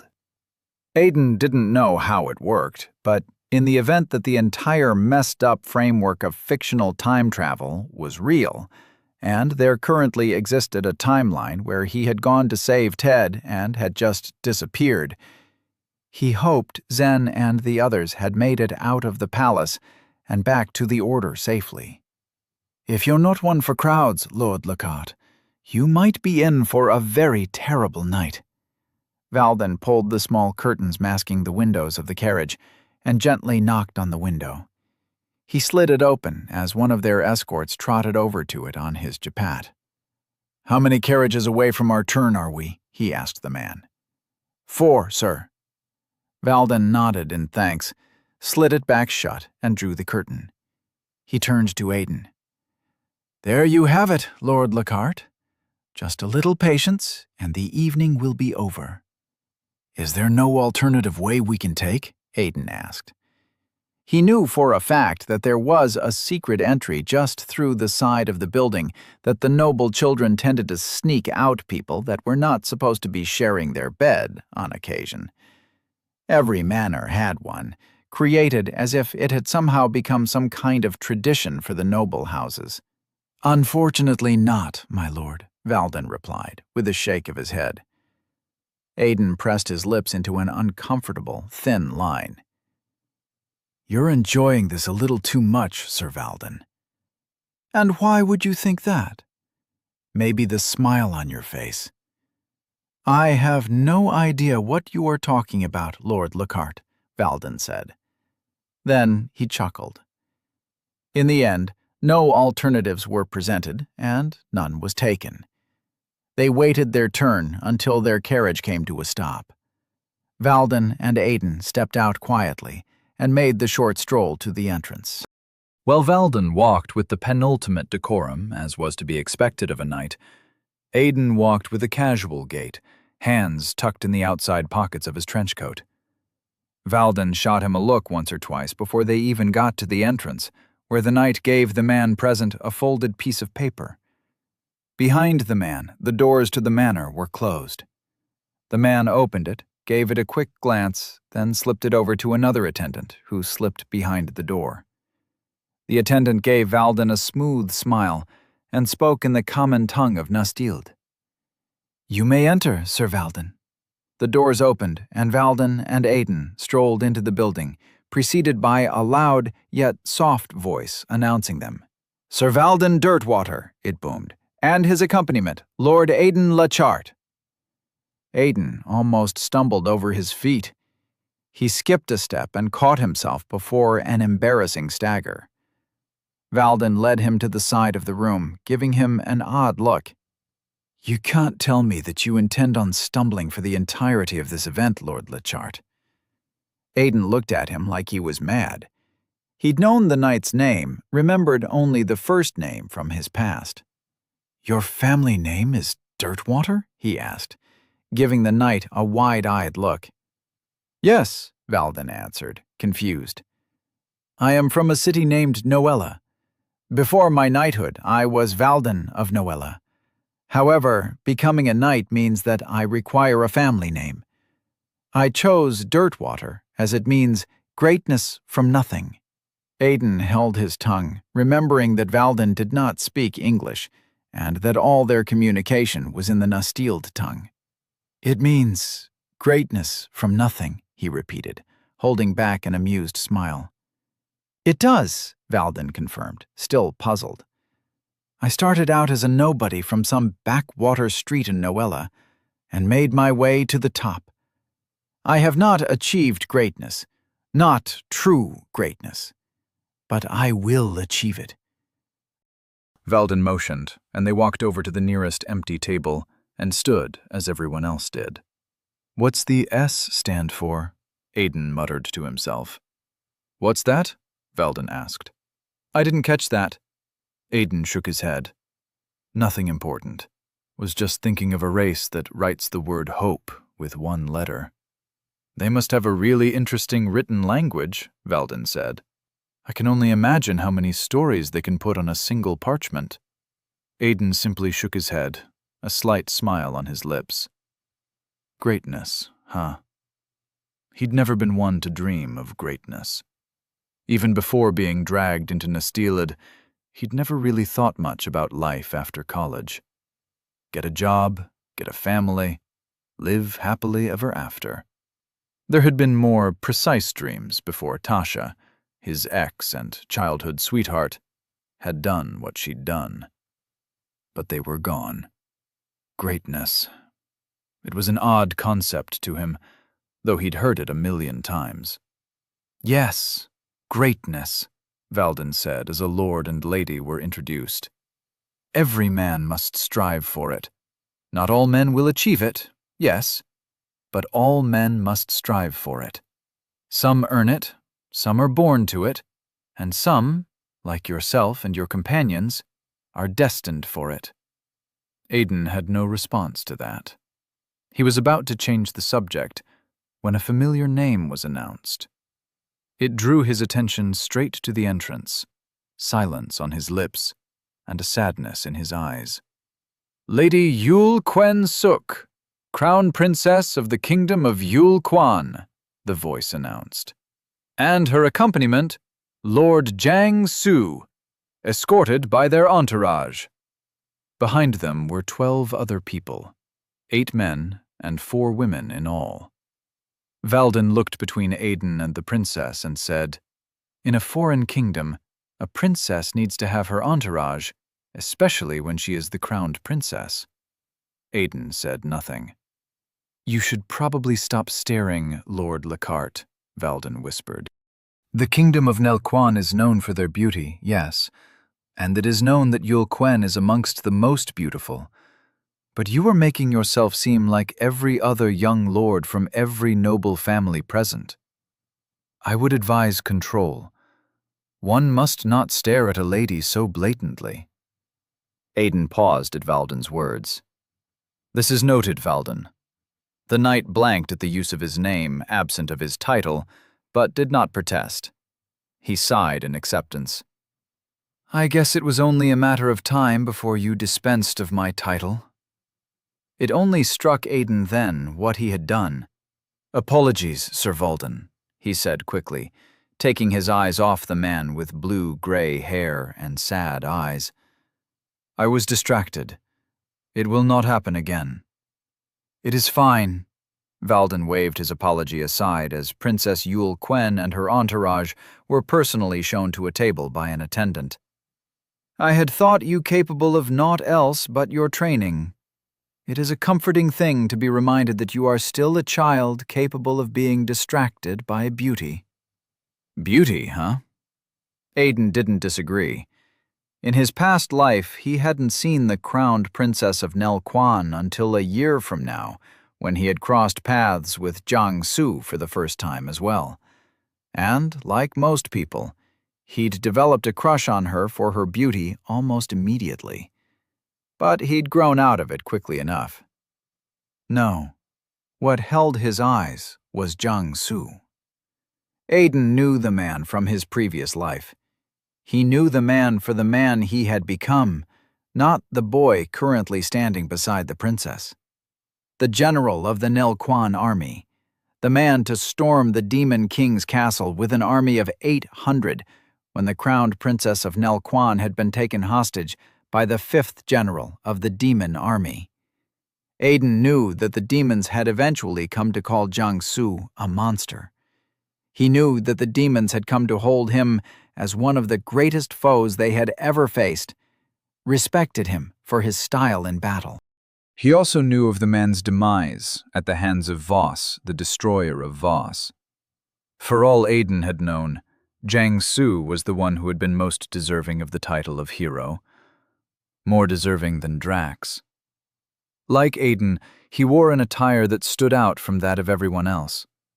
Where Aiden wore a trench coat, Jiang Su wore a clean, Japanese-styled kimono. "The man beside her," Valden said. "Jiang Su, was he? He walks with a fighter's quality." Aiden nodded. Of course he would. Jiang Su, while not the only one to acquire his unique class, was the first to acquire it. Even so early into their arrival in Nastild, he'd embodied the concept of who he was so strongly that the system had identified it as a class in this world. Aiden expected nothing less from the first man on Nastild to acquire the class of samurai. Every person present remained standing for a while longer. They did not associate with a different group from the one they came in with. Groups familiar with each other exchanged, at best, a greeting or two in the form of a wave or a simple acknowledging bow. Valden gave a wave or two of his own and had a few bows. Aiden was struck with nothing but a few odd looks. He wasn't sure if it was from his attire or people trying to figure out who exactly he was and how important he was that he was present with a knight. He did catch Jiang Su's attention, however. Jiang Su watched him with curious eyes from across the room, along with 3 other of the princess's entourage, and exchanged a few words with her. The entire room remained this way, on their feet, and having nothing to take but the occasional sip of wine from one passing attendant or the other that moved with trays of wines in wine glasses. Eventually, The slow trickle of announced lords and ladies and guests came to an end. Then the attendant made the final introduction. "Introducing," the voice called out in the most reverent voice of the evening, "the royal family. King Brandis, fourth of his name, King of Bondiv. Queen Brandis, Queen of Bondiv. Princes Deneret and Vascot Brandis, and Princess Eliswit Brandis, sons and daughters of the crown." Brandis walked in with an unquestioned authority in his steps.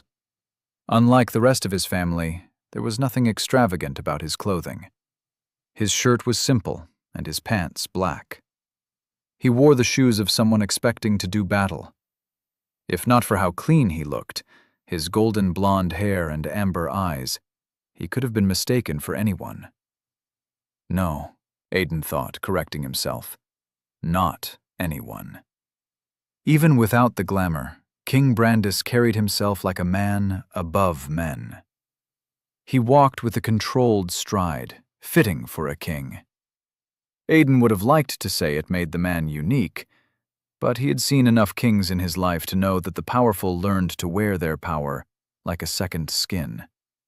Even in a dungeon, a king could still remind anyone of what he was. It was something a simple man could not do. There was silence as the royal family entered. Brandis and his family exchanged simple waves and nods of greetings until they made their way to a space set aside just for them. It was a rectangular table, long enough to house the entire family on one side of it. The chairs looked like they cost enough money to buy a small house. When Brandis and his family sat, only then did the party truly come alive. People mingled. Words were exchanged. Aiden watched as the groups intertwined with themselves. He picked out a glass of wine from a passing attendant with a tray and took a sip as he watched.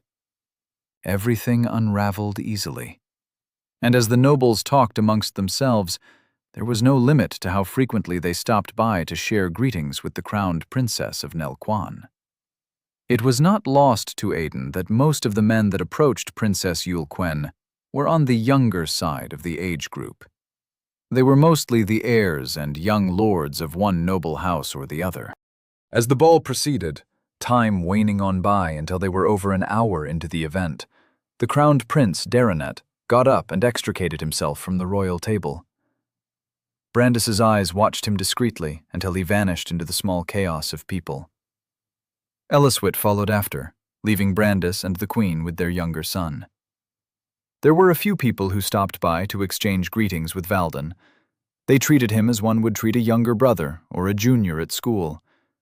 Aiden couldn't recognize them all, but he knew enough to guess that some of them were knights of the kingdom, even if not specifically under direct command of the king. "Sir Tenet was my teacher before I became an official knight," Valden told Aiden when they were alone, free from the constant hassle of exchanging greetings. "He taught me the proper ways of court." "As long as he didn't teach you how to fight," Aiden joked. "If not, I'll have to ask why the palace assigned you to me, when I could have the best thing." "The palace assigned me to you, Lord Lackhart, because—" Valden's words trailed off at the smile on Aiden's face. "Ha ha, very funny. Though I must admit to be very surprised at how well you've carried yourself thus far." The ball had been going on for slightly over an hour, and while he wanted to, Aiden was yet to take a seat even once. There were chairs at every table, clearly, but in a place like this, surrounded by people with significant levels, even the ladies were more than willing to be competitive in every way. Aiden knew most people were always looking out for who would seat first. It was an odd culture. The higher levels would not sit first because it would be displayed as some level of physical tiredness. Those with magical-oriented classes would also not want to sit first because it would be viewed as some form of weakness to the classes with martial orientation. Aiden had always thought it was a stupid thing. Some events could go on from the beginning until its end, with no one taking a seat save the king, if one was present, or the host. Even the envoys from Nelquan remained standing. Aiden must have stared at them a little too long because Valden had to draw his attention to a couple that was coming their way. Lord Derenoff and his daughter, Lady Nella, he whispered quickly. Aidan turned in their direction with a warm smile on his lips and lowered the hand holding his glass of wine. Lord Lockhart, Lord Derenoff greeted. Aidan raised his glass slightly in greeting. Lord Derenoff. The Lord stopped in surprise, then collected himself. Ah, I almost forgot you have Sir Valden at your side. So you are the Aidan Lockhart. Aidan wasn't sure he wanted the title of the. You are in no trouble, I assure you. The lady, Nella, leaned over to touch Aidan gently on the forearm. My father was just curious to meet the man my older brother had so stupidly almost killed. An alarmed look crossed Valden's face, but the knight schooled it immediately. As for Aidan, he didn't have to think to know who they were talking about. Former knight Derendorf was from the Derenoff family. Not really a hard guess, Aidan thought. In fact, judging by the similarities of their names, he should have figured it out the moment he'd heard Derenoff's name. He also looks like the father. Anyway, Nella continued, we just thought we'd stop by and apologize for my brother's stupidity. It is not the first time he's doing something uncalled for, and we're very sure that it will not be the last. I remain grateful to the king, Lord Derenoff said. When he was informing me of my son's insanity, he spoke of a justified need to grant you the unfortunate honor of witnessing a sight-bound punishment. Valden bristled beside Aidan. I am so glad he did not, Nella said. I know my brother, and that punishment will not send him into hiding. Instead, he would rage and hold a grudge. It is more likely to send him into a life of either excessive hunting or a life of crime. Lord Derenoff patted his daughter's hand that rested in the crook of his elbow. A life of hunting will probably do him no good. Your brother would pick the life of crime. He could just leave the kingdom, Valden blurted. Judging from the look on his face after the words had left his mouth, it was clear that he had not intended to speak. Nella laughed as if he had said something funny. Oh, Sir Valden, my brother would rather die than exile himself. Aidan understood why they suggested a life of hunting or a life of crime. An honorable man would have chosen a life of hunting, since it was almost impossible to suffer the fate of sight-bound if there was no one in the kingdom that was stronger than you. Unfortunately, the life of crime was another option because killing a fellow human provided more gains than killing a monster. There were scribes and polymaths in kingdoms all over Nestild that continued to theorize on why that was. Some felt it had something to do with the similarities of the mana, while others refused the theory because monsters killing monsters did not grow their levels so quickly. Aidan could just imagine a former knight wreaking havoc on the kingdom's streets. Regardless, Derenoff said, pulling Aidan from his thoughts, we just wanted to stop by and offer you our apologies for his sake. Nella nodded. The gods know he won't. They turned to move on to their next point of interest, when Derenoff stopped to ask a question. Just out of curiosity, do you know why my son tried to end your life? If it's not too much to ask. Aidan's expression turned thoughtful. After a while, he shook his head. It's not too much to ask, he answered. However, while I remember for a fact that it had something to do with something the king said in reference to myself, I cannot for the life of me remember what it was. Derenoff watched Aidan a little longer before nodding and walking off. I hope you enjoy the ball, Lord Lockhart, he said over his shoulder. Aidan tipped his glass in response. Once they were gone and out of earshot, Valden grabbed Aidan by the arm. Sir Derendorf tried to kill you? He asked in a sharp whisper. Former knight Derendorf, Aidan corrected. He is no longer a knight. The king declared him stripped in my presence. But yes, he did. Why? Something about the scriptures in regards to me and a few of my companions developing a unique skill. Valden paused. Hold on, I thought you just said you had no idea. Aiden cocked a brow at him. I thought you asked because you knew I was lying. I didn't. I just asked because it's something you do to show worry. You ask questions, even though it's been answered before. Huh, Aiden grunted as Valden went on to doing other things, yet never leaving his side. Aiden hadn't really thought about it before. Zen used to do it a lot, asking what most people called pointless questions. One of the reasons he and Aiden had gotten along was because Aiden never berated him for it. Sometimes it got annoying, but he never held it against Zen. The worst he'd ever done was not answer. And you didn't answer a lot of questions. Aiden wondered if Zen in this timeline was better off left to join the Order. It wouldn't be until a few years, though. Aiden knew Zen's mannerisms, and knew he could work with him even now. I trained intakes in the Order, he thought. I can prevent him from having the Order life, and still train him to be strong, can't I? It would also dissolve Zen's greatest sacrifice of not being able to be there for his sister. It would be a significant change to the flow of events. Even if it wouldn't have a significant effect on the Order, it would have a significant effect on other things.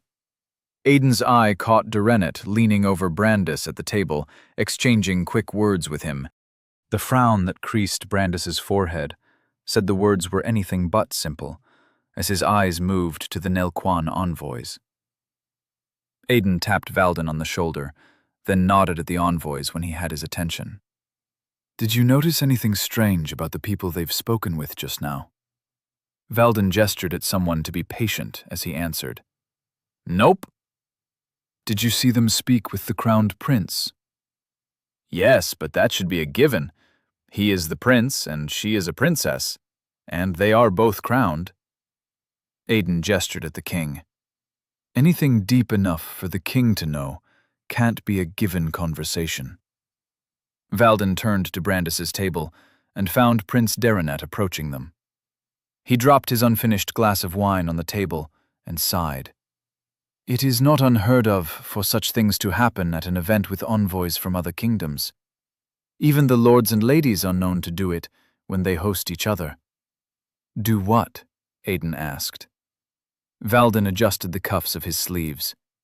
I was wondering why the king asked that I accompany you to this event. Aiden blinked. I thought I was the one accompanying you. No. Valden was folding his sleeves. It is not unheard of for both parties to want to test their mettle. For that, they match their weakest knights present against each other. They claim it is a show of power.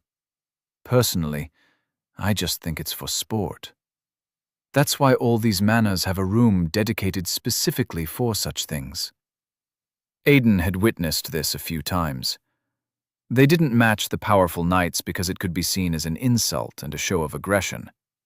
Knights worth their weight in gold did not fight simply because they had to. They were too experienced and too noteworthy. The last thing you needed was to let your potential rival or enemy know that their strongest knight was stronger than your strongest knight. It was basically an admittance of weakness. Valden was done with his sleeves by the time Derenet was close enough. Win or lose, he told Aiden, make sure you learn as much as you can from our spar. It is always a good thing to learn what you can of other fighting styles. Though I don't understand why he would wish to use me. With my titles, the advantage will be skewed heavily in my favor. It is not like him. Aiden didn't understand what that last part meant. When Derenet got to them, Valden bowed in greeting. My prince. Derenet acknowledged the greeting with a nod.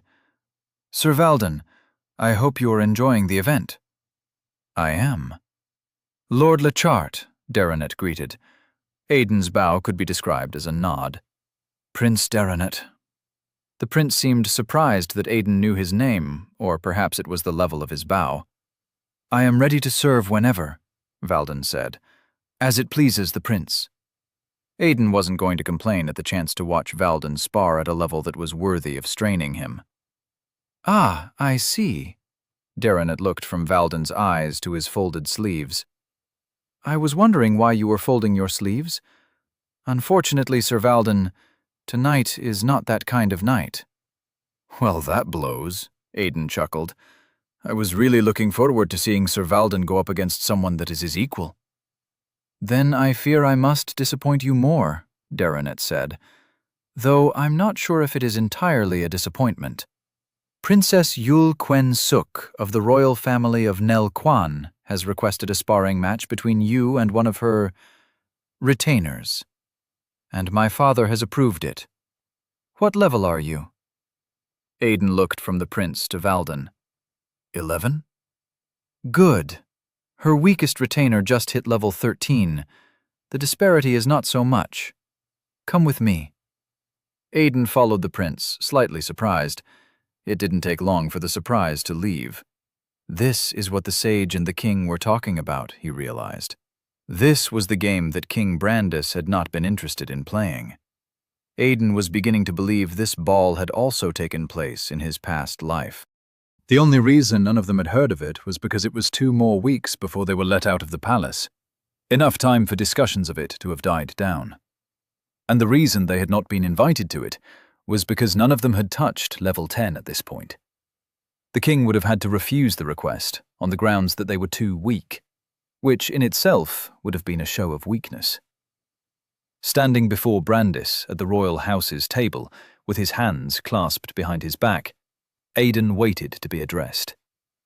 When Brandis spoke, after a look of contemplation on his face, it was not the exact words Aidan had expected him to say. Can you fight in that? Aidan looked down at his trench coat. He had fought a lot of battles in a trench coat in his past life, even inculcated everything he knew about fighting into it. It will not be a problem, Your Grace. Darrenet stood behind the king, and at having Aidan address his father with the title, he frowned. The Queen's expression was only one of amusement. Brandis's expression, however, never changed. Will you fight? He asked. I'm sure my son has explained the situation to you, and I want you to know that you can refuse. Darrenet's expression turned to shock. Father, that will be... I will not hesitate to turn her request down, Brandis said, cutting Darrenet off. Yul Quen has been given authority over her retainers and has every right to present them for this display. Now she will not be disrespectful enough, no matter how she views this kingdom, to challenge me directly. It is why she has challenged you. But understand that I have every right to delegate authority to you or not. If he says he will not, then there will be none of this tonight. You will have me admit weakness, Father? Darrenet asked, flabbergasted. I have told you countless times not to invest yourself in these things, Darrenet. They are nothing but pointless posturing. Wild yappets showing their rectal brightness in a pointless display of superiority. Brandis turned to look at his son. A man who knows how to fight will win a lot of fights, but a man who knows when to fight will never lose a fight, Aidan finished. It was something he'd heard before, but not from Brandis's lips. Darrenet scowled, but held his tongue. If I tell you to go down there and acknowledge that you do not have the authority to sanction this fight, Brandis told him, you will. I will not subject one of our saviors to this pointless barbarism. The Queen looked unbothered, and the younger prince, Vascott, remained silent, taking interest in his meal.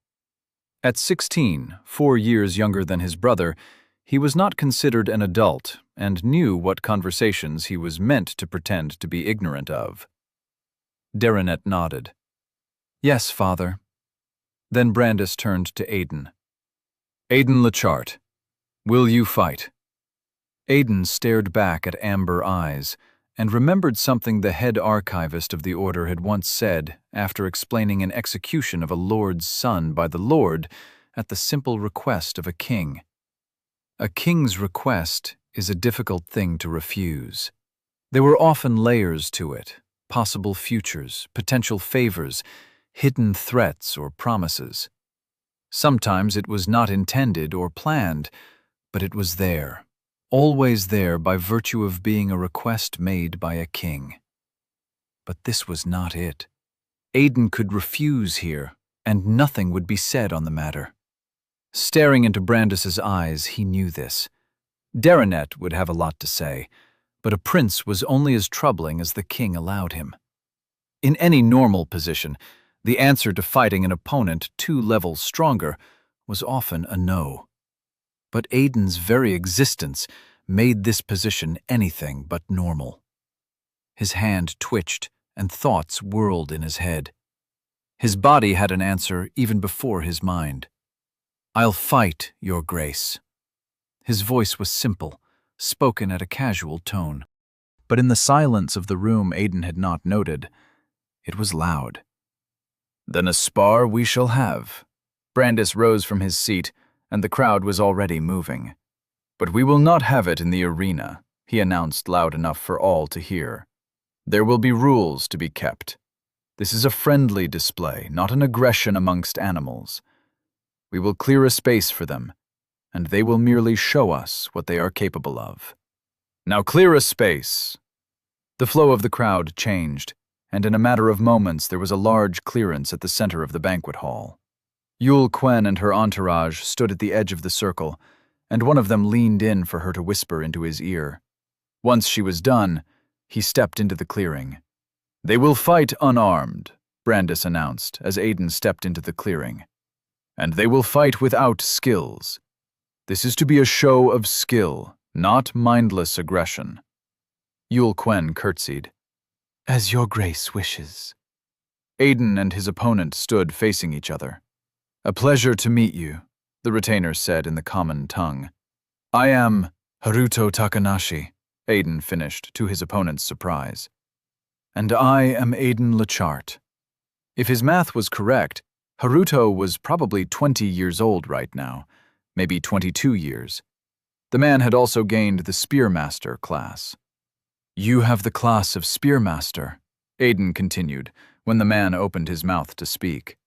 "As a show of good faith, I will also inform you of my class.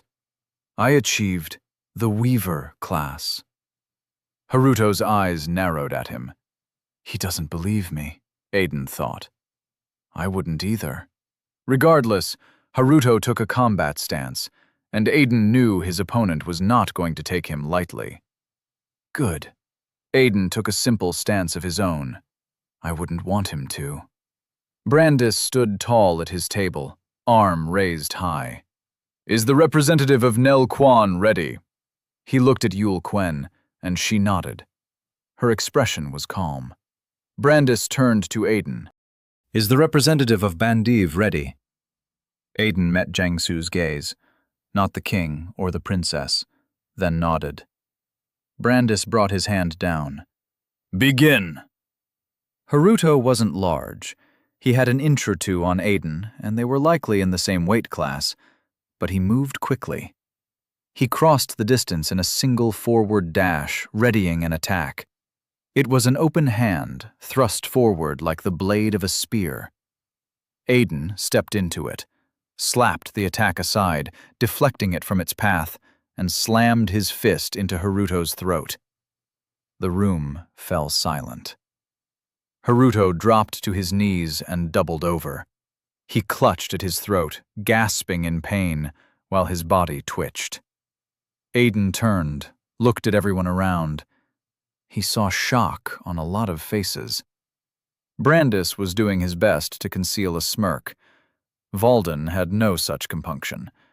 He smiled like a man whose team had just won against the odds. Yul Quen was the opposite of Brandis. Her frown was barely concealed, while Jiangsu watched in surprise and amusement. Aiden met Jiangsu's eyes once more, simply because he could. The reaction of Jiangsu told him that the man knew what he was about to do next. Jiangsu smiled, eyes never leaving Aiden's, as Aiden's next word filled the air. Next! Chapter 19. The Demon of Nel Quan. Yul Quen stared in anger. She knew she had not been insulted. However, she felt insulted. She'd told Haruto his duty. He was not allowed to deal any significant harm to the man he was to face, but he was to show an unquestionable display of dominance. Crush his spirit if he could. Her mother had advised her not to do anything that would foster enmity amongst the summoned, even if they were of different kingdoms, because, in the end, should the demon king rise, they would all need to work together to face them. A massive display of dominance could as easily breed enmity as it could establish a hierarchy. It was a calculated risk Yulquen was willing to take, and her mother had always taught her to take calculated risks. And if a person bred enmity from being outclassed, then they were clearly not men worthy of power. So what in the name of the false gods had happened? First, the man, Aiden Lachart, had announced Haruto's own name and class. This was something she would have to inform her mother of. King Brandis had spies within Nelquan, and exterminating all of them was to be a priority on their return. Then the fight had begun and ended in a single moment. All she'd done was blink, and Haruto was on the ground, convulsing like a choking child. And as if that was not enough, the fool had the audacity to do the unreasonable. "Next," Aiden called. Had they taught the boy nothing of decorum? Yulquen schooled her expression and turned to another of the summoned. She was about to speak when she caught an odd look on Jiangsu's face. The man was smiling. And it wasn't the kind he often showed her. It wasn't one of curtsy or something flirtatious. It wasn't patronizing or shown out of simple kindness. It wasn't even a smile of amusement. What she saw was a genuine smile, one that touched his eyes. Whatever he had seen, it had impressed him, pleased him. She didn't even have to ask to know what he wanted. Yulquen let out a resigned sigh. "They will not allow it," she said. "The level disparity is too high." The silence of the crowd, born of obvious shock, had dwindled into a small buzz of mutterings. Those around were pleased, but not entertained. Still, they would speak of this for a very long time. "What will not be allowed, Princess?" one of her retainers asked, a man over 30 years old. She waved him away. "Not you, Garand." Jiangsu's attention had still not left Aiden Lachart and his strange, too-long jacket. "They will not allow it," she repeated. Jiangsu's smile did not waver. "And yet it must happen." She willed as much firmness into her voice as she spoke again. "They will not allow it." Jiangsu was at level 20 with a unique class that was unheard of anywhere. To make a request to have a level 11 face a level 20 would be an insult, a stain on the name of Nel Chuan. And the level 11 was a weaver, for that matter, if he was to be believed. He wasn't even a combat class. "And yet," Jiangsu said once more, still smiling, "it must happen. It is inevitable." He raised one hand, the one he most often kept hanging on the hilt of his sword, the only one in a sleeve. Yulquen grabbed his robe, kimono, discreetly, hoping to stop him. For the first time since Haruto went down, Jiangsu looked at her, and she saw the fire in his eyes. She had seen it in a lot of men's eyes, men that would not be dissuaded from the madness they wished to plunge themselves into. She knew then that she would not dissuade him. He would insult the name of her great kingdom. Win or lose, there would be no victory for Nelquan in the game they played this night. And she would bear the responsibility of it all. She was older and had lived in this world longer. She was supposed to be able to stop him. But by the life of her, she knew she could not. Jiangsu raised his hand, drawing everyone's attention. "The level disparity between us may be high," he said. "But would you be willing to indulge me in a spar, Aiden Lachart?" Aiden smiled. It was almost as wide as Jiangsu's. Then he bowed respectfully. "It would be an honor." Brandis turned to Jung-Soo, confused. "And you are?" "Jung-Soo, Your Grace," Jung-Soo answered with a bow. "I am level 15, Aiden said, before Jung-Soo could finish his statement. Yul Quen paused, slightly confused. Was it possible that their spies had provided them with the wrong piece of information? It was. Jung-Soo was the only summoned that trained away from his peers. His training was under a significantly high-level master. Spying on such a person with a level beyond the 200s, as much as anyone knew, was an impossibility. It could not happen unless the person allowed it. Jung-Soo was the first to recover from his surprise. "I am actually level 15, Aiden repeated. There was something in his voice, an adamant tone that insisted he not be disobeyed. Yul Quen knew it, and knew it well. Her mother had used it often. He knows Jung-Soo is not level 15. She looked at Brandis. The king's expression revealed nothing, yet she couldn't help but wonder. Did the king know whatever piece of information his summoned was preventing Jung-Soo from sharing? He had to know. He was the king. And if he did, then there was no way he would allow— 15, King Brandis mused. The disparity is not that much. Yul Quen's jaw dropped. She knew she was supposed to school her expression at events such as this, but she couldn't believe this. The king was allowing it? This was madness. Either King Brandis didn't know, or he had gone mad. Beside her, Jung-Soo's smile threatened to tear his face apart. He was like a boy just given a new gift, something so amazing he hadn't even known he'd wanted it. He left her side so fast, it was like he practically jumped. All right, he said, squatted beside Haruto. You did good, my friend. You did good. He helped him up and guided him back to Yul Quen and the entourage. She took the moment to grab Jung-Soo by the lapel of his kimono. Win, she told him vehemently. It is important that you must. He looked into her eyes, as if she was a child trying to tarnish something most sacred, while he was an adult who was understanding of why she would do such a thing. All I can promise you, Yul Quen-suk, he said solemnly, is that I will fight. Then he was gone from her reach. Yul Quen frowned. She hated this sense of honor and integrity he liked to carry around. Yes, it was sometimes admirable, but he was still young. What did he know about honor and integrity?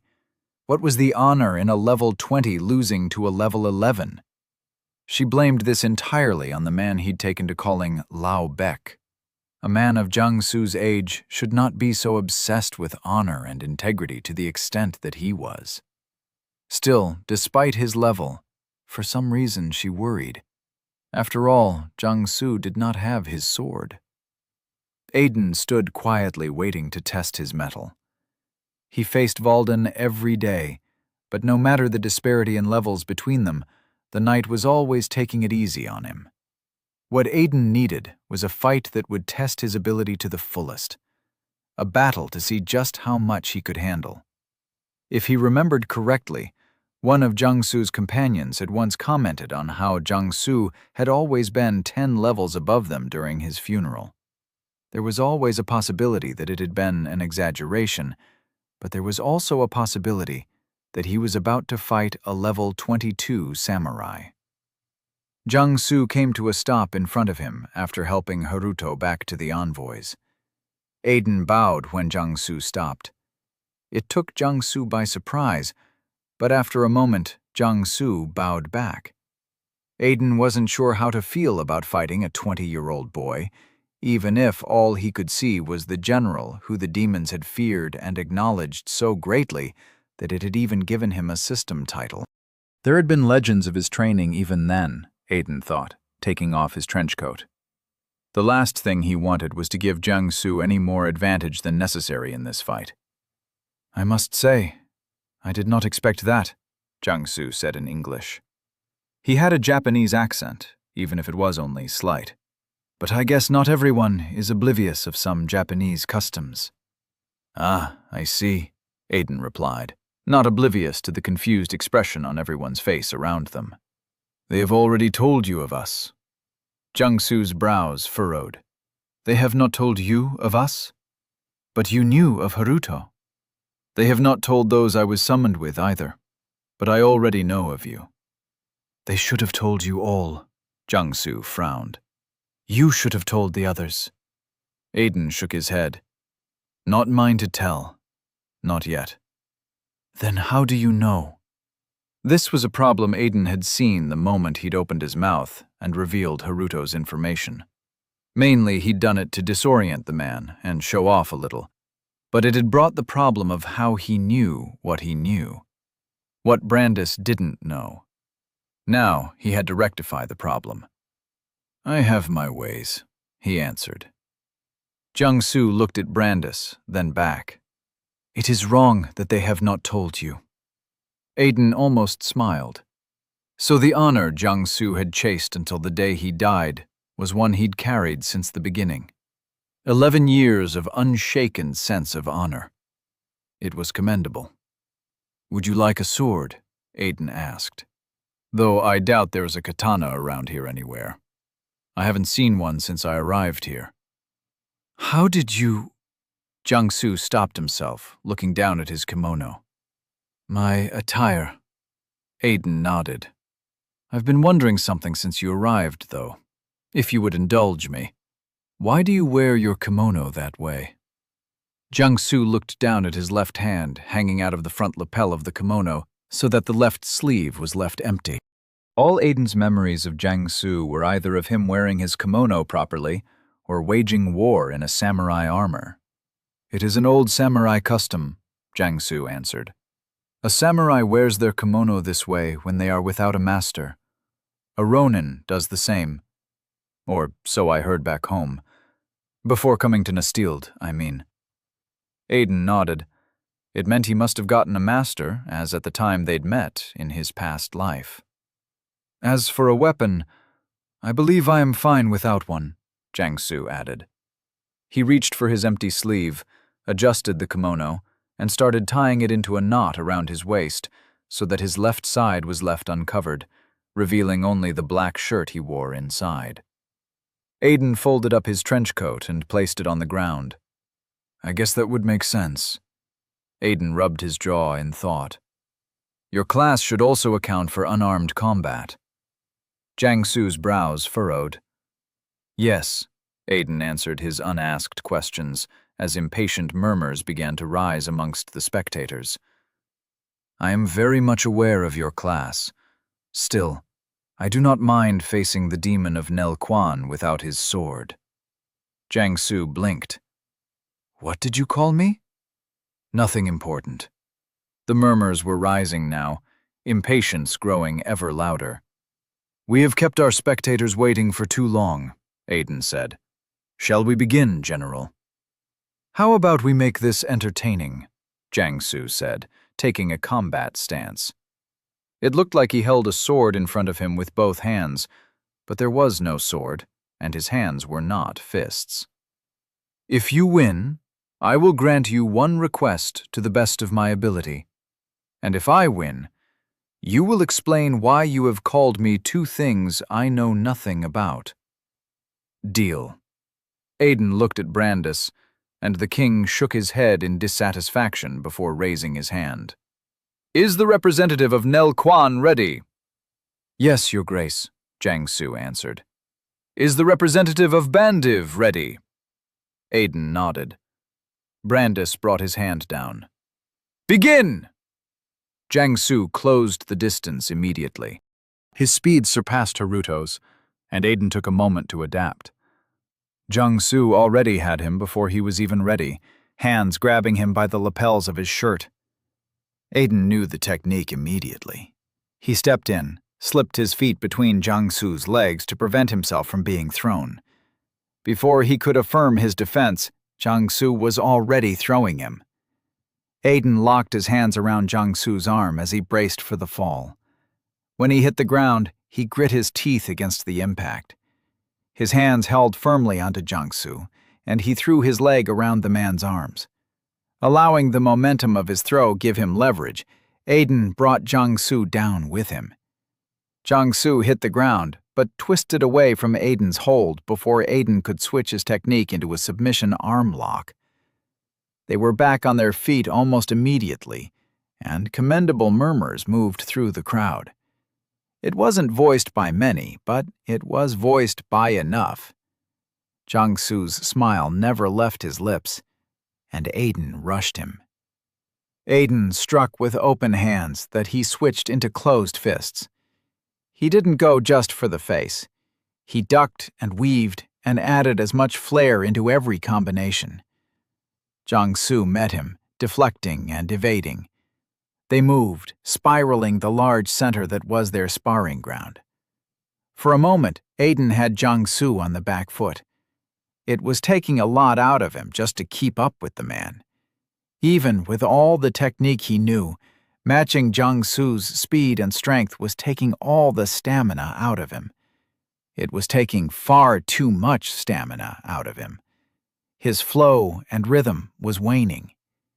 Then Jiangsu took advantage of a break in Aiden's combo and separated from him with a massive backstep, only to close the distance immediately. Aiden's last strike was a grab that caught the air before Jiangsu was on him once more. Jiangsu came at him from below, body bent at an odd angle so that he struck at him with an upward thrust. Aiden leaned back, allowed the blow scrape past him. Then Jiangsu brought the blow down. Aiden acted quickly. His feet carried him back, away from the blow that would take him in the chest. The blow came down, hit the ground, and Jiangsu vaulted forward with a kick, leveraging on it. Aiden deflected the kick with both hands, sending it aside. It did little to disorient Jiangsu, and the moment the man faced him, they went into a flurry of blows. They stood deep within each other's space, striking and blocking. Standing so close, there was no space for evasion. Each strike had to be blocked or deflected before it crossed a certain point and landed. They encircled each other as if executing a dangerous waltz, their footing doing as much work to control the fight as their blows. The sound of fists meeting open palms and thrown elbows being stopped filled the silent air. Aiden struck with his leg, never going above waist level, and Jiangsu stopped it with a raised knee. The moment their legs met, Jiangsu maneuvered his, stepped on Aiden's foot, and brought the strike down. Aiden winced at the pain of being stepped on by someone whose strength stat was clearly superior to his own, but was quick to slip his foot free immediately. The distraction was instant, and he barely stopped the elbow strike thrown at his nose with an open palm. The flurry lulled back into its odd pattern of attacks and defense, until a notification flashed in front of Aiden. Stamina 58%.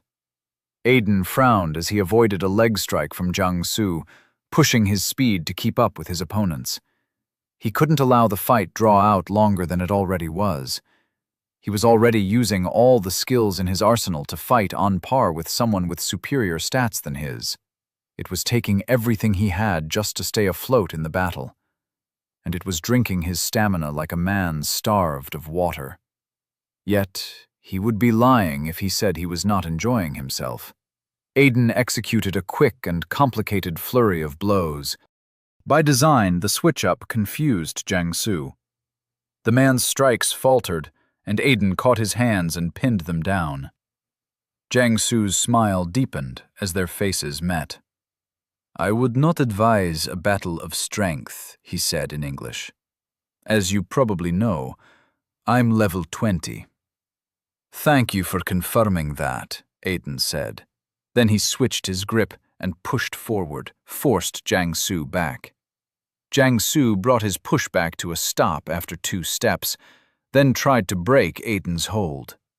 Their hands bobbed once before coming back down to the level Aiden had kept them. Jiangsu stared at their hands in confusion, then at Aiden. When he tried again, it was more of a display of skill than strength. Aiden strengthened his hold, kept their hands in place. "There are ways to pin any man down," Aiden said, groaning under the strain of keeping Jiangsu's arms locked down. "It'll take far greater technique to release yourself than you think." Stamina, 44%. "Nope," Jiangsu disagreed. "It's really not that complicated." Then he headbutted Aiden. The crowd erupted in cheers as Aiden's head reeled back from the blow. His vision blurred, and he fought to secure his hold on Jiangsu's hands. Jiangsu was already moving. He shook his arms one way, then another. Aiden's hold did not budge, but it took a lot out of him to ensure it. Stamina, 38%. Jiangsu threw another headbutt as Aiden's head came back, but Aiden was ready for it. He angled his head just right, tucked his chin into his neck, and braced for impact. When their heads met, Jiangsu was the one reeling back from a cut lip. But Aiden was not unaffected. His head thrummed, and his vision worsened. Stamina, 36%. His hold on Jiangsu waned, his strength failing. Jiangsu's hands went into another frenzy, turned one way, then another. Aiden knew he could not keep his hold, so he switched it from a hold to a grip, then spun himself into Jiangsu and flipped them. Aiden used a full-body throw, tossing himself as well. It sent Jiangsu soaring through the air. Jiangsu hit the ground and rushed quickly to his feet, as if he felt no pain, arm flailing defensively in the air to keep Aiden and any follow-up attack away from him. Aiden dived at him, tackled him with a wrestler's spear. He felt the strength in Jiangsu's core give under the force of his shoulder as he knocked the wind out of him and brought the both of them back down. They hit the ground hard, and Aiden's interface flashed in front of him once more. Stamina, 31%. "Oh, shut up," he groaned as he slipped his arms under Jiangsu's left arm, locked his hands over the right side of his neck, and squeezed. Jiangsu struggled against his hold. He went for strength, trying to break Aiden's lock. Aiden bent himself into the technique, squeezed with all his muscles. Stamina, 28%. Come on, then. Tap. Stamina, 26%. Jiangsu's strength was waning. Aiden could feel it in the lack of resistance against his lock. The air was silent, the crowd mute in anticipation. Then pain flared in Aiden's side, and he buckled under the force of it. Somehow, Jiangsu had reached across with almost no space for any significant momentum and punched him in the side with enough force to shake him. Health, 97%. Aiden's hold cracked under the impact of the blow, and Jiangsu pulled himself from it. To Aiden's surprise, Jiangsu didn't disengage. Instead, he grabbed Aiden and moved to somehow throw him even from their position. Aiden braced himself as Jiangsu rolled over him, using the momentum of the roll to force Aiden to go with him. Before Aiden knew it, Jiangsu had risen to his knees and was throwing him over his shoulder. "No, you don't." Aiden moved his center of gravity, transitioned from being thrown over the shoulder to an upper arm grapple that sent Jiangsu moving with him. Jiangsu followed him down, and his head hit the ground at an odd angle before he forced them apart with a strong kick to Aiden's chest. Each of them slid along the ground, but not so far apart. They were back to their feet as quickly as was possible, staring at each other, shoulders heaving as they panted heavily. Aiden's eyes locked on his stamina. Stamina 19%. Fighting someone stronger that knew what they were doing with everything he had was far too taxing for him right now. If Jiangsu kept going, Aiden was going to lose due to insufficient stamina. There was nobody present who wouldn't have noticed it at this point in the fight. Not an entirely bad way to go, he thought, smiling. At least he'd left Jung-Soo panting almost as much as himself. Jung-Soo's eyes ducked to something non-existent in the air, and Aiden almost chuckled. "How many % do you have left?" he asked in English. "Stamina's 38, Jung-Soo panted. "You?" 19. Jung-Soo laughed. "Call it?" Aiden nodded. "Sure. This one's yours." Jung-Soo dropped and sat down carelessly on the ground, exhausted. Aiden laughed and did the same, doing his best to control his breathing. The moment they both hit the ground, the crowd erupted in cheers. They didn't even wait for Brandis to call it. In all fairness, they hadn't waited for Brandis to call Haruto's loss either. Brandis stood in place for a minute, gave the crowd some time to get their cheers out of their system before raising a hand to silence them. "The winner," he looked from Aiden to Jung-Soo. Aiden nodded towards Jung-Soo when his eyes met with Brandis's. He knew the verdict and wasn't going to argue it. Even if Jung-Soo had sat down first, Brandis knew the truth. Brandis sighed. "The winner," he declared, "is Jung-Soo, representative of Nelquan." Some of the members of Yul Quen's entourage made short and quick gestures of victorious celebration before schooling themselves at a reproachful look from their princess. Another round of murmurs filled the crowd. It was debatable, but not displeased. Apparently everyone had something to say to each other about the spar. Before Aiden could pick himself up from the ground, Jung-Soo raised his hand, drawing attention to himself. "Just for the record," he said when silence returned. Aiden saw Yul Quen's expression dip into worry. "Lord Lockhart made a small mistake about something." That held everyone's attention, and Aiden almost laughed. Ever the honorable one. He had no idea what could have happened to make a man of 20 so obsessed with honor, so much so that he held it to his heart for years, up until his death. "And what is that mistake, Lord Jung-Soo?" Brandis asked. Jung-Soo took another moment to catch his breath before answering. "Lord Aiden Lockhart is level 11, but I am not level 15. Behind him, Yul Quen dropped her face into her hand as Jung-Soo finished. "I'm actually at level 20. The crowd erupted in a new type of cheer. Jung-Soo gave Aiden a smirk, and Aiden laughed as the chaos grew around them. At his table, Brandis shot Aiden a quizzical look. When Aiden saw it, he remembered that some of his posturing tonight would cause him some issues. He would have to answer questions he wasn't supposed to know anything about. When he looked away from Brandis, Jung-Soo was standing in front of him, holding a hand out to him. Aiden took it and allowed Jung-Soo pull him up. "And he calls me the demon of Nelquan," Jung-Soo said when he was standing. "What level 11 spars a level 20 to a standstill?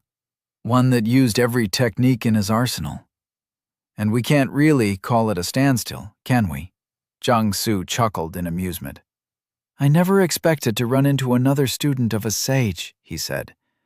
"I didn't even know you guys had a sage. You've got to tell me how you convinced him to teach you his style of fighting, though. Mine keeps on refusing." "Student of a sage?" Aiden blinked, the glory of their spar forgotten immediately. "Wait, what?" Chapter 20. Worries.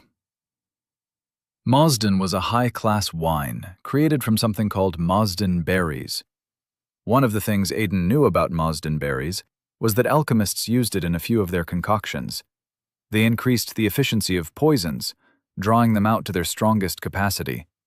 With the addition of another alchemical solution he could not remember, a certain level of perfect harmony could be achieved. Specifically, it was designed to give almost all levels a good enough buzz. Jung-Soo held up his glass of wine, stared at its contents. "So you're saying Mazden might as well be an alchemical concoction?" Aiden twirled the wine in his glass, keeping a discreet eye around them. All I'm saying is that it's designed to get the really high-leveled people drunk, he said. After their spar, Aiden had had more than his share of nobles and knights come to greet him. The conversations were short and simple. He'd displayed exquisite fighting acumen. It was impressive that he'd lasted so long against someone 9 levels higher than him. Where did he learn to fight like that? A noble or two had thrown in how powerful they were in the kingdom, and something about their 3rd or 2nd daughter with considerable power in the family, but no inheritance position, being a beautiful fit for him. Aiden had answered them in the only way he knew how to answer such conversations in his current situation: with lies. Now he was seated with Jiangsu, drinking Mazdan and dancing around the subject, while his mind came to terms with what he'd learned. When they had a little touch of freedom again, the hovering nobles listening to them, turning away to other endeavors, Aiden got up. "Shall we take this elsewhere? I've heard that this manor has a refreshing balcony." Jiangsu got up with him, and they made their way up a flight of stairs, answering greetings and returning bows, accepting compliments and claps on the back, until they were out of massive glass doors that escaped onto a large balcony. Free from attention, Aiden returned them to the real reason for their conversation. "You're saying that the kingdom of Nelquan has a sage," he muttered, not sure Jiangsu knew the weight of the information he'd given away. Jiangsu nodded, loose strands of moon-blue hair billowing in the night's breeze. "I know. What kingdom has what sage is usually a high-kept secret, but—" Aiden snorted. A high-kept secret? Jiangsu had no idea what he was talking about. Even kings didn't know what kingdoms had a sage. There were 5 known sages on Nastild, and that was a rumor very, very few people were aware of. Aiden hadn't even started to learn of these things until he'd joined the Order. In fact, as far as he could remember, Drax didn't even know that Brandis's advisor was a sage. This was throwing him for a loop. "Are you done?" Jiangsu asked with a cocked brow. "If you are, I was just saying that—" "Good evening, Lord Jiangsu." Both of them turned to find a young woman in a dazzling blue dress, littered with enough glitters to blind a man under enough light. She walked onto the balcony, closing the door behind her gently. The curtains at the glass door were drawn aside so that anyone without could see within, and vice versa. On the inside, Aiden caught a few people watching the woman as she approached them. She blushed when she got to them, chuckled shyly. "I hope I pronounced that right. It is a unique name, after all." Jiangsu gave her a kind smile, polite. "You did, my lady." The woman gave Aiden an equally kind smile. "Lord Lockhart?" Aiden gave her a subtle nod, but said nothing. "I just wanted to say that your first spar was truly amazing," the woman said. "That's the fastest I've ever seen any spar go." Aiden nodded again. "Oh, sorry." The woman turned and offered her hand, palm down to Jiangsu with the other hand placed atop it. "My name is Evelina Contrell, of House Contrell." Jiangsu moved to take her hand, and Aiden reached out to stop him by the wrist. Normally, he would have more tact, but there was nothing normal right now. He had just discovered another kingdom with a sage, and this other kingdom also had its own summoned people from Earth. Also, if he was to be believed, Jiangsu was the student of said sage. He wasn't sure which one was messing with his mind more. "Lady Contrell," he said. Evelina smiled and dropped her hand. "Call me Eveline. My mother is Lady Contrell." Aiden nodded. "Lady Contrell, Lord Jiangsu will be returning to his homeland eventually, and I have developed something of a kinship with him on account of the fact that he arguably whooped my ass a few moments ago." Evelina winced at hearing the word ass. "So, while what you were about to do would have made for an interesting scandal," Aiden went on, "you will have to find another envoy of the Nelquan kingdom." A new blush filled Evelina's face. Where it had once been from some level of shyness, it was now from embarrassment. She gave Aiden a confused look, then an embarrassed one. Then she opened her mouth, and no words came out. Finally, she just turned and left. Jiangsu looked from Aiden to the retreating woman, then back. What was that? Aiden gestured it away. It is customary to show interest in a man who you are just meeting by offering him your hand, with a hand over a hand, as she did.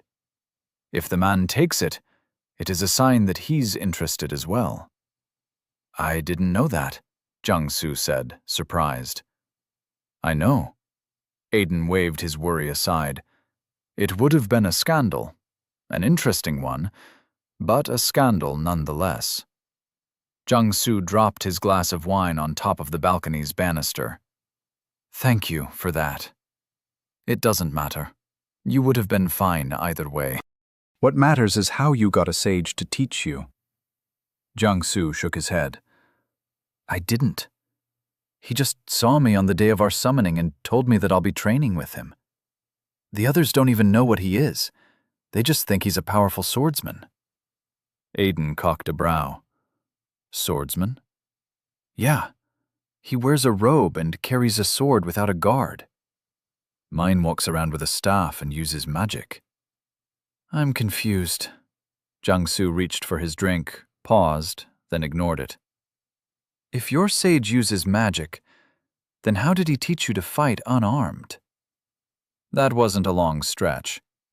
Aiden had a feeling there was no form of combat Brandis's sage didn't know. Still, he shook his head. I told you, he didn't teach me how to fight. In fact, I've only seen him twice, and I don't think he knows that I know he's a sage. Jiangsu frowned. Aiden could see that he didn't believe him. The question was, why? All right. Aiden emulated his action and placed his own glass of wine on top of the banister. Tell me this. Why do you think I'm being taught by one? First, there's no way you know he's a sage without someone telling you, and most of the people in Nel Quan's palace don't know theirs is one. They just think he's an advisor to the crown. And two, you fight like a sage. That caught Aiden's attention. You fought yours unarmed? All the time. He says it's good to know how to fight against someone with a weapon and someone without a weapon. There was a point in our fight when you were using the same moves he was using. Aiden ran a shaky hand through his hair. Now he needed to know if Brandis's sage was paying attention to this party. Brandis was here, so it was likely. Jiangsu looked at Aiden with a touch of worry. Are you okay? You look like someone just told you your dog died. Aiden shook his head absently. Never had a dog. As for the important thing, he couldn't really put it to words. He'd gone all out in this fight, used everything he knew about unarmed combat. It had been the only way to try and win in his situation. Just tell me two things, he said, voice shaky. Are you sure it's not just a strange fighting technique of this world? Jiangsu nodded. Certain. He told me himself. He said he couldn't teach me because it was a technique only sages can use. To teach me was to somehow break a sage rule or something. This is bad, Aiden thought. This is very bad. What's the second thing? Jiangsu asked. The fighting technique. His words trailed off, and he shook his head. Never mind. I already know the answer to that one. There was only one fighting technique he had used during their spar that was truly unique, even in this world. Is there a problem, Aiden? Jiangsu asked, worried. Aiden shook his head. Not at all. I'm just trying to remember where I actually saw it, since I wasn't actually taught. Also, I need a favor. I know I lost, but I need a favor. Do you think you can help? Jiangsu spared a moment to look at Yul Quen, where she was speaking to some lord down below them along with her entourage, before answering. As long as it's within reason. All right. Aiden was glad for that. First, I know you guys are already thinking of how to get rid of the spies in Nel Quan, because I know Haruto's class. We are. Yul is already running mad about it. This part was important. It had been a bit of his plan for when he began to possess knowledge he couldn't get from a library. He had planned to use it later in the future, but he'd gotten carried away and messed up with his displayed knowledge before his spar.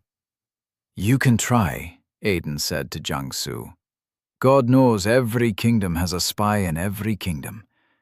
What I want you to know is that I have my own connections. They are not the kingdom's spies, and, try as you might, you'll never deal with them. Jiangsu looked at him through narrowed eyes. Okay, but I've not heard the request. Just what vaguely sounds like a threat. Aiden waved his words aside. Not a threat. Another thing you should know is that this kingdom knows nothing about my connections. And yes, not even our sage. But you didn't know we have one, though. I have learnt that they are a difficult existence to get information on. Aiden picked his wine glass and took a sip before placing it back down. Even your kingdom doesn't know that we have one? For safety reasons, I will advise we keep it that way. Bandiv never finds out about Nel Quan, and Nel Quan never finds out about Bandiv. Not that I'm refusing, but why? Because while I didn't know you guys had one, I know a thing or two about them. There are 5 known walking on the face of Nestild. Only 5. No one knows where any 2 are at the same time except themselves. It has been like this since the beginning of them. No idea how long that is. I fear for what would happen if they found out that there are 2 people that are not them with the knowledge of where 2 of them are at the same time. Jiangsu opened his mouth, then closed it. I've fought with mine enough times to know that that is a more worrying threat than even you know. The Queen does not oppose him, ever. She makes it look like she values his counsel, but sometimes it feels like she just never opposes him. Mine talks to the king like he's a child when it's only the 3 of us in the room. That's terrifying. It is, Aiden agreed. As I was saying, Bandiv is very unaware of my connections, and I would like to keep it that way. But I slipped up tonight, displayed knowledge the king doesn't have, and I'm not supposed to have. Jiangsu rubbed his chin. He'll have questions. Yes. How I knew Haruto's name and class. How I knew your level. Did you? Jiangsu asked. Aiden paused. Not exactly. Levels are a complicated thing. You could have increased your level between my last update and when you got here. My point is, I don't want him to know. If he knows, a lot of things will change. Jiangsu sighed. You do know that the story of you having your own high-level spies is almost impossible to believe, right? Aiden nodded. He'd initially planned to implement this maybe 6 months to a year down the line, but your stupid mouth, that's what. But this story would come to light late. For now, only Jiangsu needed it to help with his lie. I know, Aiden agreed. I see. Jiangsu didn't look like he saw. So what do you need me to do? When he asks me how I know what I know, I'm going to lie, Aiden said. I'll tell him that I overheard it during a conversation you were having with your companions. There is a chance he will believe me. We are kids in his eyes, new to this world. He would believe such a slip-up. The problem is if he finds a way to try and confirm it. I see what you mean. Jiangsu stared into the starry night sky. You want me to admit to having such a conversation? I'll handle it on my end. Now, your turn. You lost. Aiden smiled. On a technicality. Nope, you lost. Why did you call me General? Because of the way the others deferred to you, Aiden lied without missing a beat. I know it's probably because of how close you seem to be to the princess. She's always gravitating to stand beside you. But calling you General was meant to throw you off. Jiang Su chuckled. And Demon of Nel Quan? Your hair. It's naturally that color. Doesn't look like a magical augmentation. And people here with that color of hair usually have it magically altered. Only demons and monsters have naturally oddly colored hair. This time, Jiang Su shook his head in amusement. Mind games through and true. But how did you know it's naturally this color and not an augmentation? Humans on Nestild have brown, black, blonde, and the occasional red hair. All the other colors are, let's call it, magical dye. But they are brighter than yours. Yours looks more natural. Also, we have someone who also had a touch of dye when we got here. It's now just the natural hair color. It's just not very visible. Jiang Su touched his hair. Lao Bec, my sage, said the summoning was the reason. Something about recreation based on our state at that point. He says it naturalized everything. Still, can't say I know how I feel about the mind games you were playing with me and Haruto. Tell us things to throw us off balance before the fights. It didn't work on me, so that's something. Aiden shrugged. What can I say? I was about to go up against someone that was 9 levels above me. I needed every advantage I could get. Aiden stared at the stars in the night sky as thoughts returned to his mind. He thought of memories of his past life and problems of this one. He'd barely been here a month, and he already had problems he didn't have until Ted had become the Demon King. He knew the sin of knowledge, the transgression of knowing where 2 sages were at the same time. Both sages also lived in 2 of 5 kingdoms that had summoned people from Earth. It was a problem, and most likely not a coincidence. Penny for your thought? Aiden looked at Jiang Su. Sorry, just wondering what I'll do when my sage finds out that I have a fighting technique that belongs to him that I'm not supposed to know. Oh. Relief was heavy in Jiang Su's voice. If that's the case, you don't have to worry about it. Nothing gets past them. If you saw it somewhere and picked it up, then it's very likely that your sage wanted you to learn it. They tend to work in mysterious ways. That said, he picked up his wineglass and turned to the door. I have to return to my people. The princess gets worried when I'm gone for too long. Aiden nodded. It was nice meeting you, Aiden Lechart, Jiang Su said, offering him a handshake. Aiden took it. You too, Jiang Su. Try not to take any man or woman's hand offered in courtship on your way back. Jiang Su stiffened. The men do it too? Aiden gave him a wide grin. Who knows, General Jiang Su? Who knows? Before long, Aiden was left alone to the cool breeze of the night, the starry sky staring down at him, and the worries in his head.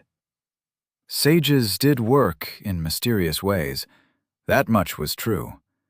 And sometimes they knew things and didn't worry about it. So, he shouldn't have anything to worry about. Knowing the fighting technique wasn't supposed to be something to worry about. But Jiang Su was wrong about one thing. Aiden had to worry about it. He had to really worry about it. Because Jiang Su had just told him that he knew some secret sage fighting style. And it was the exact fighting style they taught in the Order. What the hell is going on? The breeze was gentle, soft against his dark hair. Voss liked it here. Here, nobody bullied him for not having parents. Nobody looked at him with pity like the maids in the palace did. Nobody looked at him with fear like every single person of authority did. In the palace, he was either pitied or feared. There was no in-between. It was a better reaction than the one he'd had before he'd been brought to the palace. Before the palace, he'd been a street child, bullied and oppressed for not having parents by those that had, and for being weak and scrawny for those that didn't have, like him. He had a friend or two, but they were in the same boat, weak and preyed upon. They understood their friendship, comfort and lies in the name of hope. They shared their happiness where they could find it, but never their pain. It wasn't a friendship forged in fire, merely one forged in mutual grief. They were the weakest, lying at the bottom of the food chain. Too weak to bound together and challenge their oppressors, they accepted their fate at the bottom. When one was being bullied, the others hid, protected themselves. They were young, but they were not foolish. Grief dissolved certain delusions of grandeur from a person's mind. So when one was done taking their beating, they knew they could always find the others and forget themselves in the blatant lies that were dreams designed to console themselves. Dreams of becoming great warriors when they were 18 and received their very own interface and a chance to be powerful. Dreams of being taken pity on and picked from the street the way they'd often seen strays get picked by random strangers. Dreams that one out of the three of them would never get to see. But Vass was living one of those dreams now, picked from the street by a random old man with curious and intentional eyes. The man had no name, merely a staff and long beards. He was clean, cleaner than anyone Vass had ever seen in Bracknell. But he was also quiet. Vass had never been expected to be brought to the palace. He'd even accepted the fate that he was to be used for some experiment. It wasn't the first time there were stories of alchemists and necromancers doing human experiments of some kind. But here he was, the weakest member of the palace, yet the most feared and pitied by proxy and existence. Knights bristled each time they walked along their way, only to have their path cut off by his very presence. Some of them thought he liked doing it, liked to stand in their way and look at them like they had no other future but what he was going to tell them. It hadn't been until later on, when the old man had told him he had other uses apart from playing errand boy to the king. No one had known, but he had been present at the summoning, hidden away in a corner as he had played his major yet small part in the event. The old man had patted him on the head, told him he'd done well, then sent him on his way when all was done. So yes, Vass loved living in the palace and away from his old home. But he hated how those who lived in the palace looked at him. He was very sure that Deranet, the crowned prince, hated him. If he was to still be around when the man became king, he was sure to be hanged. But there was nothing he could do about it. He would be hanged, and another young child would take his place. Vass let out a tired sigh and looked up at the starry night sky.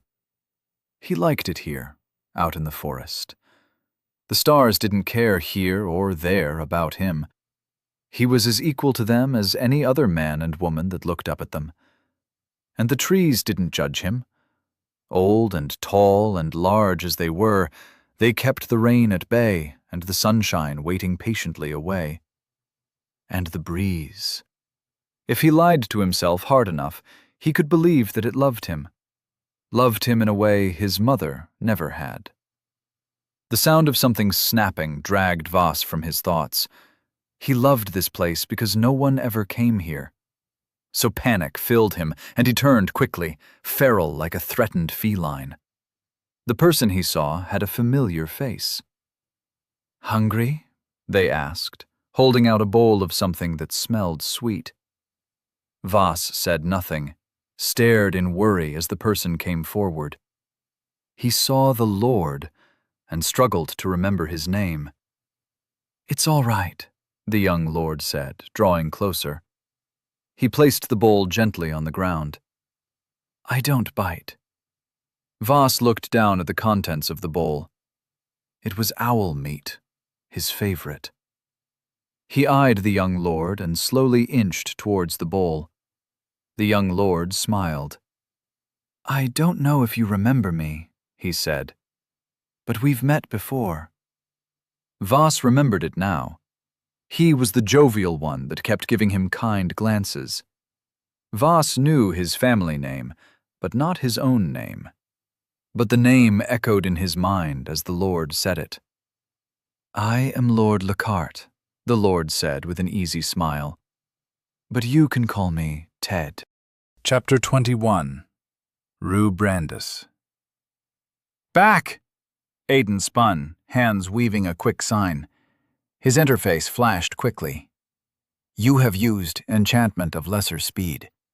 Then he darted away, blitzed through the distance so that the swords came down on nothing. When he came to a stop, it was amidst a small cloud of dust. He gave Valden an incredulous look. What was I supposed to do with back? They were coming at me from all sides. Valden shrugged. I called out the most fatal attack. That was a distraction, and you know it. Drax was panting hard. And you still managed to escape it. Beside him, Leto dropped to sit down on the ground. They'd been sparring for an hour straight, and Aiden was impressed with their growth. Anita dropped her short sword and joined Leto on the ground. Can't believe the clone didn't work, she muttered. Aiden held his hands in front of him. The effect of the enchantment was still flowing through him. Speed remained in his muscles, waiting for him to make a move. With normal enchantments, there was a trigger to them, an off switch of sorts. All you had to do was cut off your flow of mana to the enchanted item, and it would cease as long as it was not the kind of item with an area of effect function. For Aiden, however, enchanted weave did not work the same way, so he had to be careful of which enchantments he used and when. Valden said there were skills like that, but as the mastery increased, he would learn how to deactivate it. Aiden really hoped so. The last thing he wanted to do was use a lightning enchantment and be unable to turn it off when his enemy decided to turn up with a bucket of water. The wooden sword he'd used was chipped and cracked, suffered under the weight of all the blows he'd had to parry and defend. He tossed it aside. Can someone tell me why Ted hasn't been joining us these past few days? Anita asked. It had been a week since the ball. A week since Aiden suggested Drax and Anita be added to his training with Valden. At first, the knight had simply gotten them other soldiers that could help with their training, but today was their first time sparring against Aiden. As for Ted, Aiden could still remember how the conversation had gone. Ted had turned him down politely. As eager as he was to get strong, he wasn't that eager. He's not interested, Drax said. He was nice about it, though. And Sam? She asked. Aiden didn't remember inviting Sam. I don't remember inviting Sam, he said. Leto gave Aiden an awkward look. I did, but he refused. I think he really doesn't like you. I don't like him, too. Ever figured that there might be a... Aiden cut himself off with a deep breath as the speed slowly ebbed from his body. He felt it the moment it was all gone. As for inviting Sam, Leto hadn't done anything wrong. Not entirely. Yes, it was not his place to extend the invitation without Aiden's permission, but Leto was often everybody's friend. He always wanted to be. But that wasn't Aiden. And try as he could, he wasn't willing to help Sam get as much power as he wanted. It didn't matter how much of the future he changed. Drax would be an enemy of Ted if Ted became the Demon King, but he was still a good person. What Sam became was a far cry from a good person. Call him biased, but Aiden couldn't shake it. And I'd kill him again if he tries to walk that path. Aiden ran a tired hand through his hair and checked his stats. Health 100%, stamina 42%, mana 15%. He still had a long way to go with his enchantments. The mana requirement for each enchantment when he used it was almost double the mana requirements for activating an enchanted item, which meant he had to work with lesser enchantments when using the class skill and support it with enchanted items. How exactly does that clone skill work? Leto was asking Anita as Aiden checked his stats. It's an effect of the doppelganger class, she answered. Aiden turned away from the group as Drax's attention went to Anita's explanation. Taking a stroll in Valden's direction, he pulled up his interface. Name, Aiden Lachart. Species, human. Age, 19. Class, Weaver, level 14. Class skill, Enchanted Weave, Mastery, 12.20%. Walking Canvas, Mastery, 08.00%. Locked, Mastery, 0.00%, U. Affiliation, Kingdom of Bandiv. Title, Goblin Slayer, Defier. Skill, Tongue of the Visitor, Mastery, 100%. Basic Swordsmanship, Mastery, 57.03%. If Unarmed Combat, Mastery, 42.90%. Resilience, Mastery, 50.03%. Mana Manipulation, Mastery, 21.03%.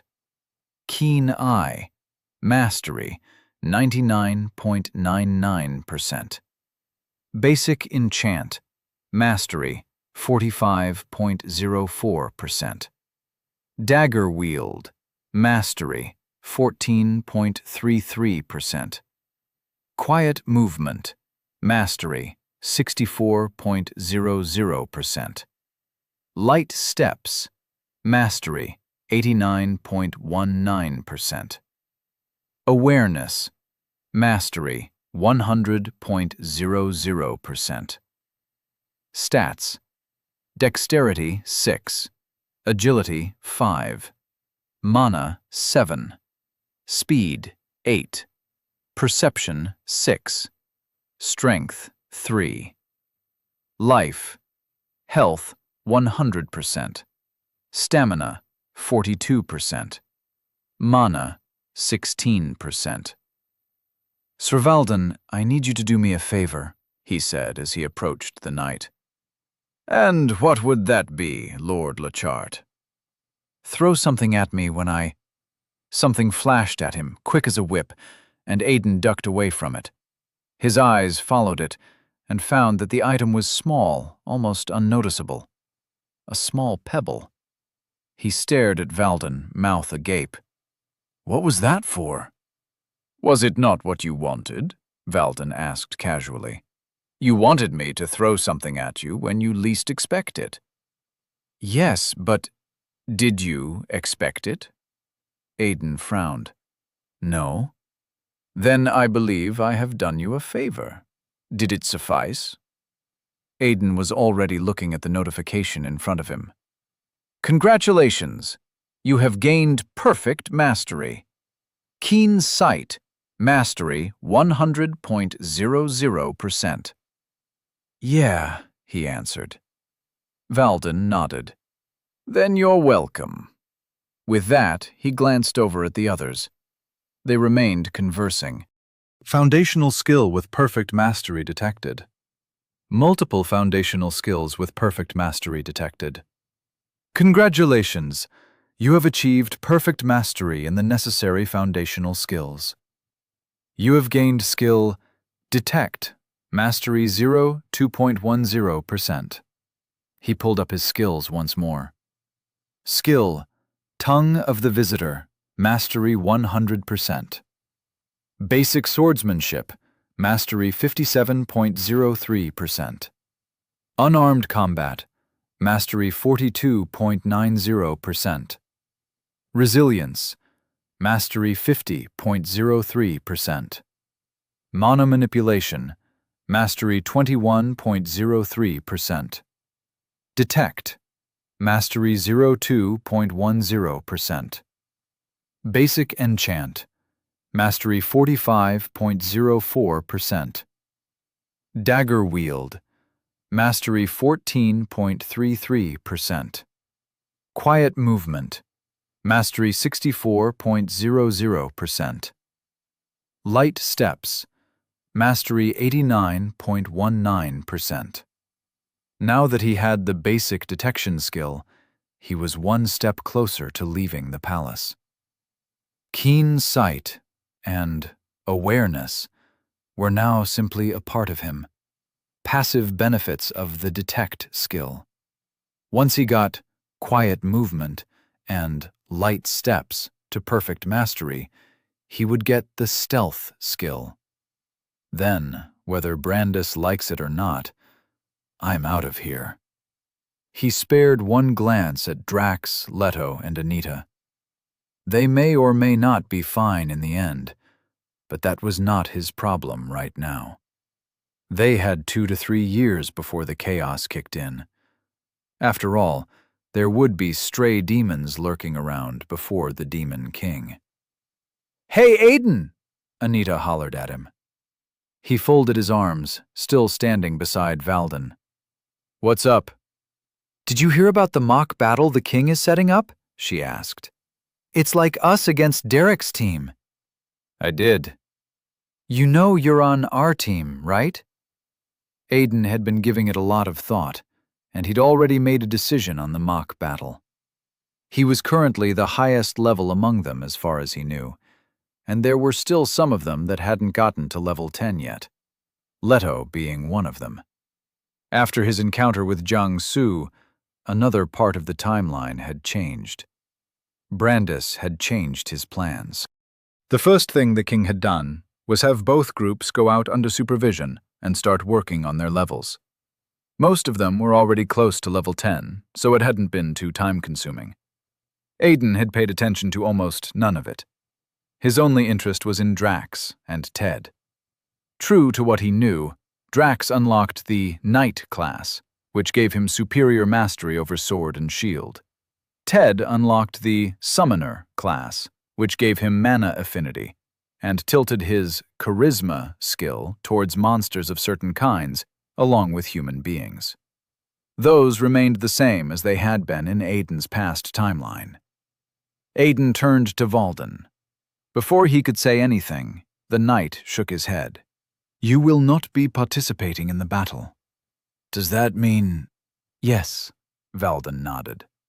"The king has granted your request. He has given you leave to explore beyond the capital city, to the south, as you requested." Valden put his hand to the hip of his shield, and a small enchantment engraving came alive in the softest blue. His hand dipped into it and pulled out a rolled-up parchment. The parchment was held together by a piece of twine that was sealed with the engraving of the king. Valden handed it over to Aiden, and he took it, but didn't open it. In the past week, he'd discovered that more time spent in the palace while waiting for their first quest was simply a waste of time. So he'd switched up his plan a little, moved his destinations around. "In there is a letter to the Naranoff house," Valden said. "They will be your host for the duration of the time you will spend there. Also, you have been granted clearance, by that letter, to use the teleportation center." "What of my request for a companion?" "All you have to do is pick a companion of your choice. The letter accounts for a +1, so anyone will suffice, as long as they agree." Aiden looked down at the parchment. "You have used skill Detect." Item: Royal Decree. King Bandus IV has penned a royal decree instructing that the wielder of this decree, Lord Aiden Lacarte, be granted all necessary requirements and extended hospitality by House Naranoff. This is to be extended to any +1 of his choosing, at Lord Aiden Lacarte's discretion. Refusal will be seen as disobedience to the crown. The Detect skill was amazing. Official documents like this possessed some level of interaction with the system. As such, he didn't have to open it to know its contents as long as he possessed the detect skill. If this had been penned by someone without an official position sanctioned by the system, or someone that was not a scribe, the best the skill would have gotten him was probably that it was a rolled-up piece of paper. At a higher mastery, it would have gotten him more. And if whoever penned it in an official capacity had chosen to place a secrecy enchantment on it, it would have gotten him less. Aiden tapped the paper against his hand in thought. Now he just had to speak with his +1. "When will we be leaving?" Valden asked, with what seemed like a reluctant tone. Aiden blinked. "You're coming with me?" Valden paused. "Am I not?" "Why would you be?" Aiden gestured at the other 3 people seated on the ground. "You've got your work cut out for you while I'm away." Valden's helmeted head tweaked downwards. "I thought," he muttered, letting his words trail off. Aiden cocked a brow, realizing what was happening. "You thought you were my +1?"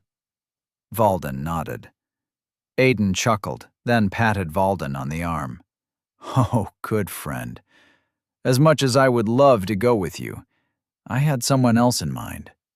Besides, if I take you, who would train these children?" "We heard that!" Anita shouted over the distance. Valden looked from her to Aiden. "Isn't she older than you?" Aiden shrugged. "They're all older than me. I think I'm the youngest of all the summoned." Valden disagreed. "You're 19. I'm sure there is one of you that's 18. Aiden had no idea who that was. The youngest Aiden remembered was Leto, and the boy was older than him by a few months. "Anyway," Aiden said, "someone has to teach them. They can be returned to their respective teachers." Valden folded his arms. There was something petulant about the stance. "Private sessions were only meant for you, Lord Lockhart." Aiden stroked his jaw. "I see. And what exactly do you see, Lord Lockhart?" "That you actually want to come with me." "Wait, what?" "It's all right," Aiden laughed, slapping the armored arm once more. "I'll see if there's anything I can do about it. I just thought you wouldn't be interested in leaving the capital. That's why I didn't plan for it. I honestly thought you'd like to remain as close to the king as possible." Valden looked down at his arm where Aiden had patted him, then at Aiden. "It is not that I want to come with you or not. It is simply that I was under the assumption that I would be coming with you, seeing as I handle all your tutorship." "You don't handle my magical lessons." "You do not study magic, Lord Lockhart. You do not have the affinity for it." Aiden looked at the knight through narrowed lids. "Touché." Valden shrugged and looked away. "Merely stating a fact, Lord Lockhart." "Well, I learn enchantments, and you don't play a part in that. So there." Aiden stuck his tongue at him, surprising even himself with the childish behavior. He still wasn't over the fact that 2 lifetimes, and he still couldn't learn magic. "Anyway, if my +1 refuses, I'll consider having you for my +1, as long as you have no problem with it. We can practice my French while we are at the portal." "French?" Valden asked, confused. "What is that?" "The language of love, Sir Valden," Aiden said, then started making his way for the exit. The language of love. Now he needed to speak with Ted. The mock battle would be useless to him. The time Ted would use to prepare for the battle would be better spent preparing for the rest of their stay in Nastild. Besides, he needed to get them ready for the first quest the king had for them. After all, nobody had known the town had actually been cannibalistic, and he wasn't going to go giving out information that would put him under more suspicion than he already was. The fact that Brandis was yet to summon him regarding how he had the information he had on the Nel Quan envoys when he, the king, didn't have it, was still troubling Aiden. "What do you mean you don't want to come?" Ted was lying down on Aiden's bed, playing with what looked like a small fire-breathing lizard. It had green scales and the head of a bearded dragon. It was also as long as Aiden's forearm. Ted ran a finger along the top of its head, and it spat out a tiny gust of flame. "Do you know that the flame lizard has the potential to grow as large as a horse?" Ted said, still rubbing its head. "And a Japat can use its feces like fired projectiles. It is their preferred way of combat against smaller opponents." Aiden came and sat beside Ted on the bed. The flame lizard hissed at him, and he smacked it on the head with the parchment to deter it from any unruly behavior. The summoned creature scurried away from him, moved closer to Ted. Ted gave him a look. "Isn't that document supposed to be important?" "It is, but aren't you supposed to be happy to leave the palace?" Ted rubbed the creature's head once more before it slowly started dissipating into smoke. Ted waited until it was completely gone. 3 minutes, he noted with a frown. Too short. "What level are you?" Aiden asked, genuinely curious. So early into being a summoner, 3 minutes for a summoned creature was a good number. Rather than answer, Ted waved his hand as if casting a spell, and an icon appeared above his head. Theodore Lachart, Summoner, level 15. Aiden just stared. He had a lot to say about what he was looking at. An entire book worth. But his mouth was momentarily too stunned to speak. He'd literally gone through a small army of goblins and killed a goblin shaman. He was level 14. "In your defense, you're supposed to be level 17. It was a logical excuse, but it still didn't make sense. And he'd been thinking not very long ago that he had the highest level amongst all of them. I guess pride always comes before a fall. Still, that was that, and this was this. Aiden brought them back to the conversation at hand. "You still haven't told me why you won't come with me," Aiden said. "That's because I like the palace, and the people, and where I am." Ted made a gesture with a finger, and a geometric sign appeared in the air, then burst into smoke. "Also, there's a small mock battle Brandis is setting up, and I really, really want to whoop Derek's ass." When the smoke cleared out, there was a massive spider on the bed. It was 1 foot tall and almost 3 feet wide on account of its long and thin arachnid legs. It turned, multiple eyes looking around as if it had no idea where it was. Ted gave it a friendly wave when it looked at him. "I also made friends I'll miss if I go," Ted continued, as the spider slowly crawled up to him. "So you go. I'll be fine." Aiden was a little stuck on the sight of a spider cuddling his brother's face as if it was a totally normal thing as he got up from the bed. One of the things Aiden had been hoping for was to use their time on the road to explain his situation to Ted. They'd spent enough time together since coming here, and while their bond was not as strong as it had been in his previous life, it was strong enough. At least Ted would ask questions, but wouldn't discard him as someone with a mental case. But that plan was now a bust. "All right," Aiden conceded with a sigh. "But how about we take a stroll outside the castle walls before I go?" Apart from the goblin hunt, they hadn't been outside the castle walls together. If they wouldn't travel together, then this was his chance to explain to Ted. Ted looked at him, squinted in thought. Then he hummed thoughtfully. It was as if he was considering a reason for going out, as if he knew all the reasons they would spend time together outside the palace, and was weighing if he was interested. In the end, his answer was simple and nonchalant. "Nope." Aiden halted his steps towards the door and turned. "What?" Ted turned and laid on his back. "Nope." He popped the word enthusiastically as the spider took its time climbing on top of him. The sight gave Aiden a very wrong feeling. He didn't know if Ted liked spiders. "Why not?" he asked, then pointed at the spider. "And that's creepy." Ted raised his hand and scratched the spider behind its head. It is?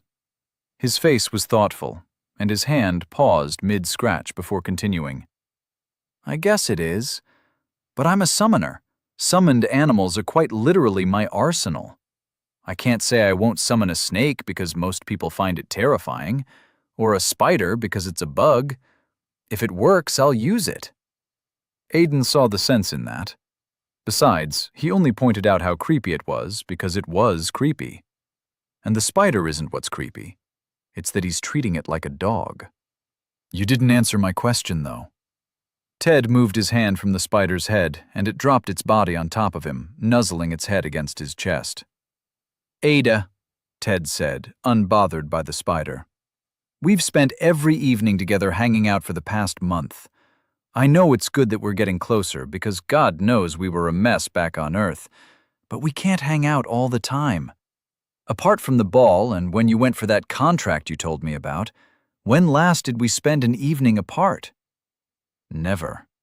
Every evening they ate their dinner and Aiden and Ted just hung out in their room. Most of the time, they didn't even do a lot of talking. They were just present. Judging by the look on your face, you have the answer to that question. Ted's head was hanging over the edge of the bed, so that he looked at Aiden upside down. Which means that I've spent all my evenings and nights with you. Now, you might enjoy hunting for power and going to bed, but I enjoy female company and getting laid. It might make me sound like some kind of sleaze, but I haven't gotten laid in 2 months. Aiden raised a finger while wanting to say something, then dropped it. What was he going to say? Do you need the evening to yourself? He asked in the end.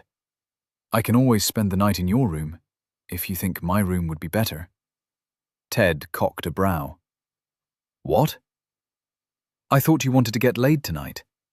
Nastilde doesn't have protection, but there are actually enchantments that help with that whole thing.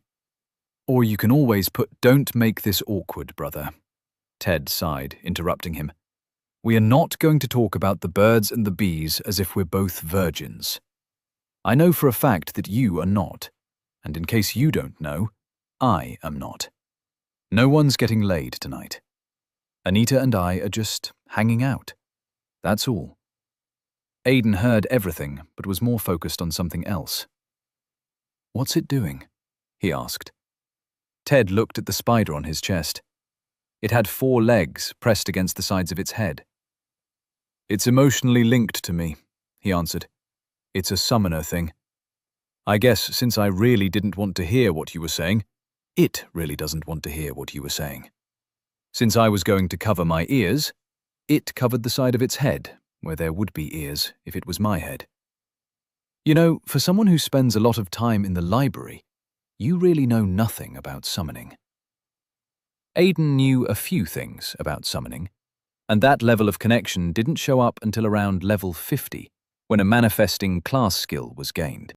Maybe that's why he grew so fast, Aiden thought.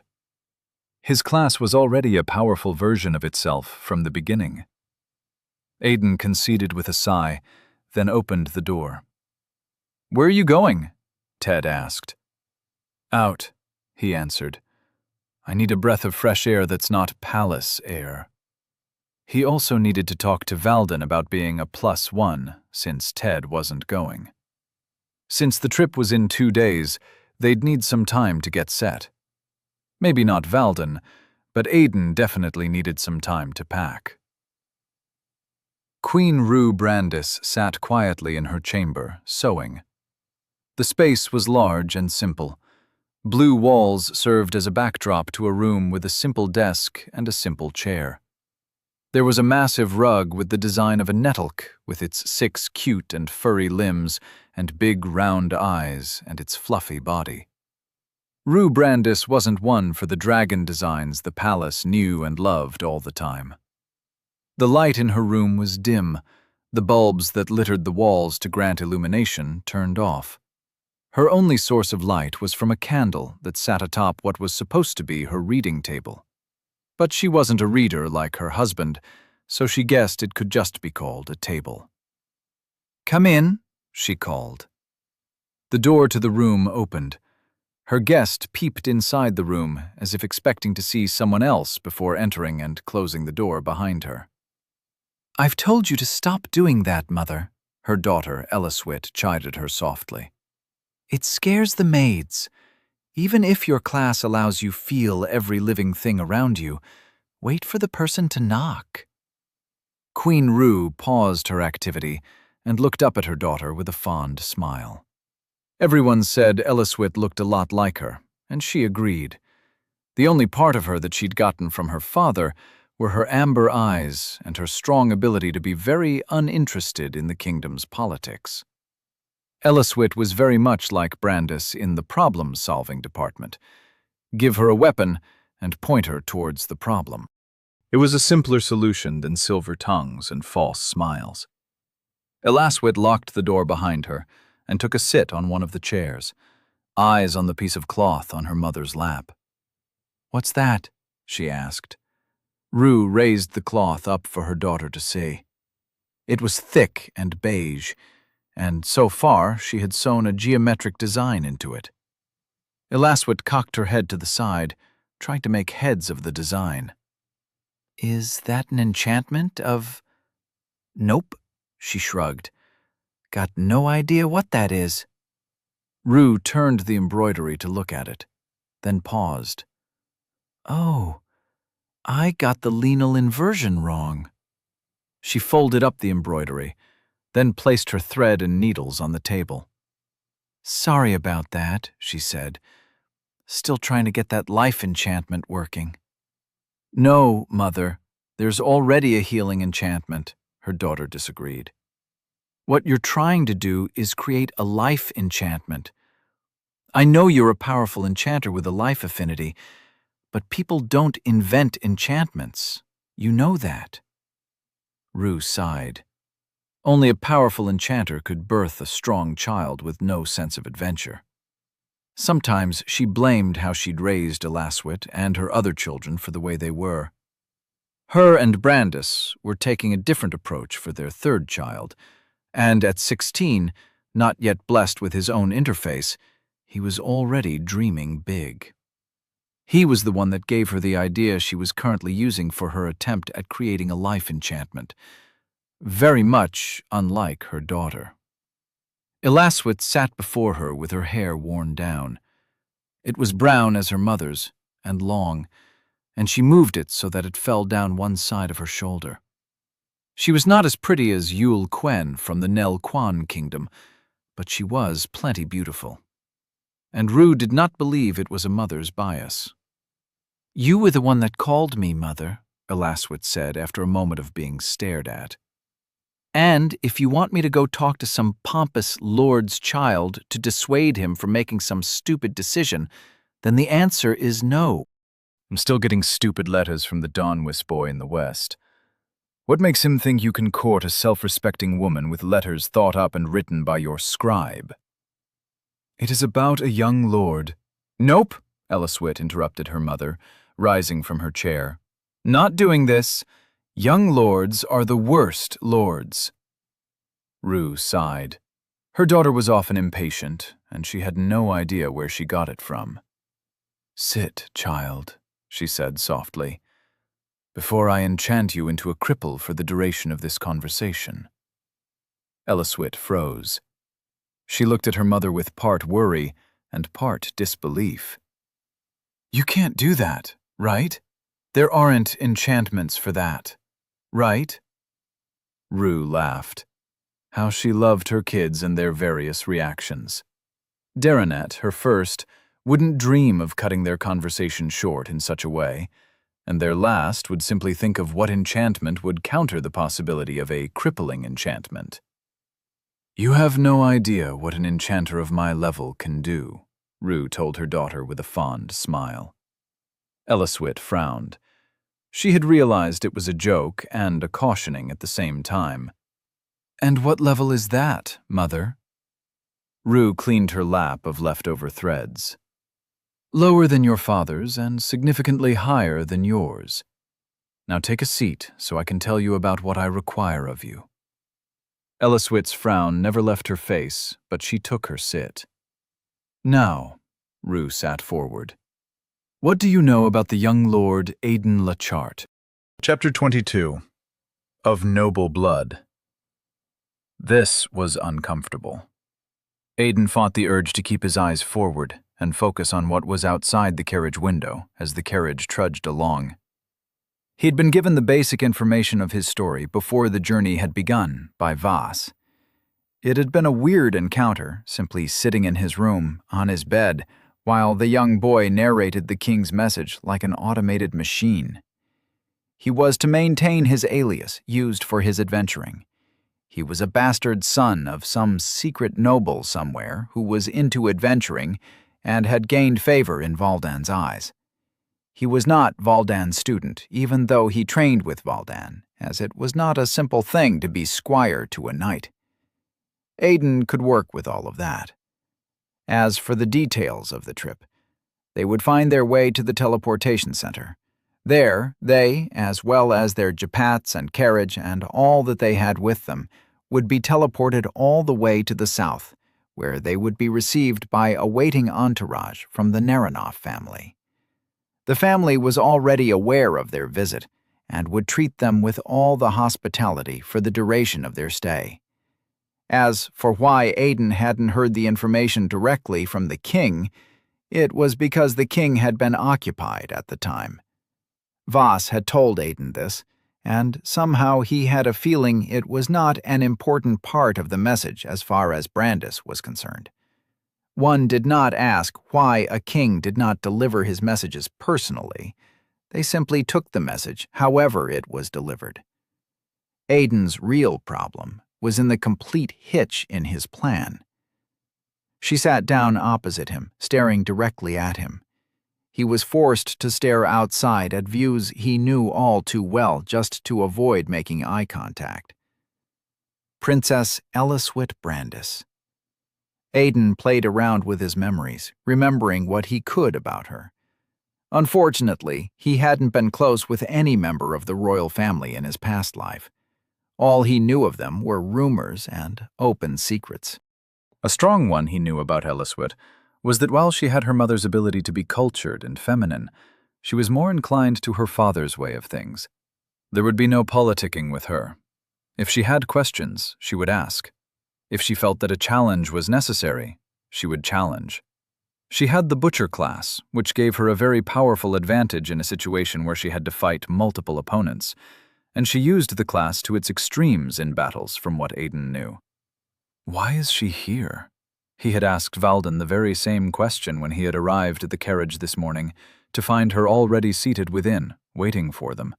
Valdan's response had been simple and very lacking of information. She has business in the south. Aidan would have liked to go into his old knowledge to claim that she in fact had never had business in the south, but he could not. That was the thing with his past life. He only knew what he knew. And in his earlier days, there had been a lot of things he hadn't known. At this rate, he could not count on his knowledge of the minuscule things. All his actions had already set the minuscule things askew. He had clashed with Jiang Su in unarmed combat, killed a goblin shaman that may or may not have gone on to do other things, and gained the direct attention of king and sage. Don't forget you've also helped ensure the first person to know the location of 2 sages outside of yourself. Does Lord Lockhart intend to stare out of the carriage for the duration of our trip, Sir Valdan? Eliswit asked. Is this how he is when he travels? Valdan wasn't dressed as a knight currently, merely a simple man on a trip, with his hair tied back in a blue ribbon. Unfortunately, Princess, he said in a respectful tone. This is to be my first trip with the young lord, one I almost did not attend. So you do not have the answer. I do not. However, we did take a carriage to the ball hosted for the envoys from Nelquan, and there wasn't so much outside the carriage staring. Aidan held back a scowl as they passed the Adventure Society hall. Lord Lockhart, Eliswit said, addressing him directly. Princess? He did not take his eyes off the road outside. You may call me Eliswit in the presence of Sir Valdan, or when we are alone, she corrected. Aidan fought the urge to raise a questioning brow. when they were alone? You did not suggest etiquettes to be addressed when alone unless you either expected that events would lead you to be alone with the person, or you planned on being alone with the person. I will remember that, Princess, he answered. You're 30 years old and you do not know how to have a conversation with a woman, he chided himself. It was a worrying thought. Well, technically, I'm 19 and she's 22. Also, I talked with Talonor just fine. It's a princess I'm having an issue with.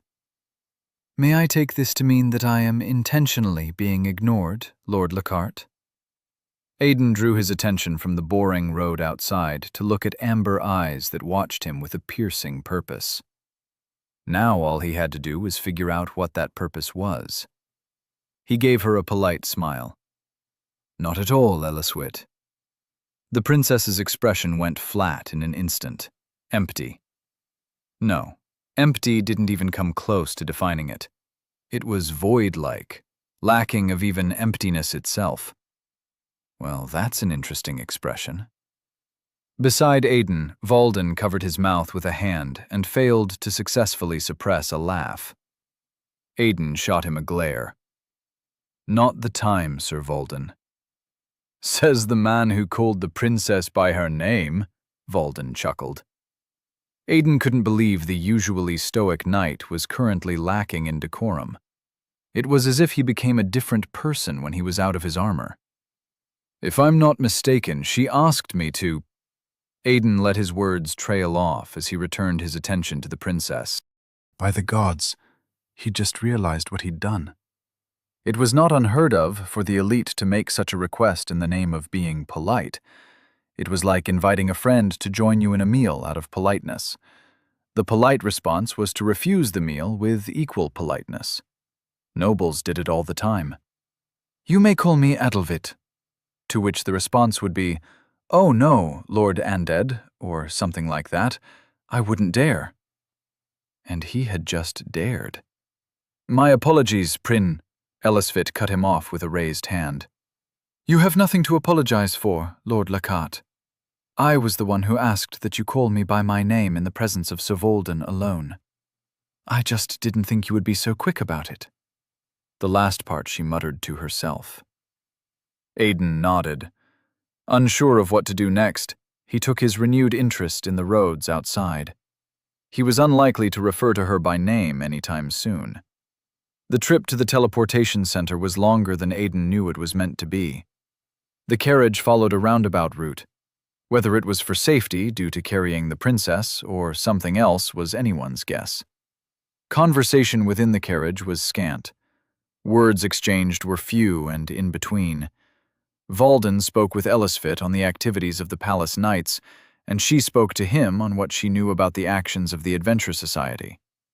Aidan learned that the guild had put in a request for Dead, though the princess had referred to him as a random soldier by the name of Dead. Valden had pondered on it and given Aidan a few looks here and there. Aidan met none of them. If the Adventure Society was looking for Dead, then that was between the Society and Dead for now. Granted, Aidan was going to ask the soldier what the inquiry was about when he got back. It was good to know that they'd been able to get in touch with Dead in between his trips for Aidan. Remembering the task Dead was accomplishing for him made Aidan frown. He hadn't gotten to see the soldier before this trip, which meant he would spend his time in Neronoff territory with no idea of an update. When they got to the teleportation center, their carriage slowed down. The place was a wide clearing close to the center of the capital city. It was a massive stone circle as wide as 2 houses, with countless enchantments carved into the stone and smoothed over. Aidan had used it a few times in his life. Not necessarily this one, but ones in different kingdoms. Once, when they had gone to help the kingdom of Nelquan defeat a powerful demon that had been terrorizing its outskirts. Another had been on one of the quests Brandis had sent them on beyond the kingdom, to a ruined city where they had reclaimed an artifact. A massive battle axe Derek had ended up using, since it fit his fighting style best. The elevated platform of round stone with its countless enchantments was not the teleportation device, however. The teleportation device was the two massive, tusk-like erections that flanked it on both sides. They were as high as a duplex and as wide as an elephant. Actual words were inscribed into them. From what the history of Nastild told, the words were as old as time, inscribed by people who lived so long ago in a civilization so ancient that the meaning of the words had since been lost to the annals of history. There were priests who claimed that they were words written by the gods in the language of the gods once upon a time when they walked Nastild. Their carriage came to a final stop at the center of the circle. "Oh," Valden said, reaching into his pocket as they came to a stop. "This is for you." He held out a folded-up piece of paper, and Aiden took it with a touch of confusion. He held it in front of him but didn't open it. He could feel the princess's eyes on the paper. "I ran into Dead this morning," Valden said, in way of explanation. Aiden froze, paper still held in his hands. His grip tightened a little. "Did you read it?" he asked. Valden was hesitant. "Yes, you did," Aiden concluded. He couldn't entirely blame the knight. He was sure that Valden had taken his time to persuade Dead to hand it over to him so he could pass it on, since they were traveling together. He probably thought it was important, and simply being folded up, it would take a very high level of willpower not to have a look at what it was. "You know the soldier called Dead?" Eliswit asked suddenly. Aiden nodded, not looking up from the paper. "And you share correspondence?" she continued. "What would a low-ranking soldier need with someone of your position? And I ask from genuine curiosity. I have been told that I am often bland enough to come across as rude and pompous, so I feel it is important to point that out." Valden looked at her, and she shot him a glare. "And while I am very capable of those traits," she continued, "I assure you that this is not it." Aiden nodded absently. He wasn't really paying attention to her words, if he was being honest. His mind was more on the result of Dead's task. "If I may ask, Lord Lacarte," Valden ventured cautiously, "are those individuals you are searching for?" Aiden wasn't sure how to answer the question. The details on the piece of paper meant a lot to him, but they would mean nothing to Valden. However, he couldn't help the feeling of secrecy. There were secrets that could mean nothing to the world, but could mean so much to a single person that they would hesitate to share them. Outside the carriage, enchanters and mages were working on the teleportation device. The mages chanted their spells, while the enchanters scribbled away at the ground, adding enchantments to already existing enchantments. None of them were truly activating the device. Instead, they were preparing the event and setting their destination. Teleportation magic, the likes of which they were about to use, did a lot of damage to the environment around it when activated. It burned the ambient mana and scorched almost everything. The job of the enchanters and the mages was to ensure that nothing was destroyed beyond repairs. "Lord Lacarte." Aiden recognized Eliswit's voice, but was already on to what was necessary. He unfolded the piece of paper and looked at its contents. The words were simple. Zen, Shewa, Tanor, Vran, Olsted, Balt. Only 2 of the 6 names were not struck out. Shewa and Olsted stared right back at him. His contact was yet to find them. "Brace for impact," Valden said. His words were simple and without alarm. "You should listen, Lord Lacarte," Eliswit said. "Teleportation magic is not something to be trifled with. It leaves most people disoriented and shaken. I have seen mages who have been left unable to cast a spell for hours after a teleportation." Aiden smiled weakly, still looking at the names. "Then I guess it's a good thing I don't have a talent for magic." Outside the carriage, someone shouted, "Impact!" Then the world around them erupted in the darkest blue. Lord Nerinoff sat at his desk, studying the reports in front of him. There were a lot, always one person or the other with some complaint or the other, a baker divorcing his wife for infidelity and disagreeing with how the court had handled it, a farmer who believed his neighbor had set wild jeppets upon his field to ruin his crops. What makes these people think just anything can be appealed to me when they disagree with the court? He'd seen at least 4 such complaints already, and had half the mind to be done with every other complaint. Sadly, he was not that kind of lord. It was not all the time that one delegated. If he left everything in the hands of delegates, he would be a lord who knew nothing of the happenings in his lands. Also, he did often find interest in the absurdity of some request. There was a slight knock on his door as he read the documents before it was opened. Announcing, his attendant's voice came through, Lady Nella Naranoff of House Naranoff. Lord Naranoff sighed and looked up from the parchment in his hand in time to watch his daughter stroll into his office in all mocking haughtiness. Behind her, his attendant stood with an apologetic expression. He was an elderly man with white hair and was already balding at the top. His class had never gotten the chance to grow, as the man had never found interest in its skills. He'd spent most of his early years trying for a combat class, swinging the sword and thrusting the spear, when he should have been reading books and theorizing. He'd given up on the path for a combat class a little too late. The best he'd gotten was the spearman's skill, and even that never went beyond the 5th% mastery. Even now, Naranoff couldn't remember why he gave the man this job. Pity, maybe. He motioned at the man, waving aside his apologetic expression. "It's fine, Khalid." "Yes, my lord." Khalid gave a bow at the waist before leaving and closing the door behind him. With Khalid's absence, Naranoff turned his attention to his daughter seated on one of the chairs in the room. She wore a nice purple gown, tightened by a corset that enforced her curves, and held her hair up in what he could only describe as a complicated bun. It was the complete presentation of a lady out and about. If only she'd agree to put on makeup. "Is there a reason you're dressed like a damsel about to go out with her friends?" he asked. "A lady should always look her best," Nella answered with fluttering eyes. Naranoff shook his head with a smile. "If only that were true for you." "If a lady wanted to always look her best," he countered, "she would remember to apply makeup."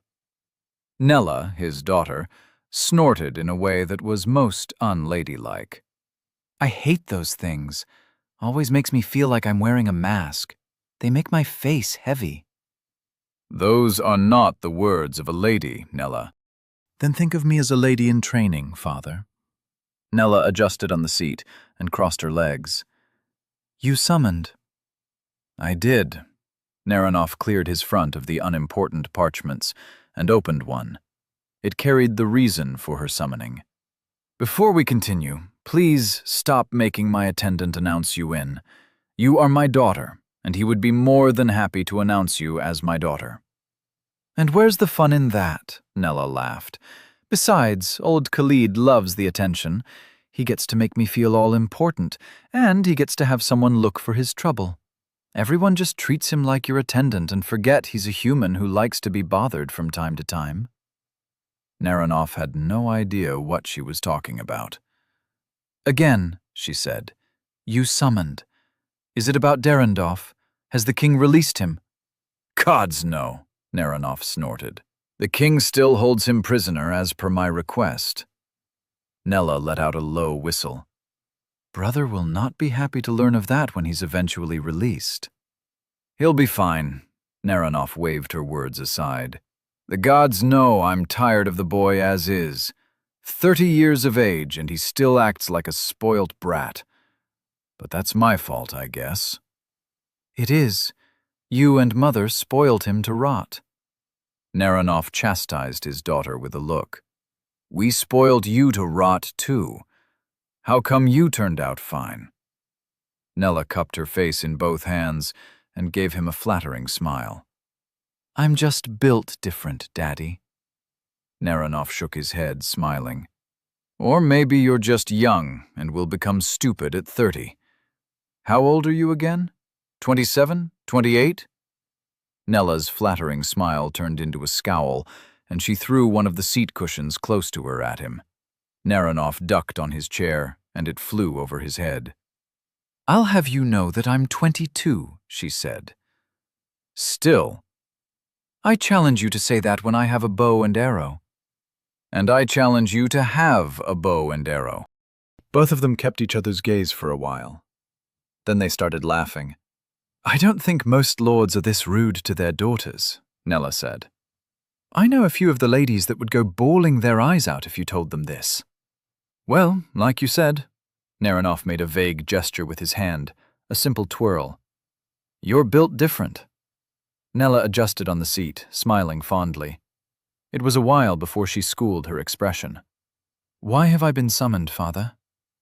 Naranov nodded, expression going as serious as his daughter's. "It's about the cave in the south."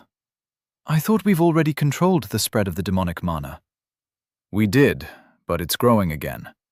It's causing a problem for the adventurers." "That's stupid," Nella said flatly. "We've already instructed them through the society to stay clear of it." "We have," Daranov agreed in a tired voice. "But you know how they are. They keep venturing within in search of a unique skill. You know those things aren't easy to gain, especially when you already have a class." "And they are willing to risk death for it? That's stupider." Naranov didn't have anything to say to his daughter on that. Despite being among a handful of noble ladies who liked the gritty side of life, combat and the likes, she remained, ultimately, of noble blood. She did not understand what it meant to be a true adventurer starting from the bottom of the barrel. They had to claw and scrape and climb their way to the top. Most adventurers never got past the level 50 wall. Most adventurers never got a unique skill. Some adventurers never even hit level 50.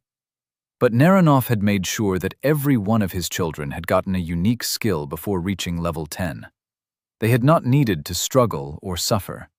They had not needed to risk their lives. They'd had tutors and had been trained in a manner that ensured it. And when they hit the level 50 wall, there would be people there to guide them as there had been for him. Every noble did it for their children. A noble that did not was already a failure as a noble. Sometimes he wondered if he should have allowed his children suffer, though. His father had made him suffer as a child, but nothing beneath the suffering befitting of a noble. Who am I kidding? No loving parent wants to watch their child suffer.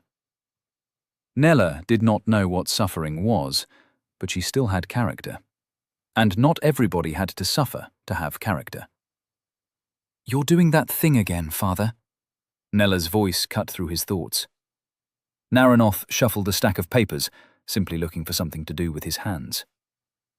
"What thing, child?" "That thing where you have a whole internal monologue." "No monologue." Naranov dropped the stack of papers back. "As I was saying, the adventurers continue to be, in your words, stupid in search of a unique skill. And despite the society's warnings, they will continue to be. That's why I said the guild should just tell them it's demonic mana in the cave," Nella scoffed. "That will get them to stay away. The gods know everybody avoids the thing like a plague." "And rightly so," Naranov said, pointing a finger at her. "Only a fool sees demonic mana and runs to it." "Then tell them." Naranov shook his head. "We cannot. It will cause panic. In moments, the whole town will hear of it, and the resulting panic will stifle the town's economy. The reason you're here is because we intend on resolving this issue once and for all." Nella's brows furrowed. "How?" "You." Naranov folded a piece of paper very neatly. "You, my dearest daughter, will be going to investigate the cave." Elliswit watched Aidan as the mages and enchanters worked whatever they had to work outside the carriage to ensure a smooth and less harmful teleportation. For those inside the carriage, the only thing they needed to worry about was appearing where they were supposed to appear. There were points in history where people were known to appear in the middle of nowhere during a teleport of this level. Sometimes the mages and enchanters got it wrong. Sometimes the receiving teleportation space wasn't calibrated properly to receive them. Sometimes it was something else entirely. She'd heard from her father, once upon a time, that they'd lost an entire company of mages and enchanters during one of their trips when she was a child. Some mage or enchanter had failed to do their work aptly, and the rebound form, the teleportation, had practically fried the manor in a very wide radius. He had left the story at a simple end. The group had died.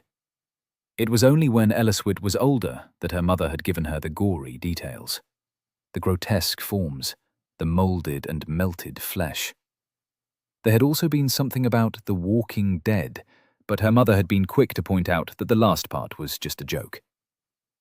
In front of her, Aidan Lachart was staring down at a piece of paper, as if it held the secrets to his world in it. His eyes were serious, yet scared. She could see a mix of satisfaction and worry in them as he contemplated whatever it made him contemplate. It piqued her curiosity to know what news could possibly shake a boy who had only been in this world for a month so greatly. A simple piece of paper had never been more enigmatic in her life. "Brace for impact," Valden said to Aidan. His words were simple and without alarm. Aidan didn't even flinch. From the little Ellsworth had learned of the young lord so far, he wasn't one for politics. He was simple and straight to the point, much like her father. It was no wonder he favoured the young lord. There had also been the thing with him calling her by name. She still wasn't sure if it was an ignorance towards decorum, or his way of telling her that he was not from her world, and was not interested in any games the people of her status liked to play. Aidan's continued uninterrupted attention to his piece of paper was becoming worrying.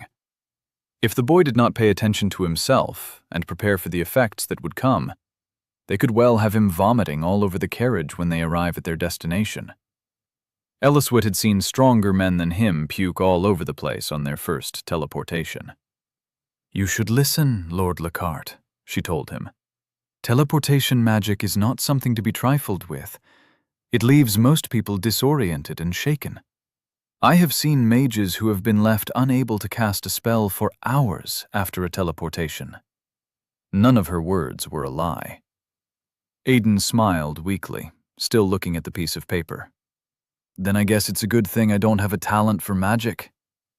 Outside the carriage, someone shouted, "Impact!" Ellsworth took a deep, calming breath.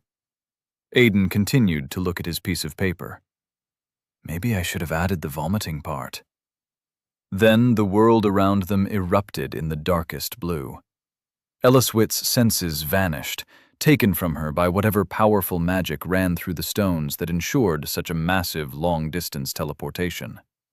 Ellsworth grew blind, deaf, and mute. Her world was nothing. It was a disorienting feeling. Up was down, and down was up. She thought with her stomach, and her brain rumbled from a lack of food. The soles of her feet felt clammy, and she balled them into fists and released them. Through it all, she focused on her breathing.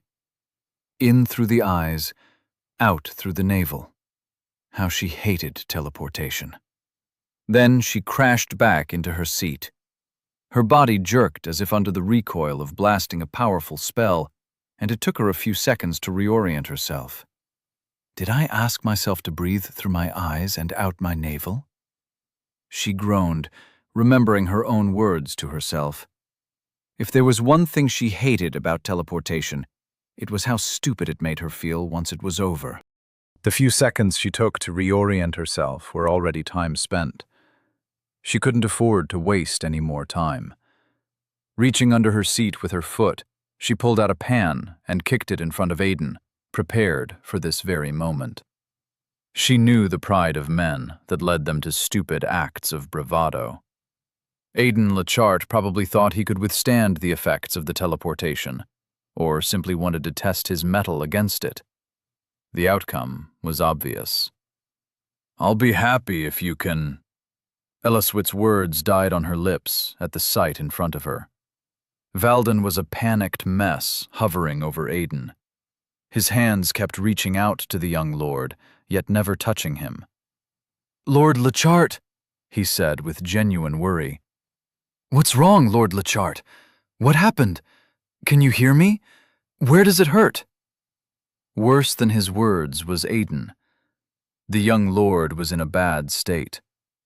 Aiden was kneeling on the carriage floor, paper crumpled in his fist, balled tightly, as if holding on for dear life.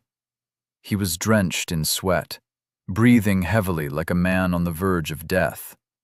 Blood dripped from his nostrils, mouth, and ear as he fought to gather himself. More blood stained his clothes.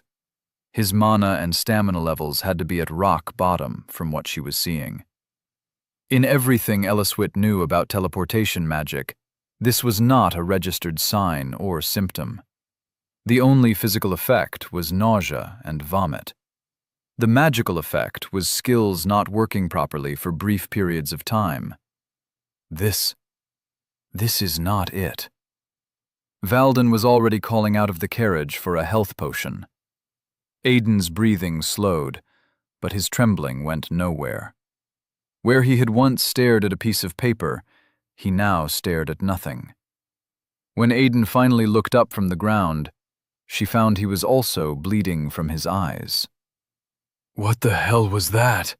he stuttered in terror. Elliswit left her seat to kneel down in front of him. She wished she had some kind of healing magic, something to help him. But she did not. "What was what?" she asked, but he didn't seem to be listening to her. What was happening made no sense. Teleportation was never this bad. Aiden's bleeding eyes trembled in terrified eye sockets. Ellaswit had never heard more confusing words than the words Aiden uttered next. "I," he said quietly, "can't fight that."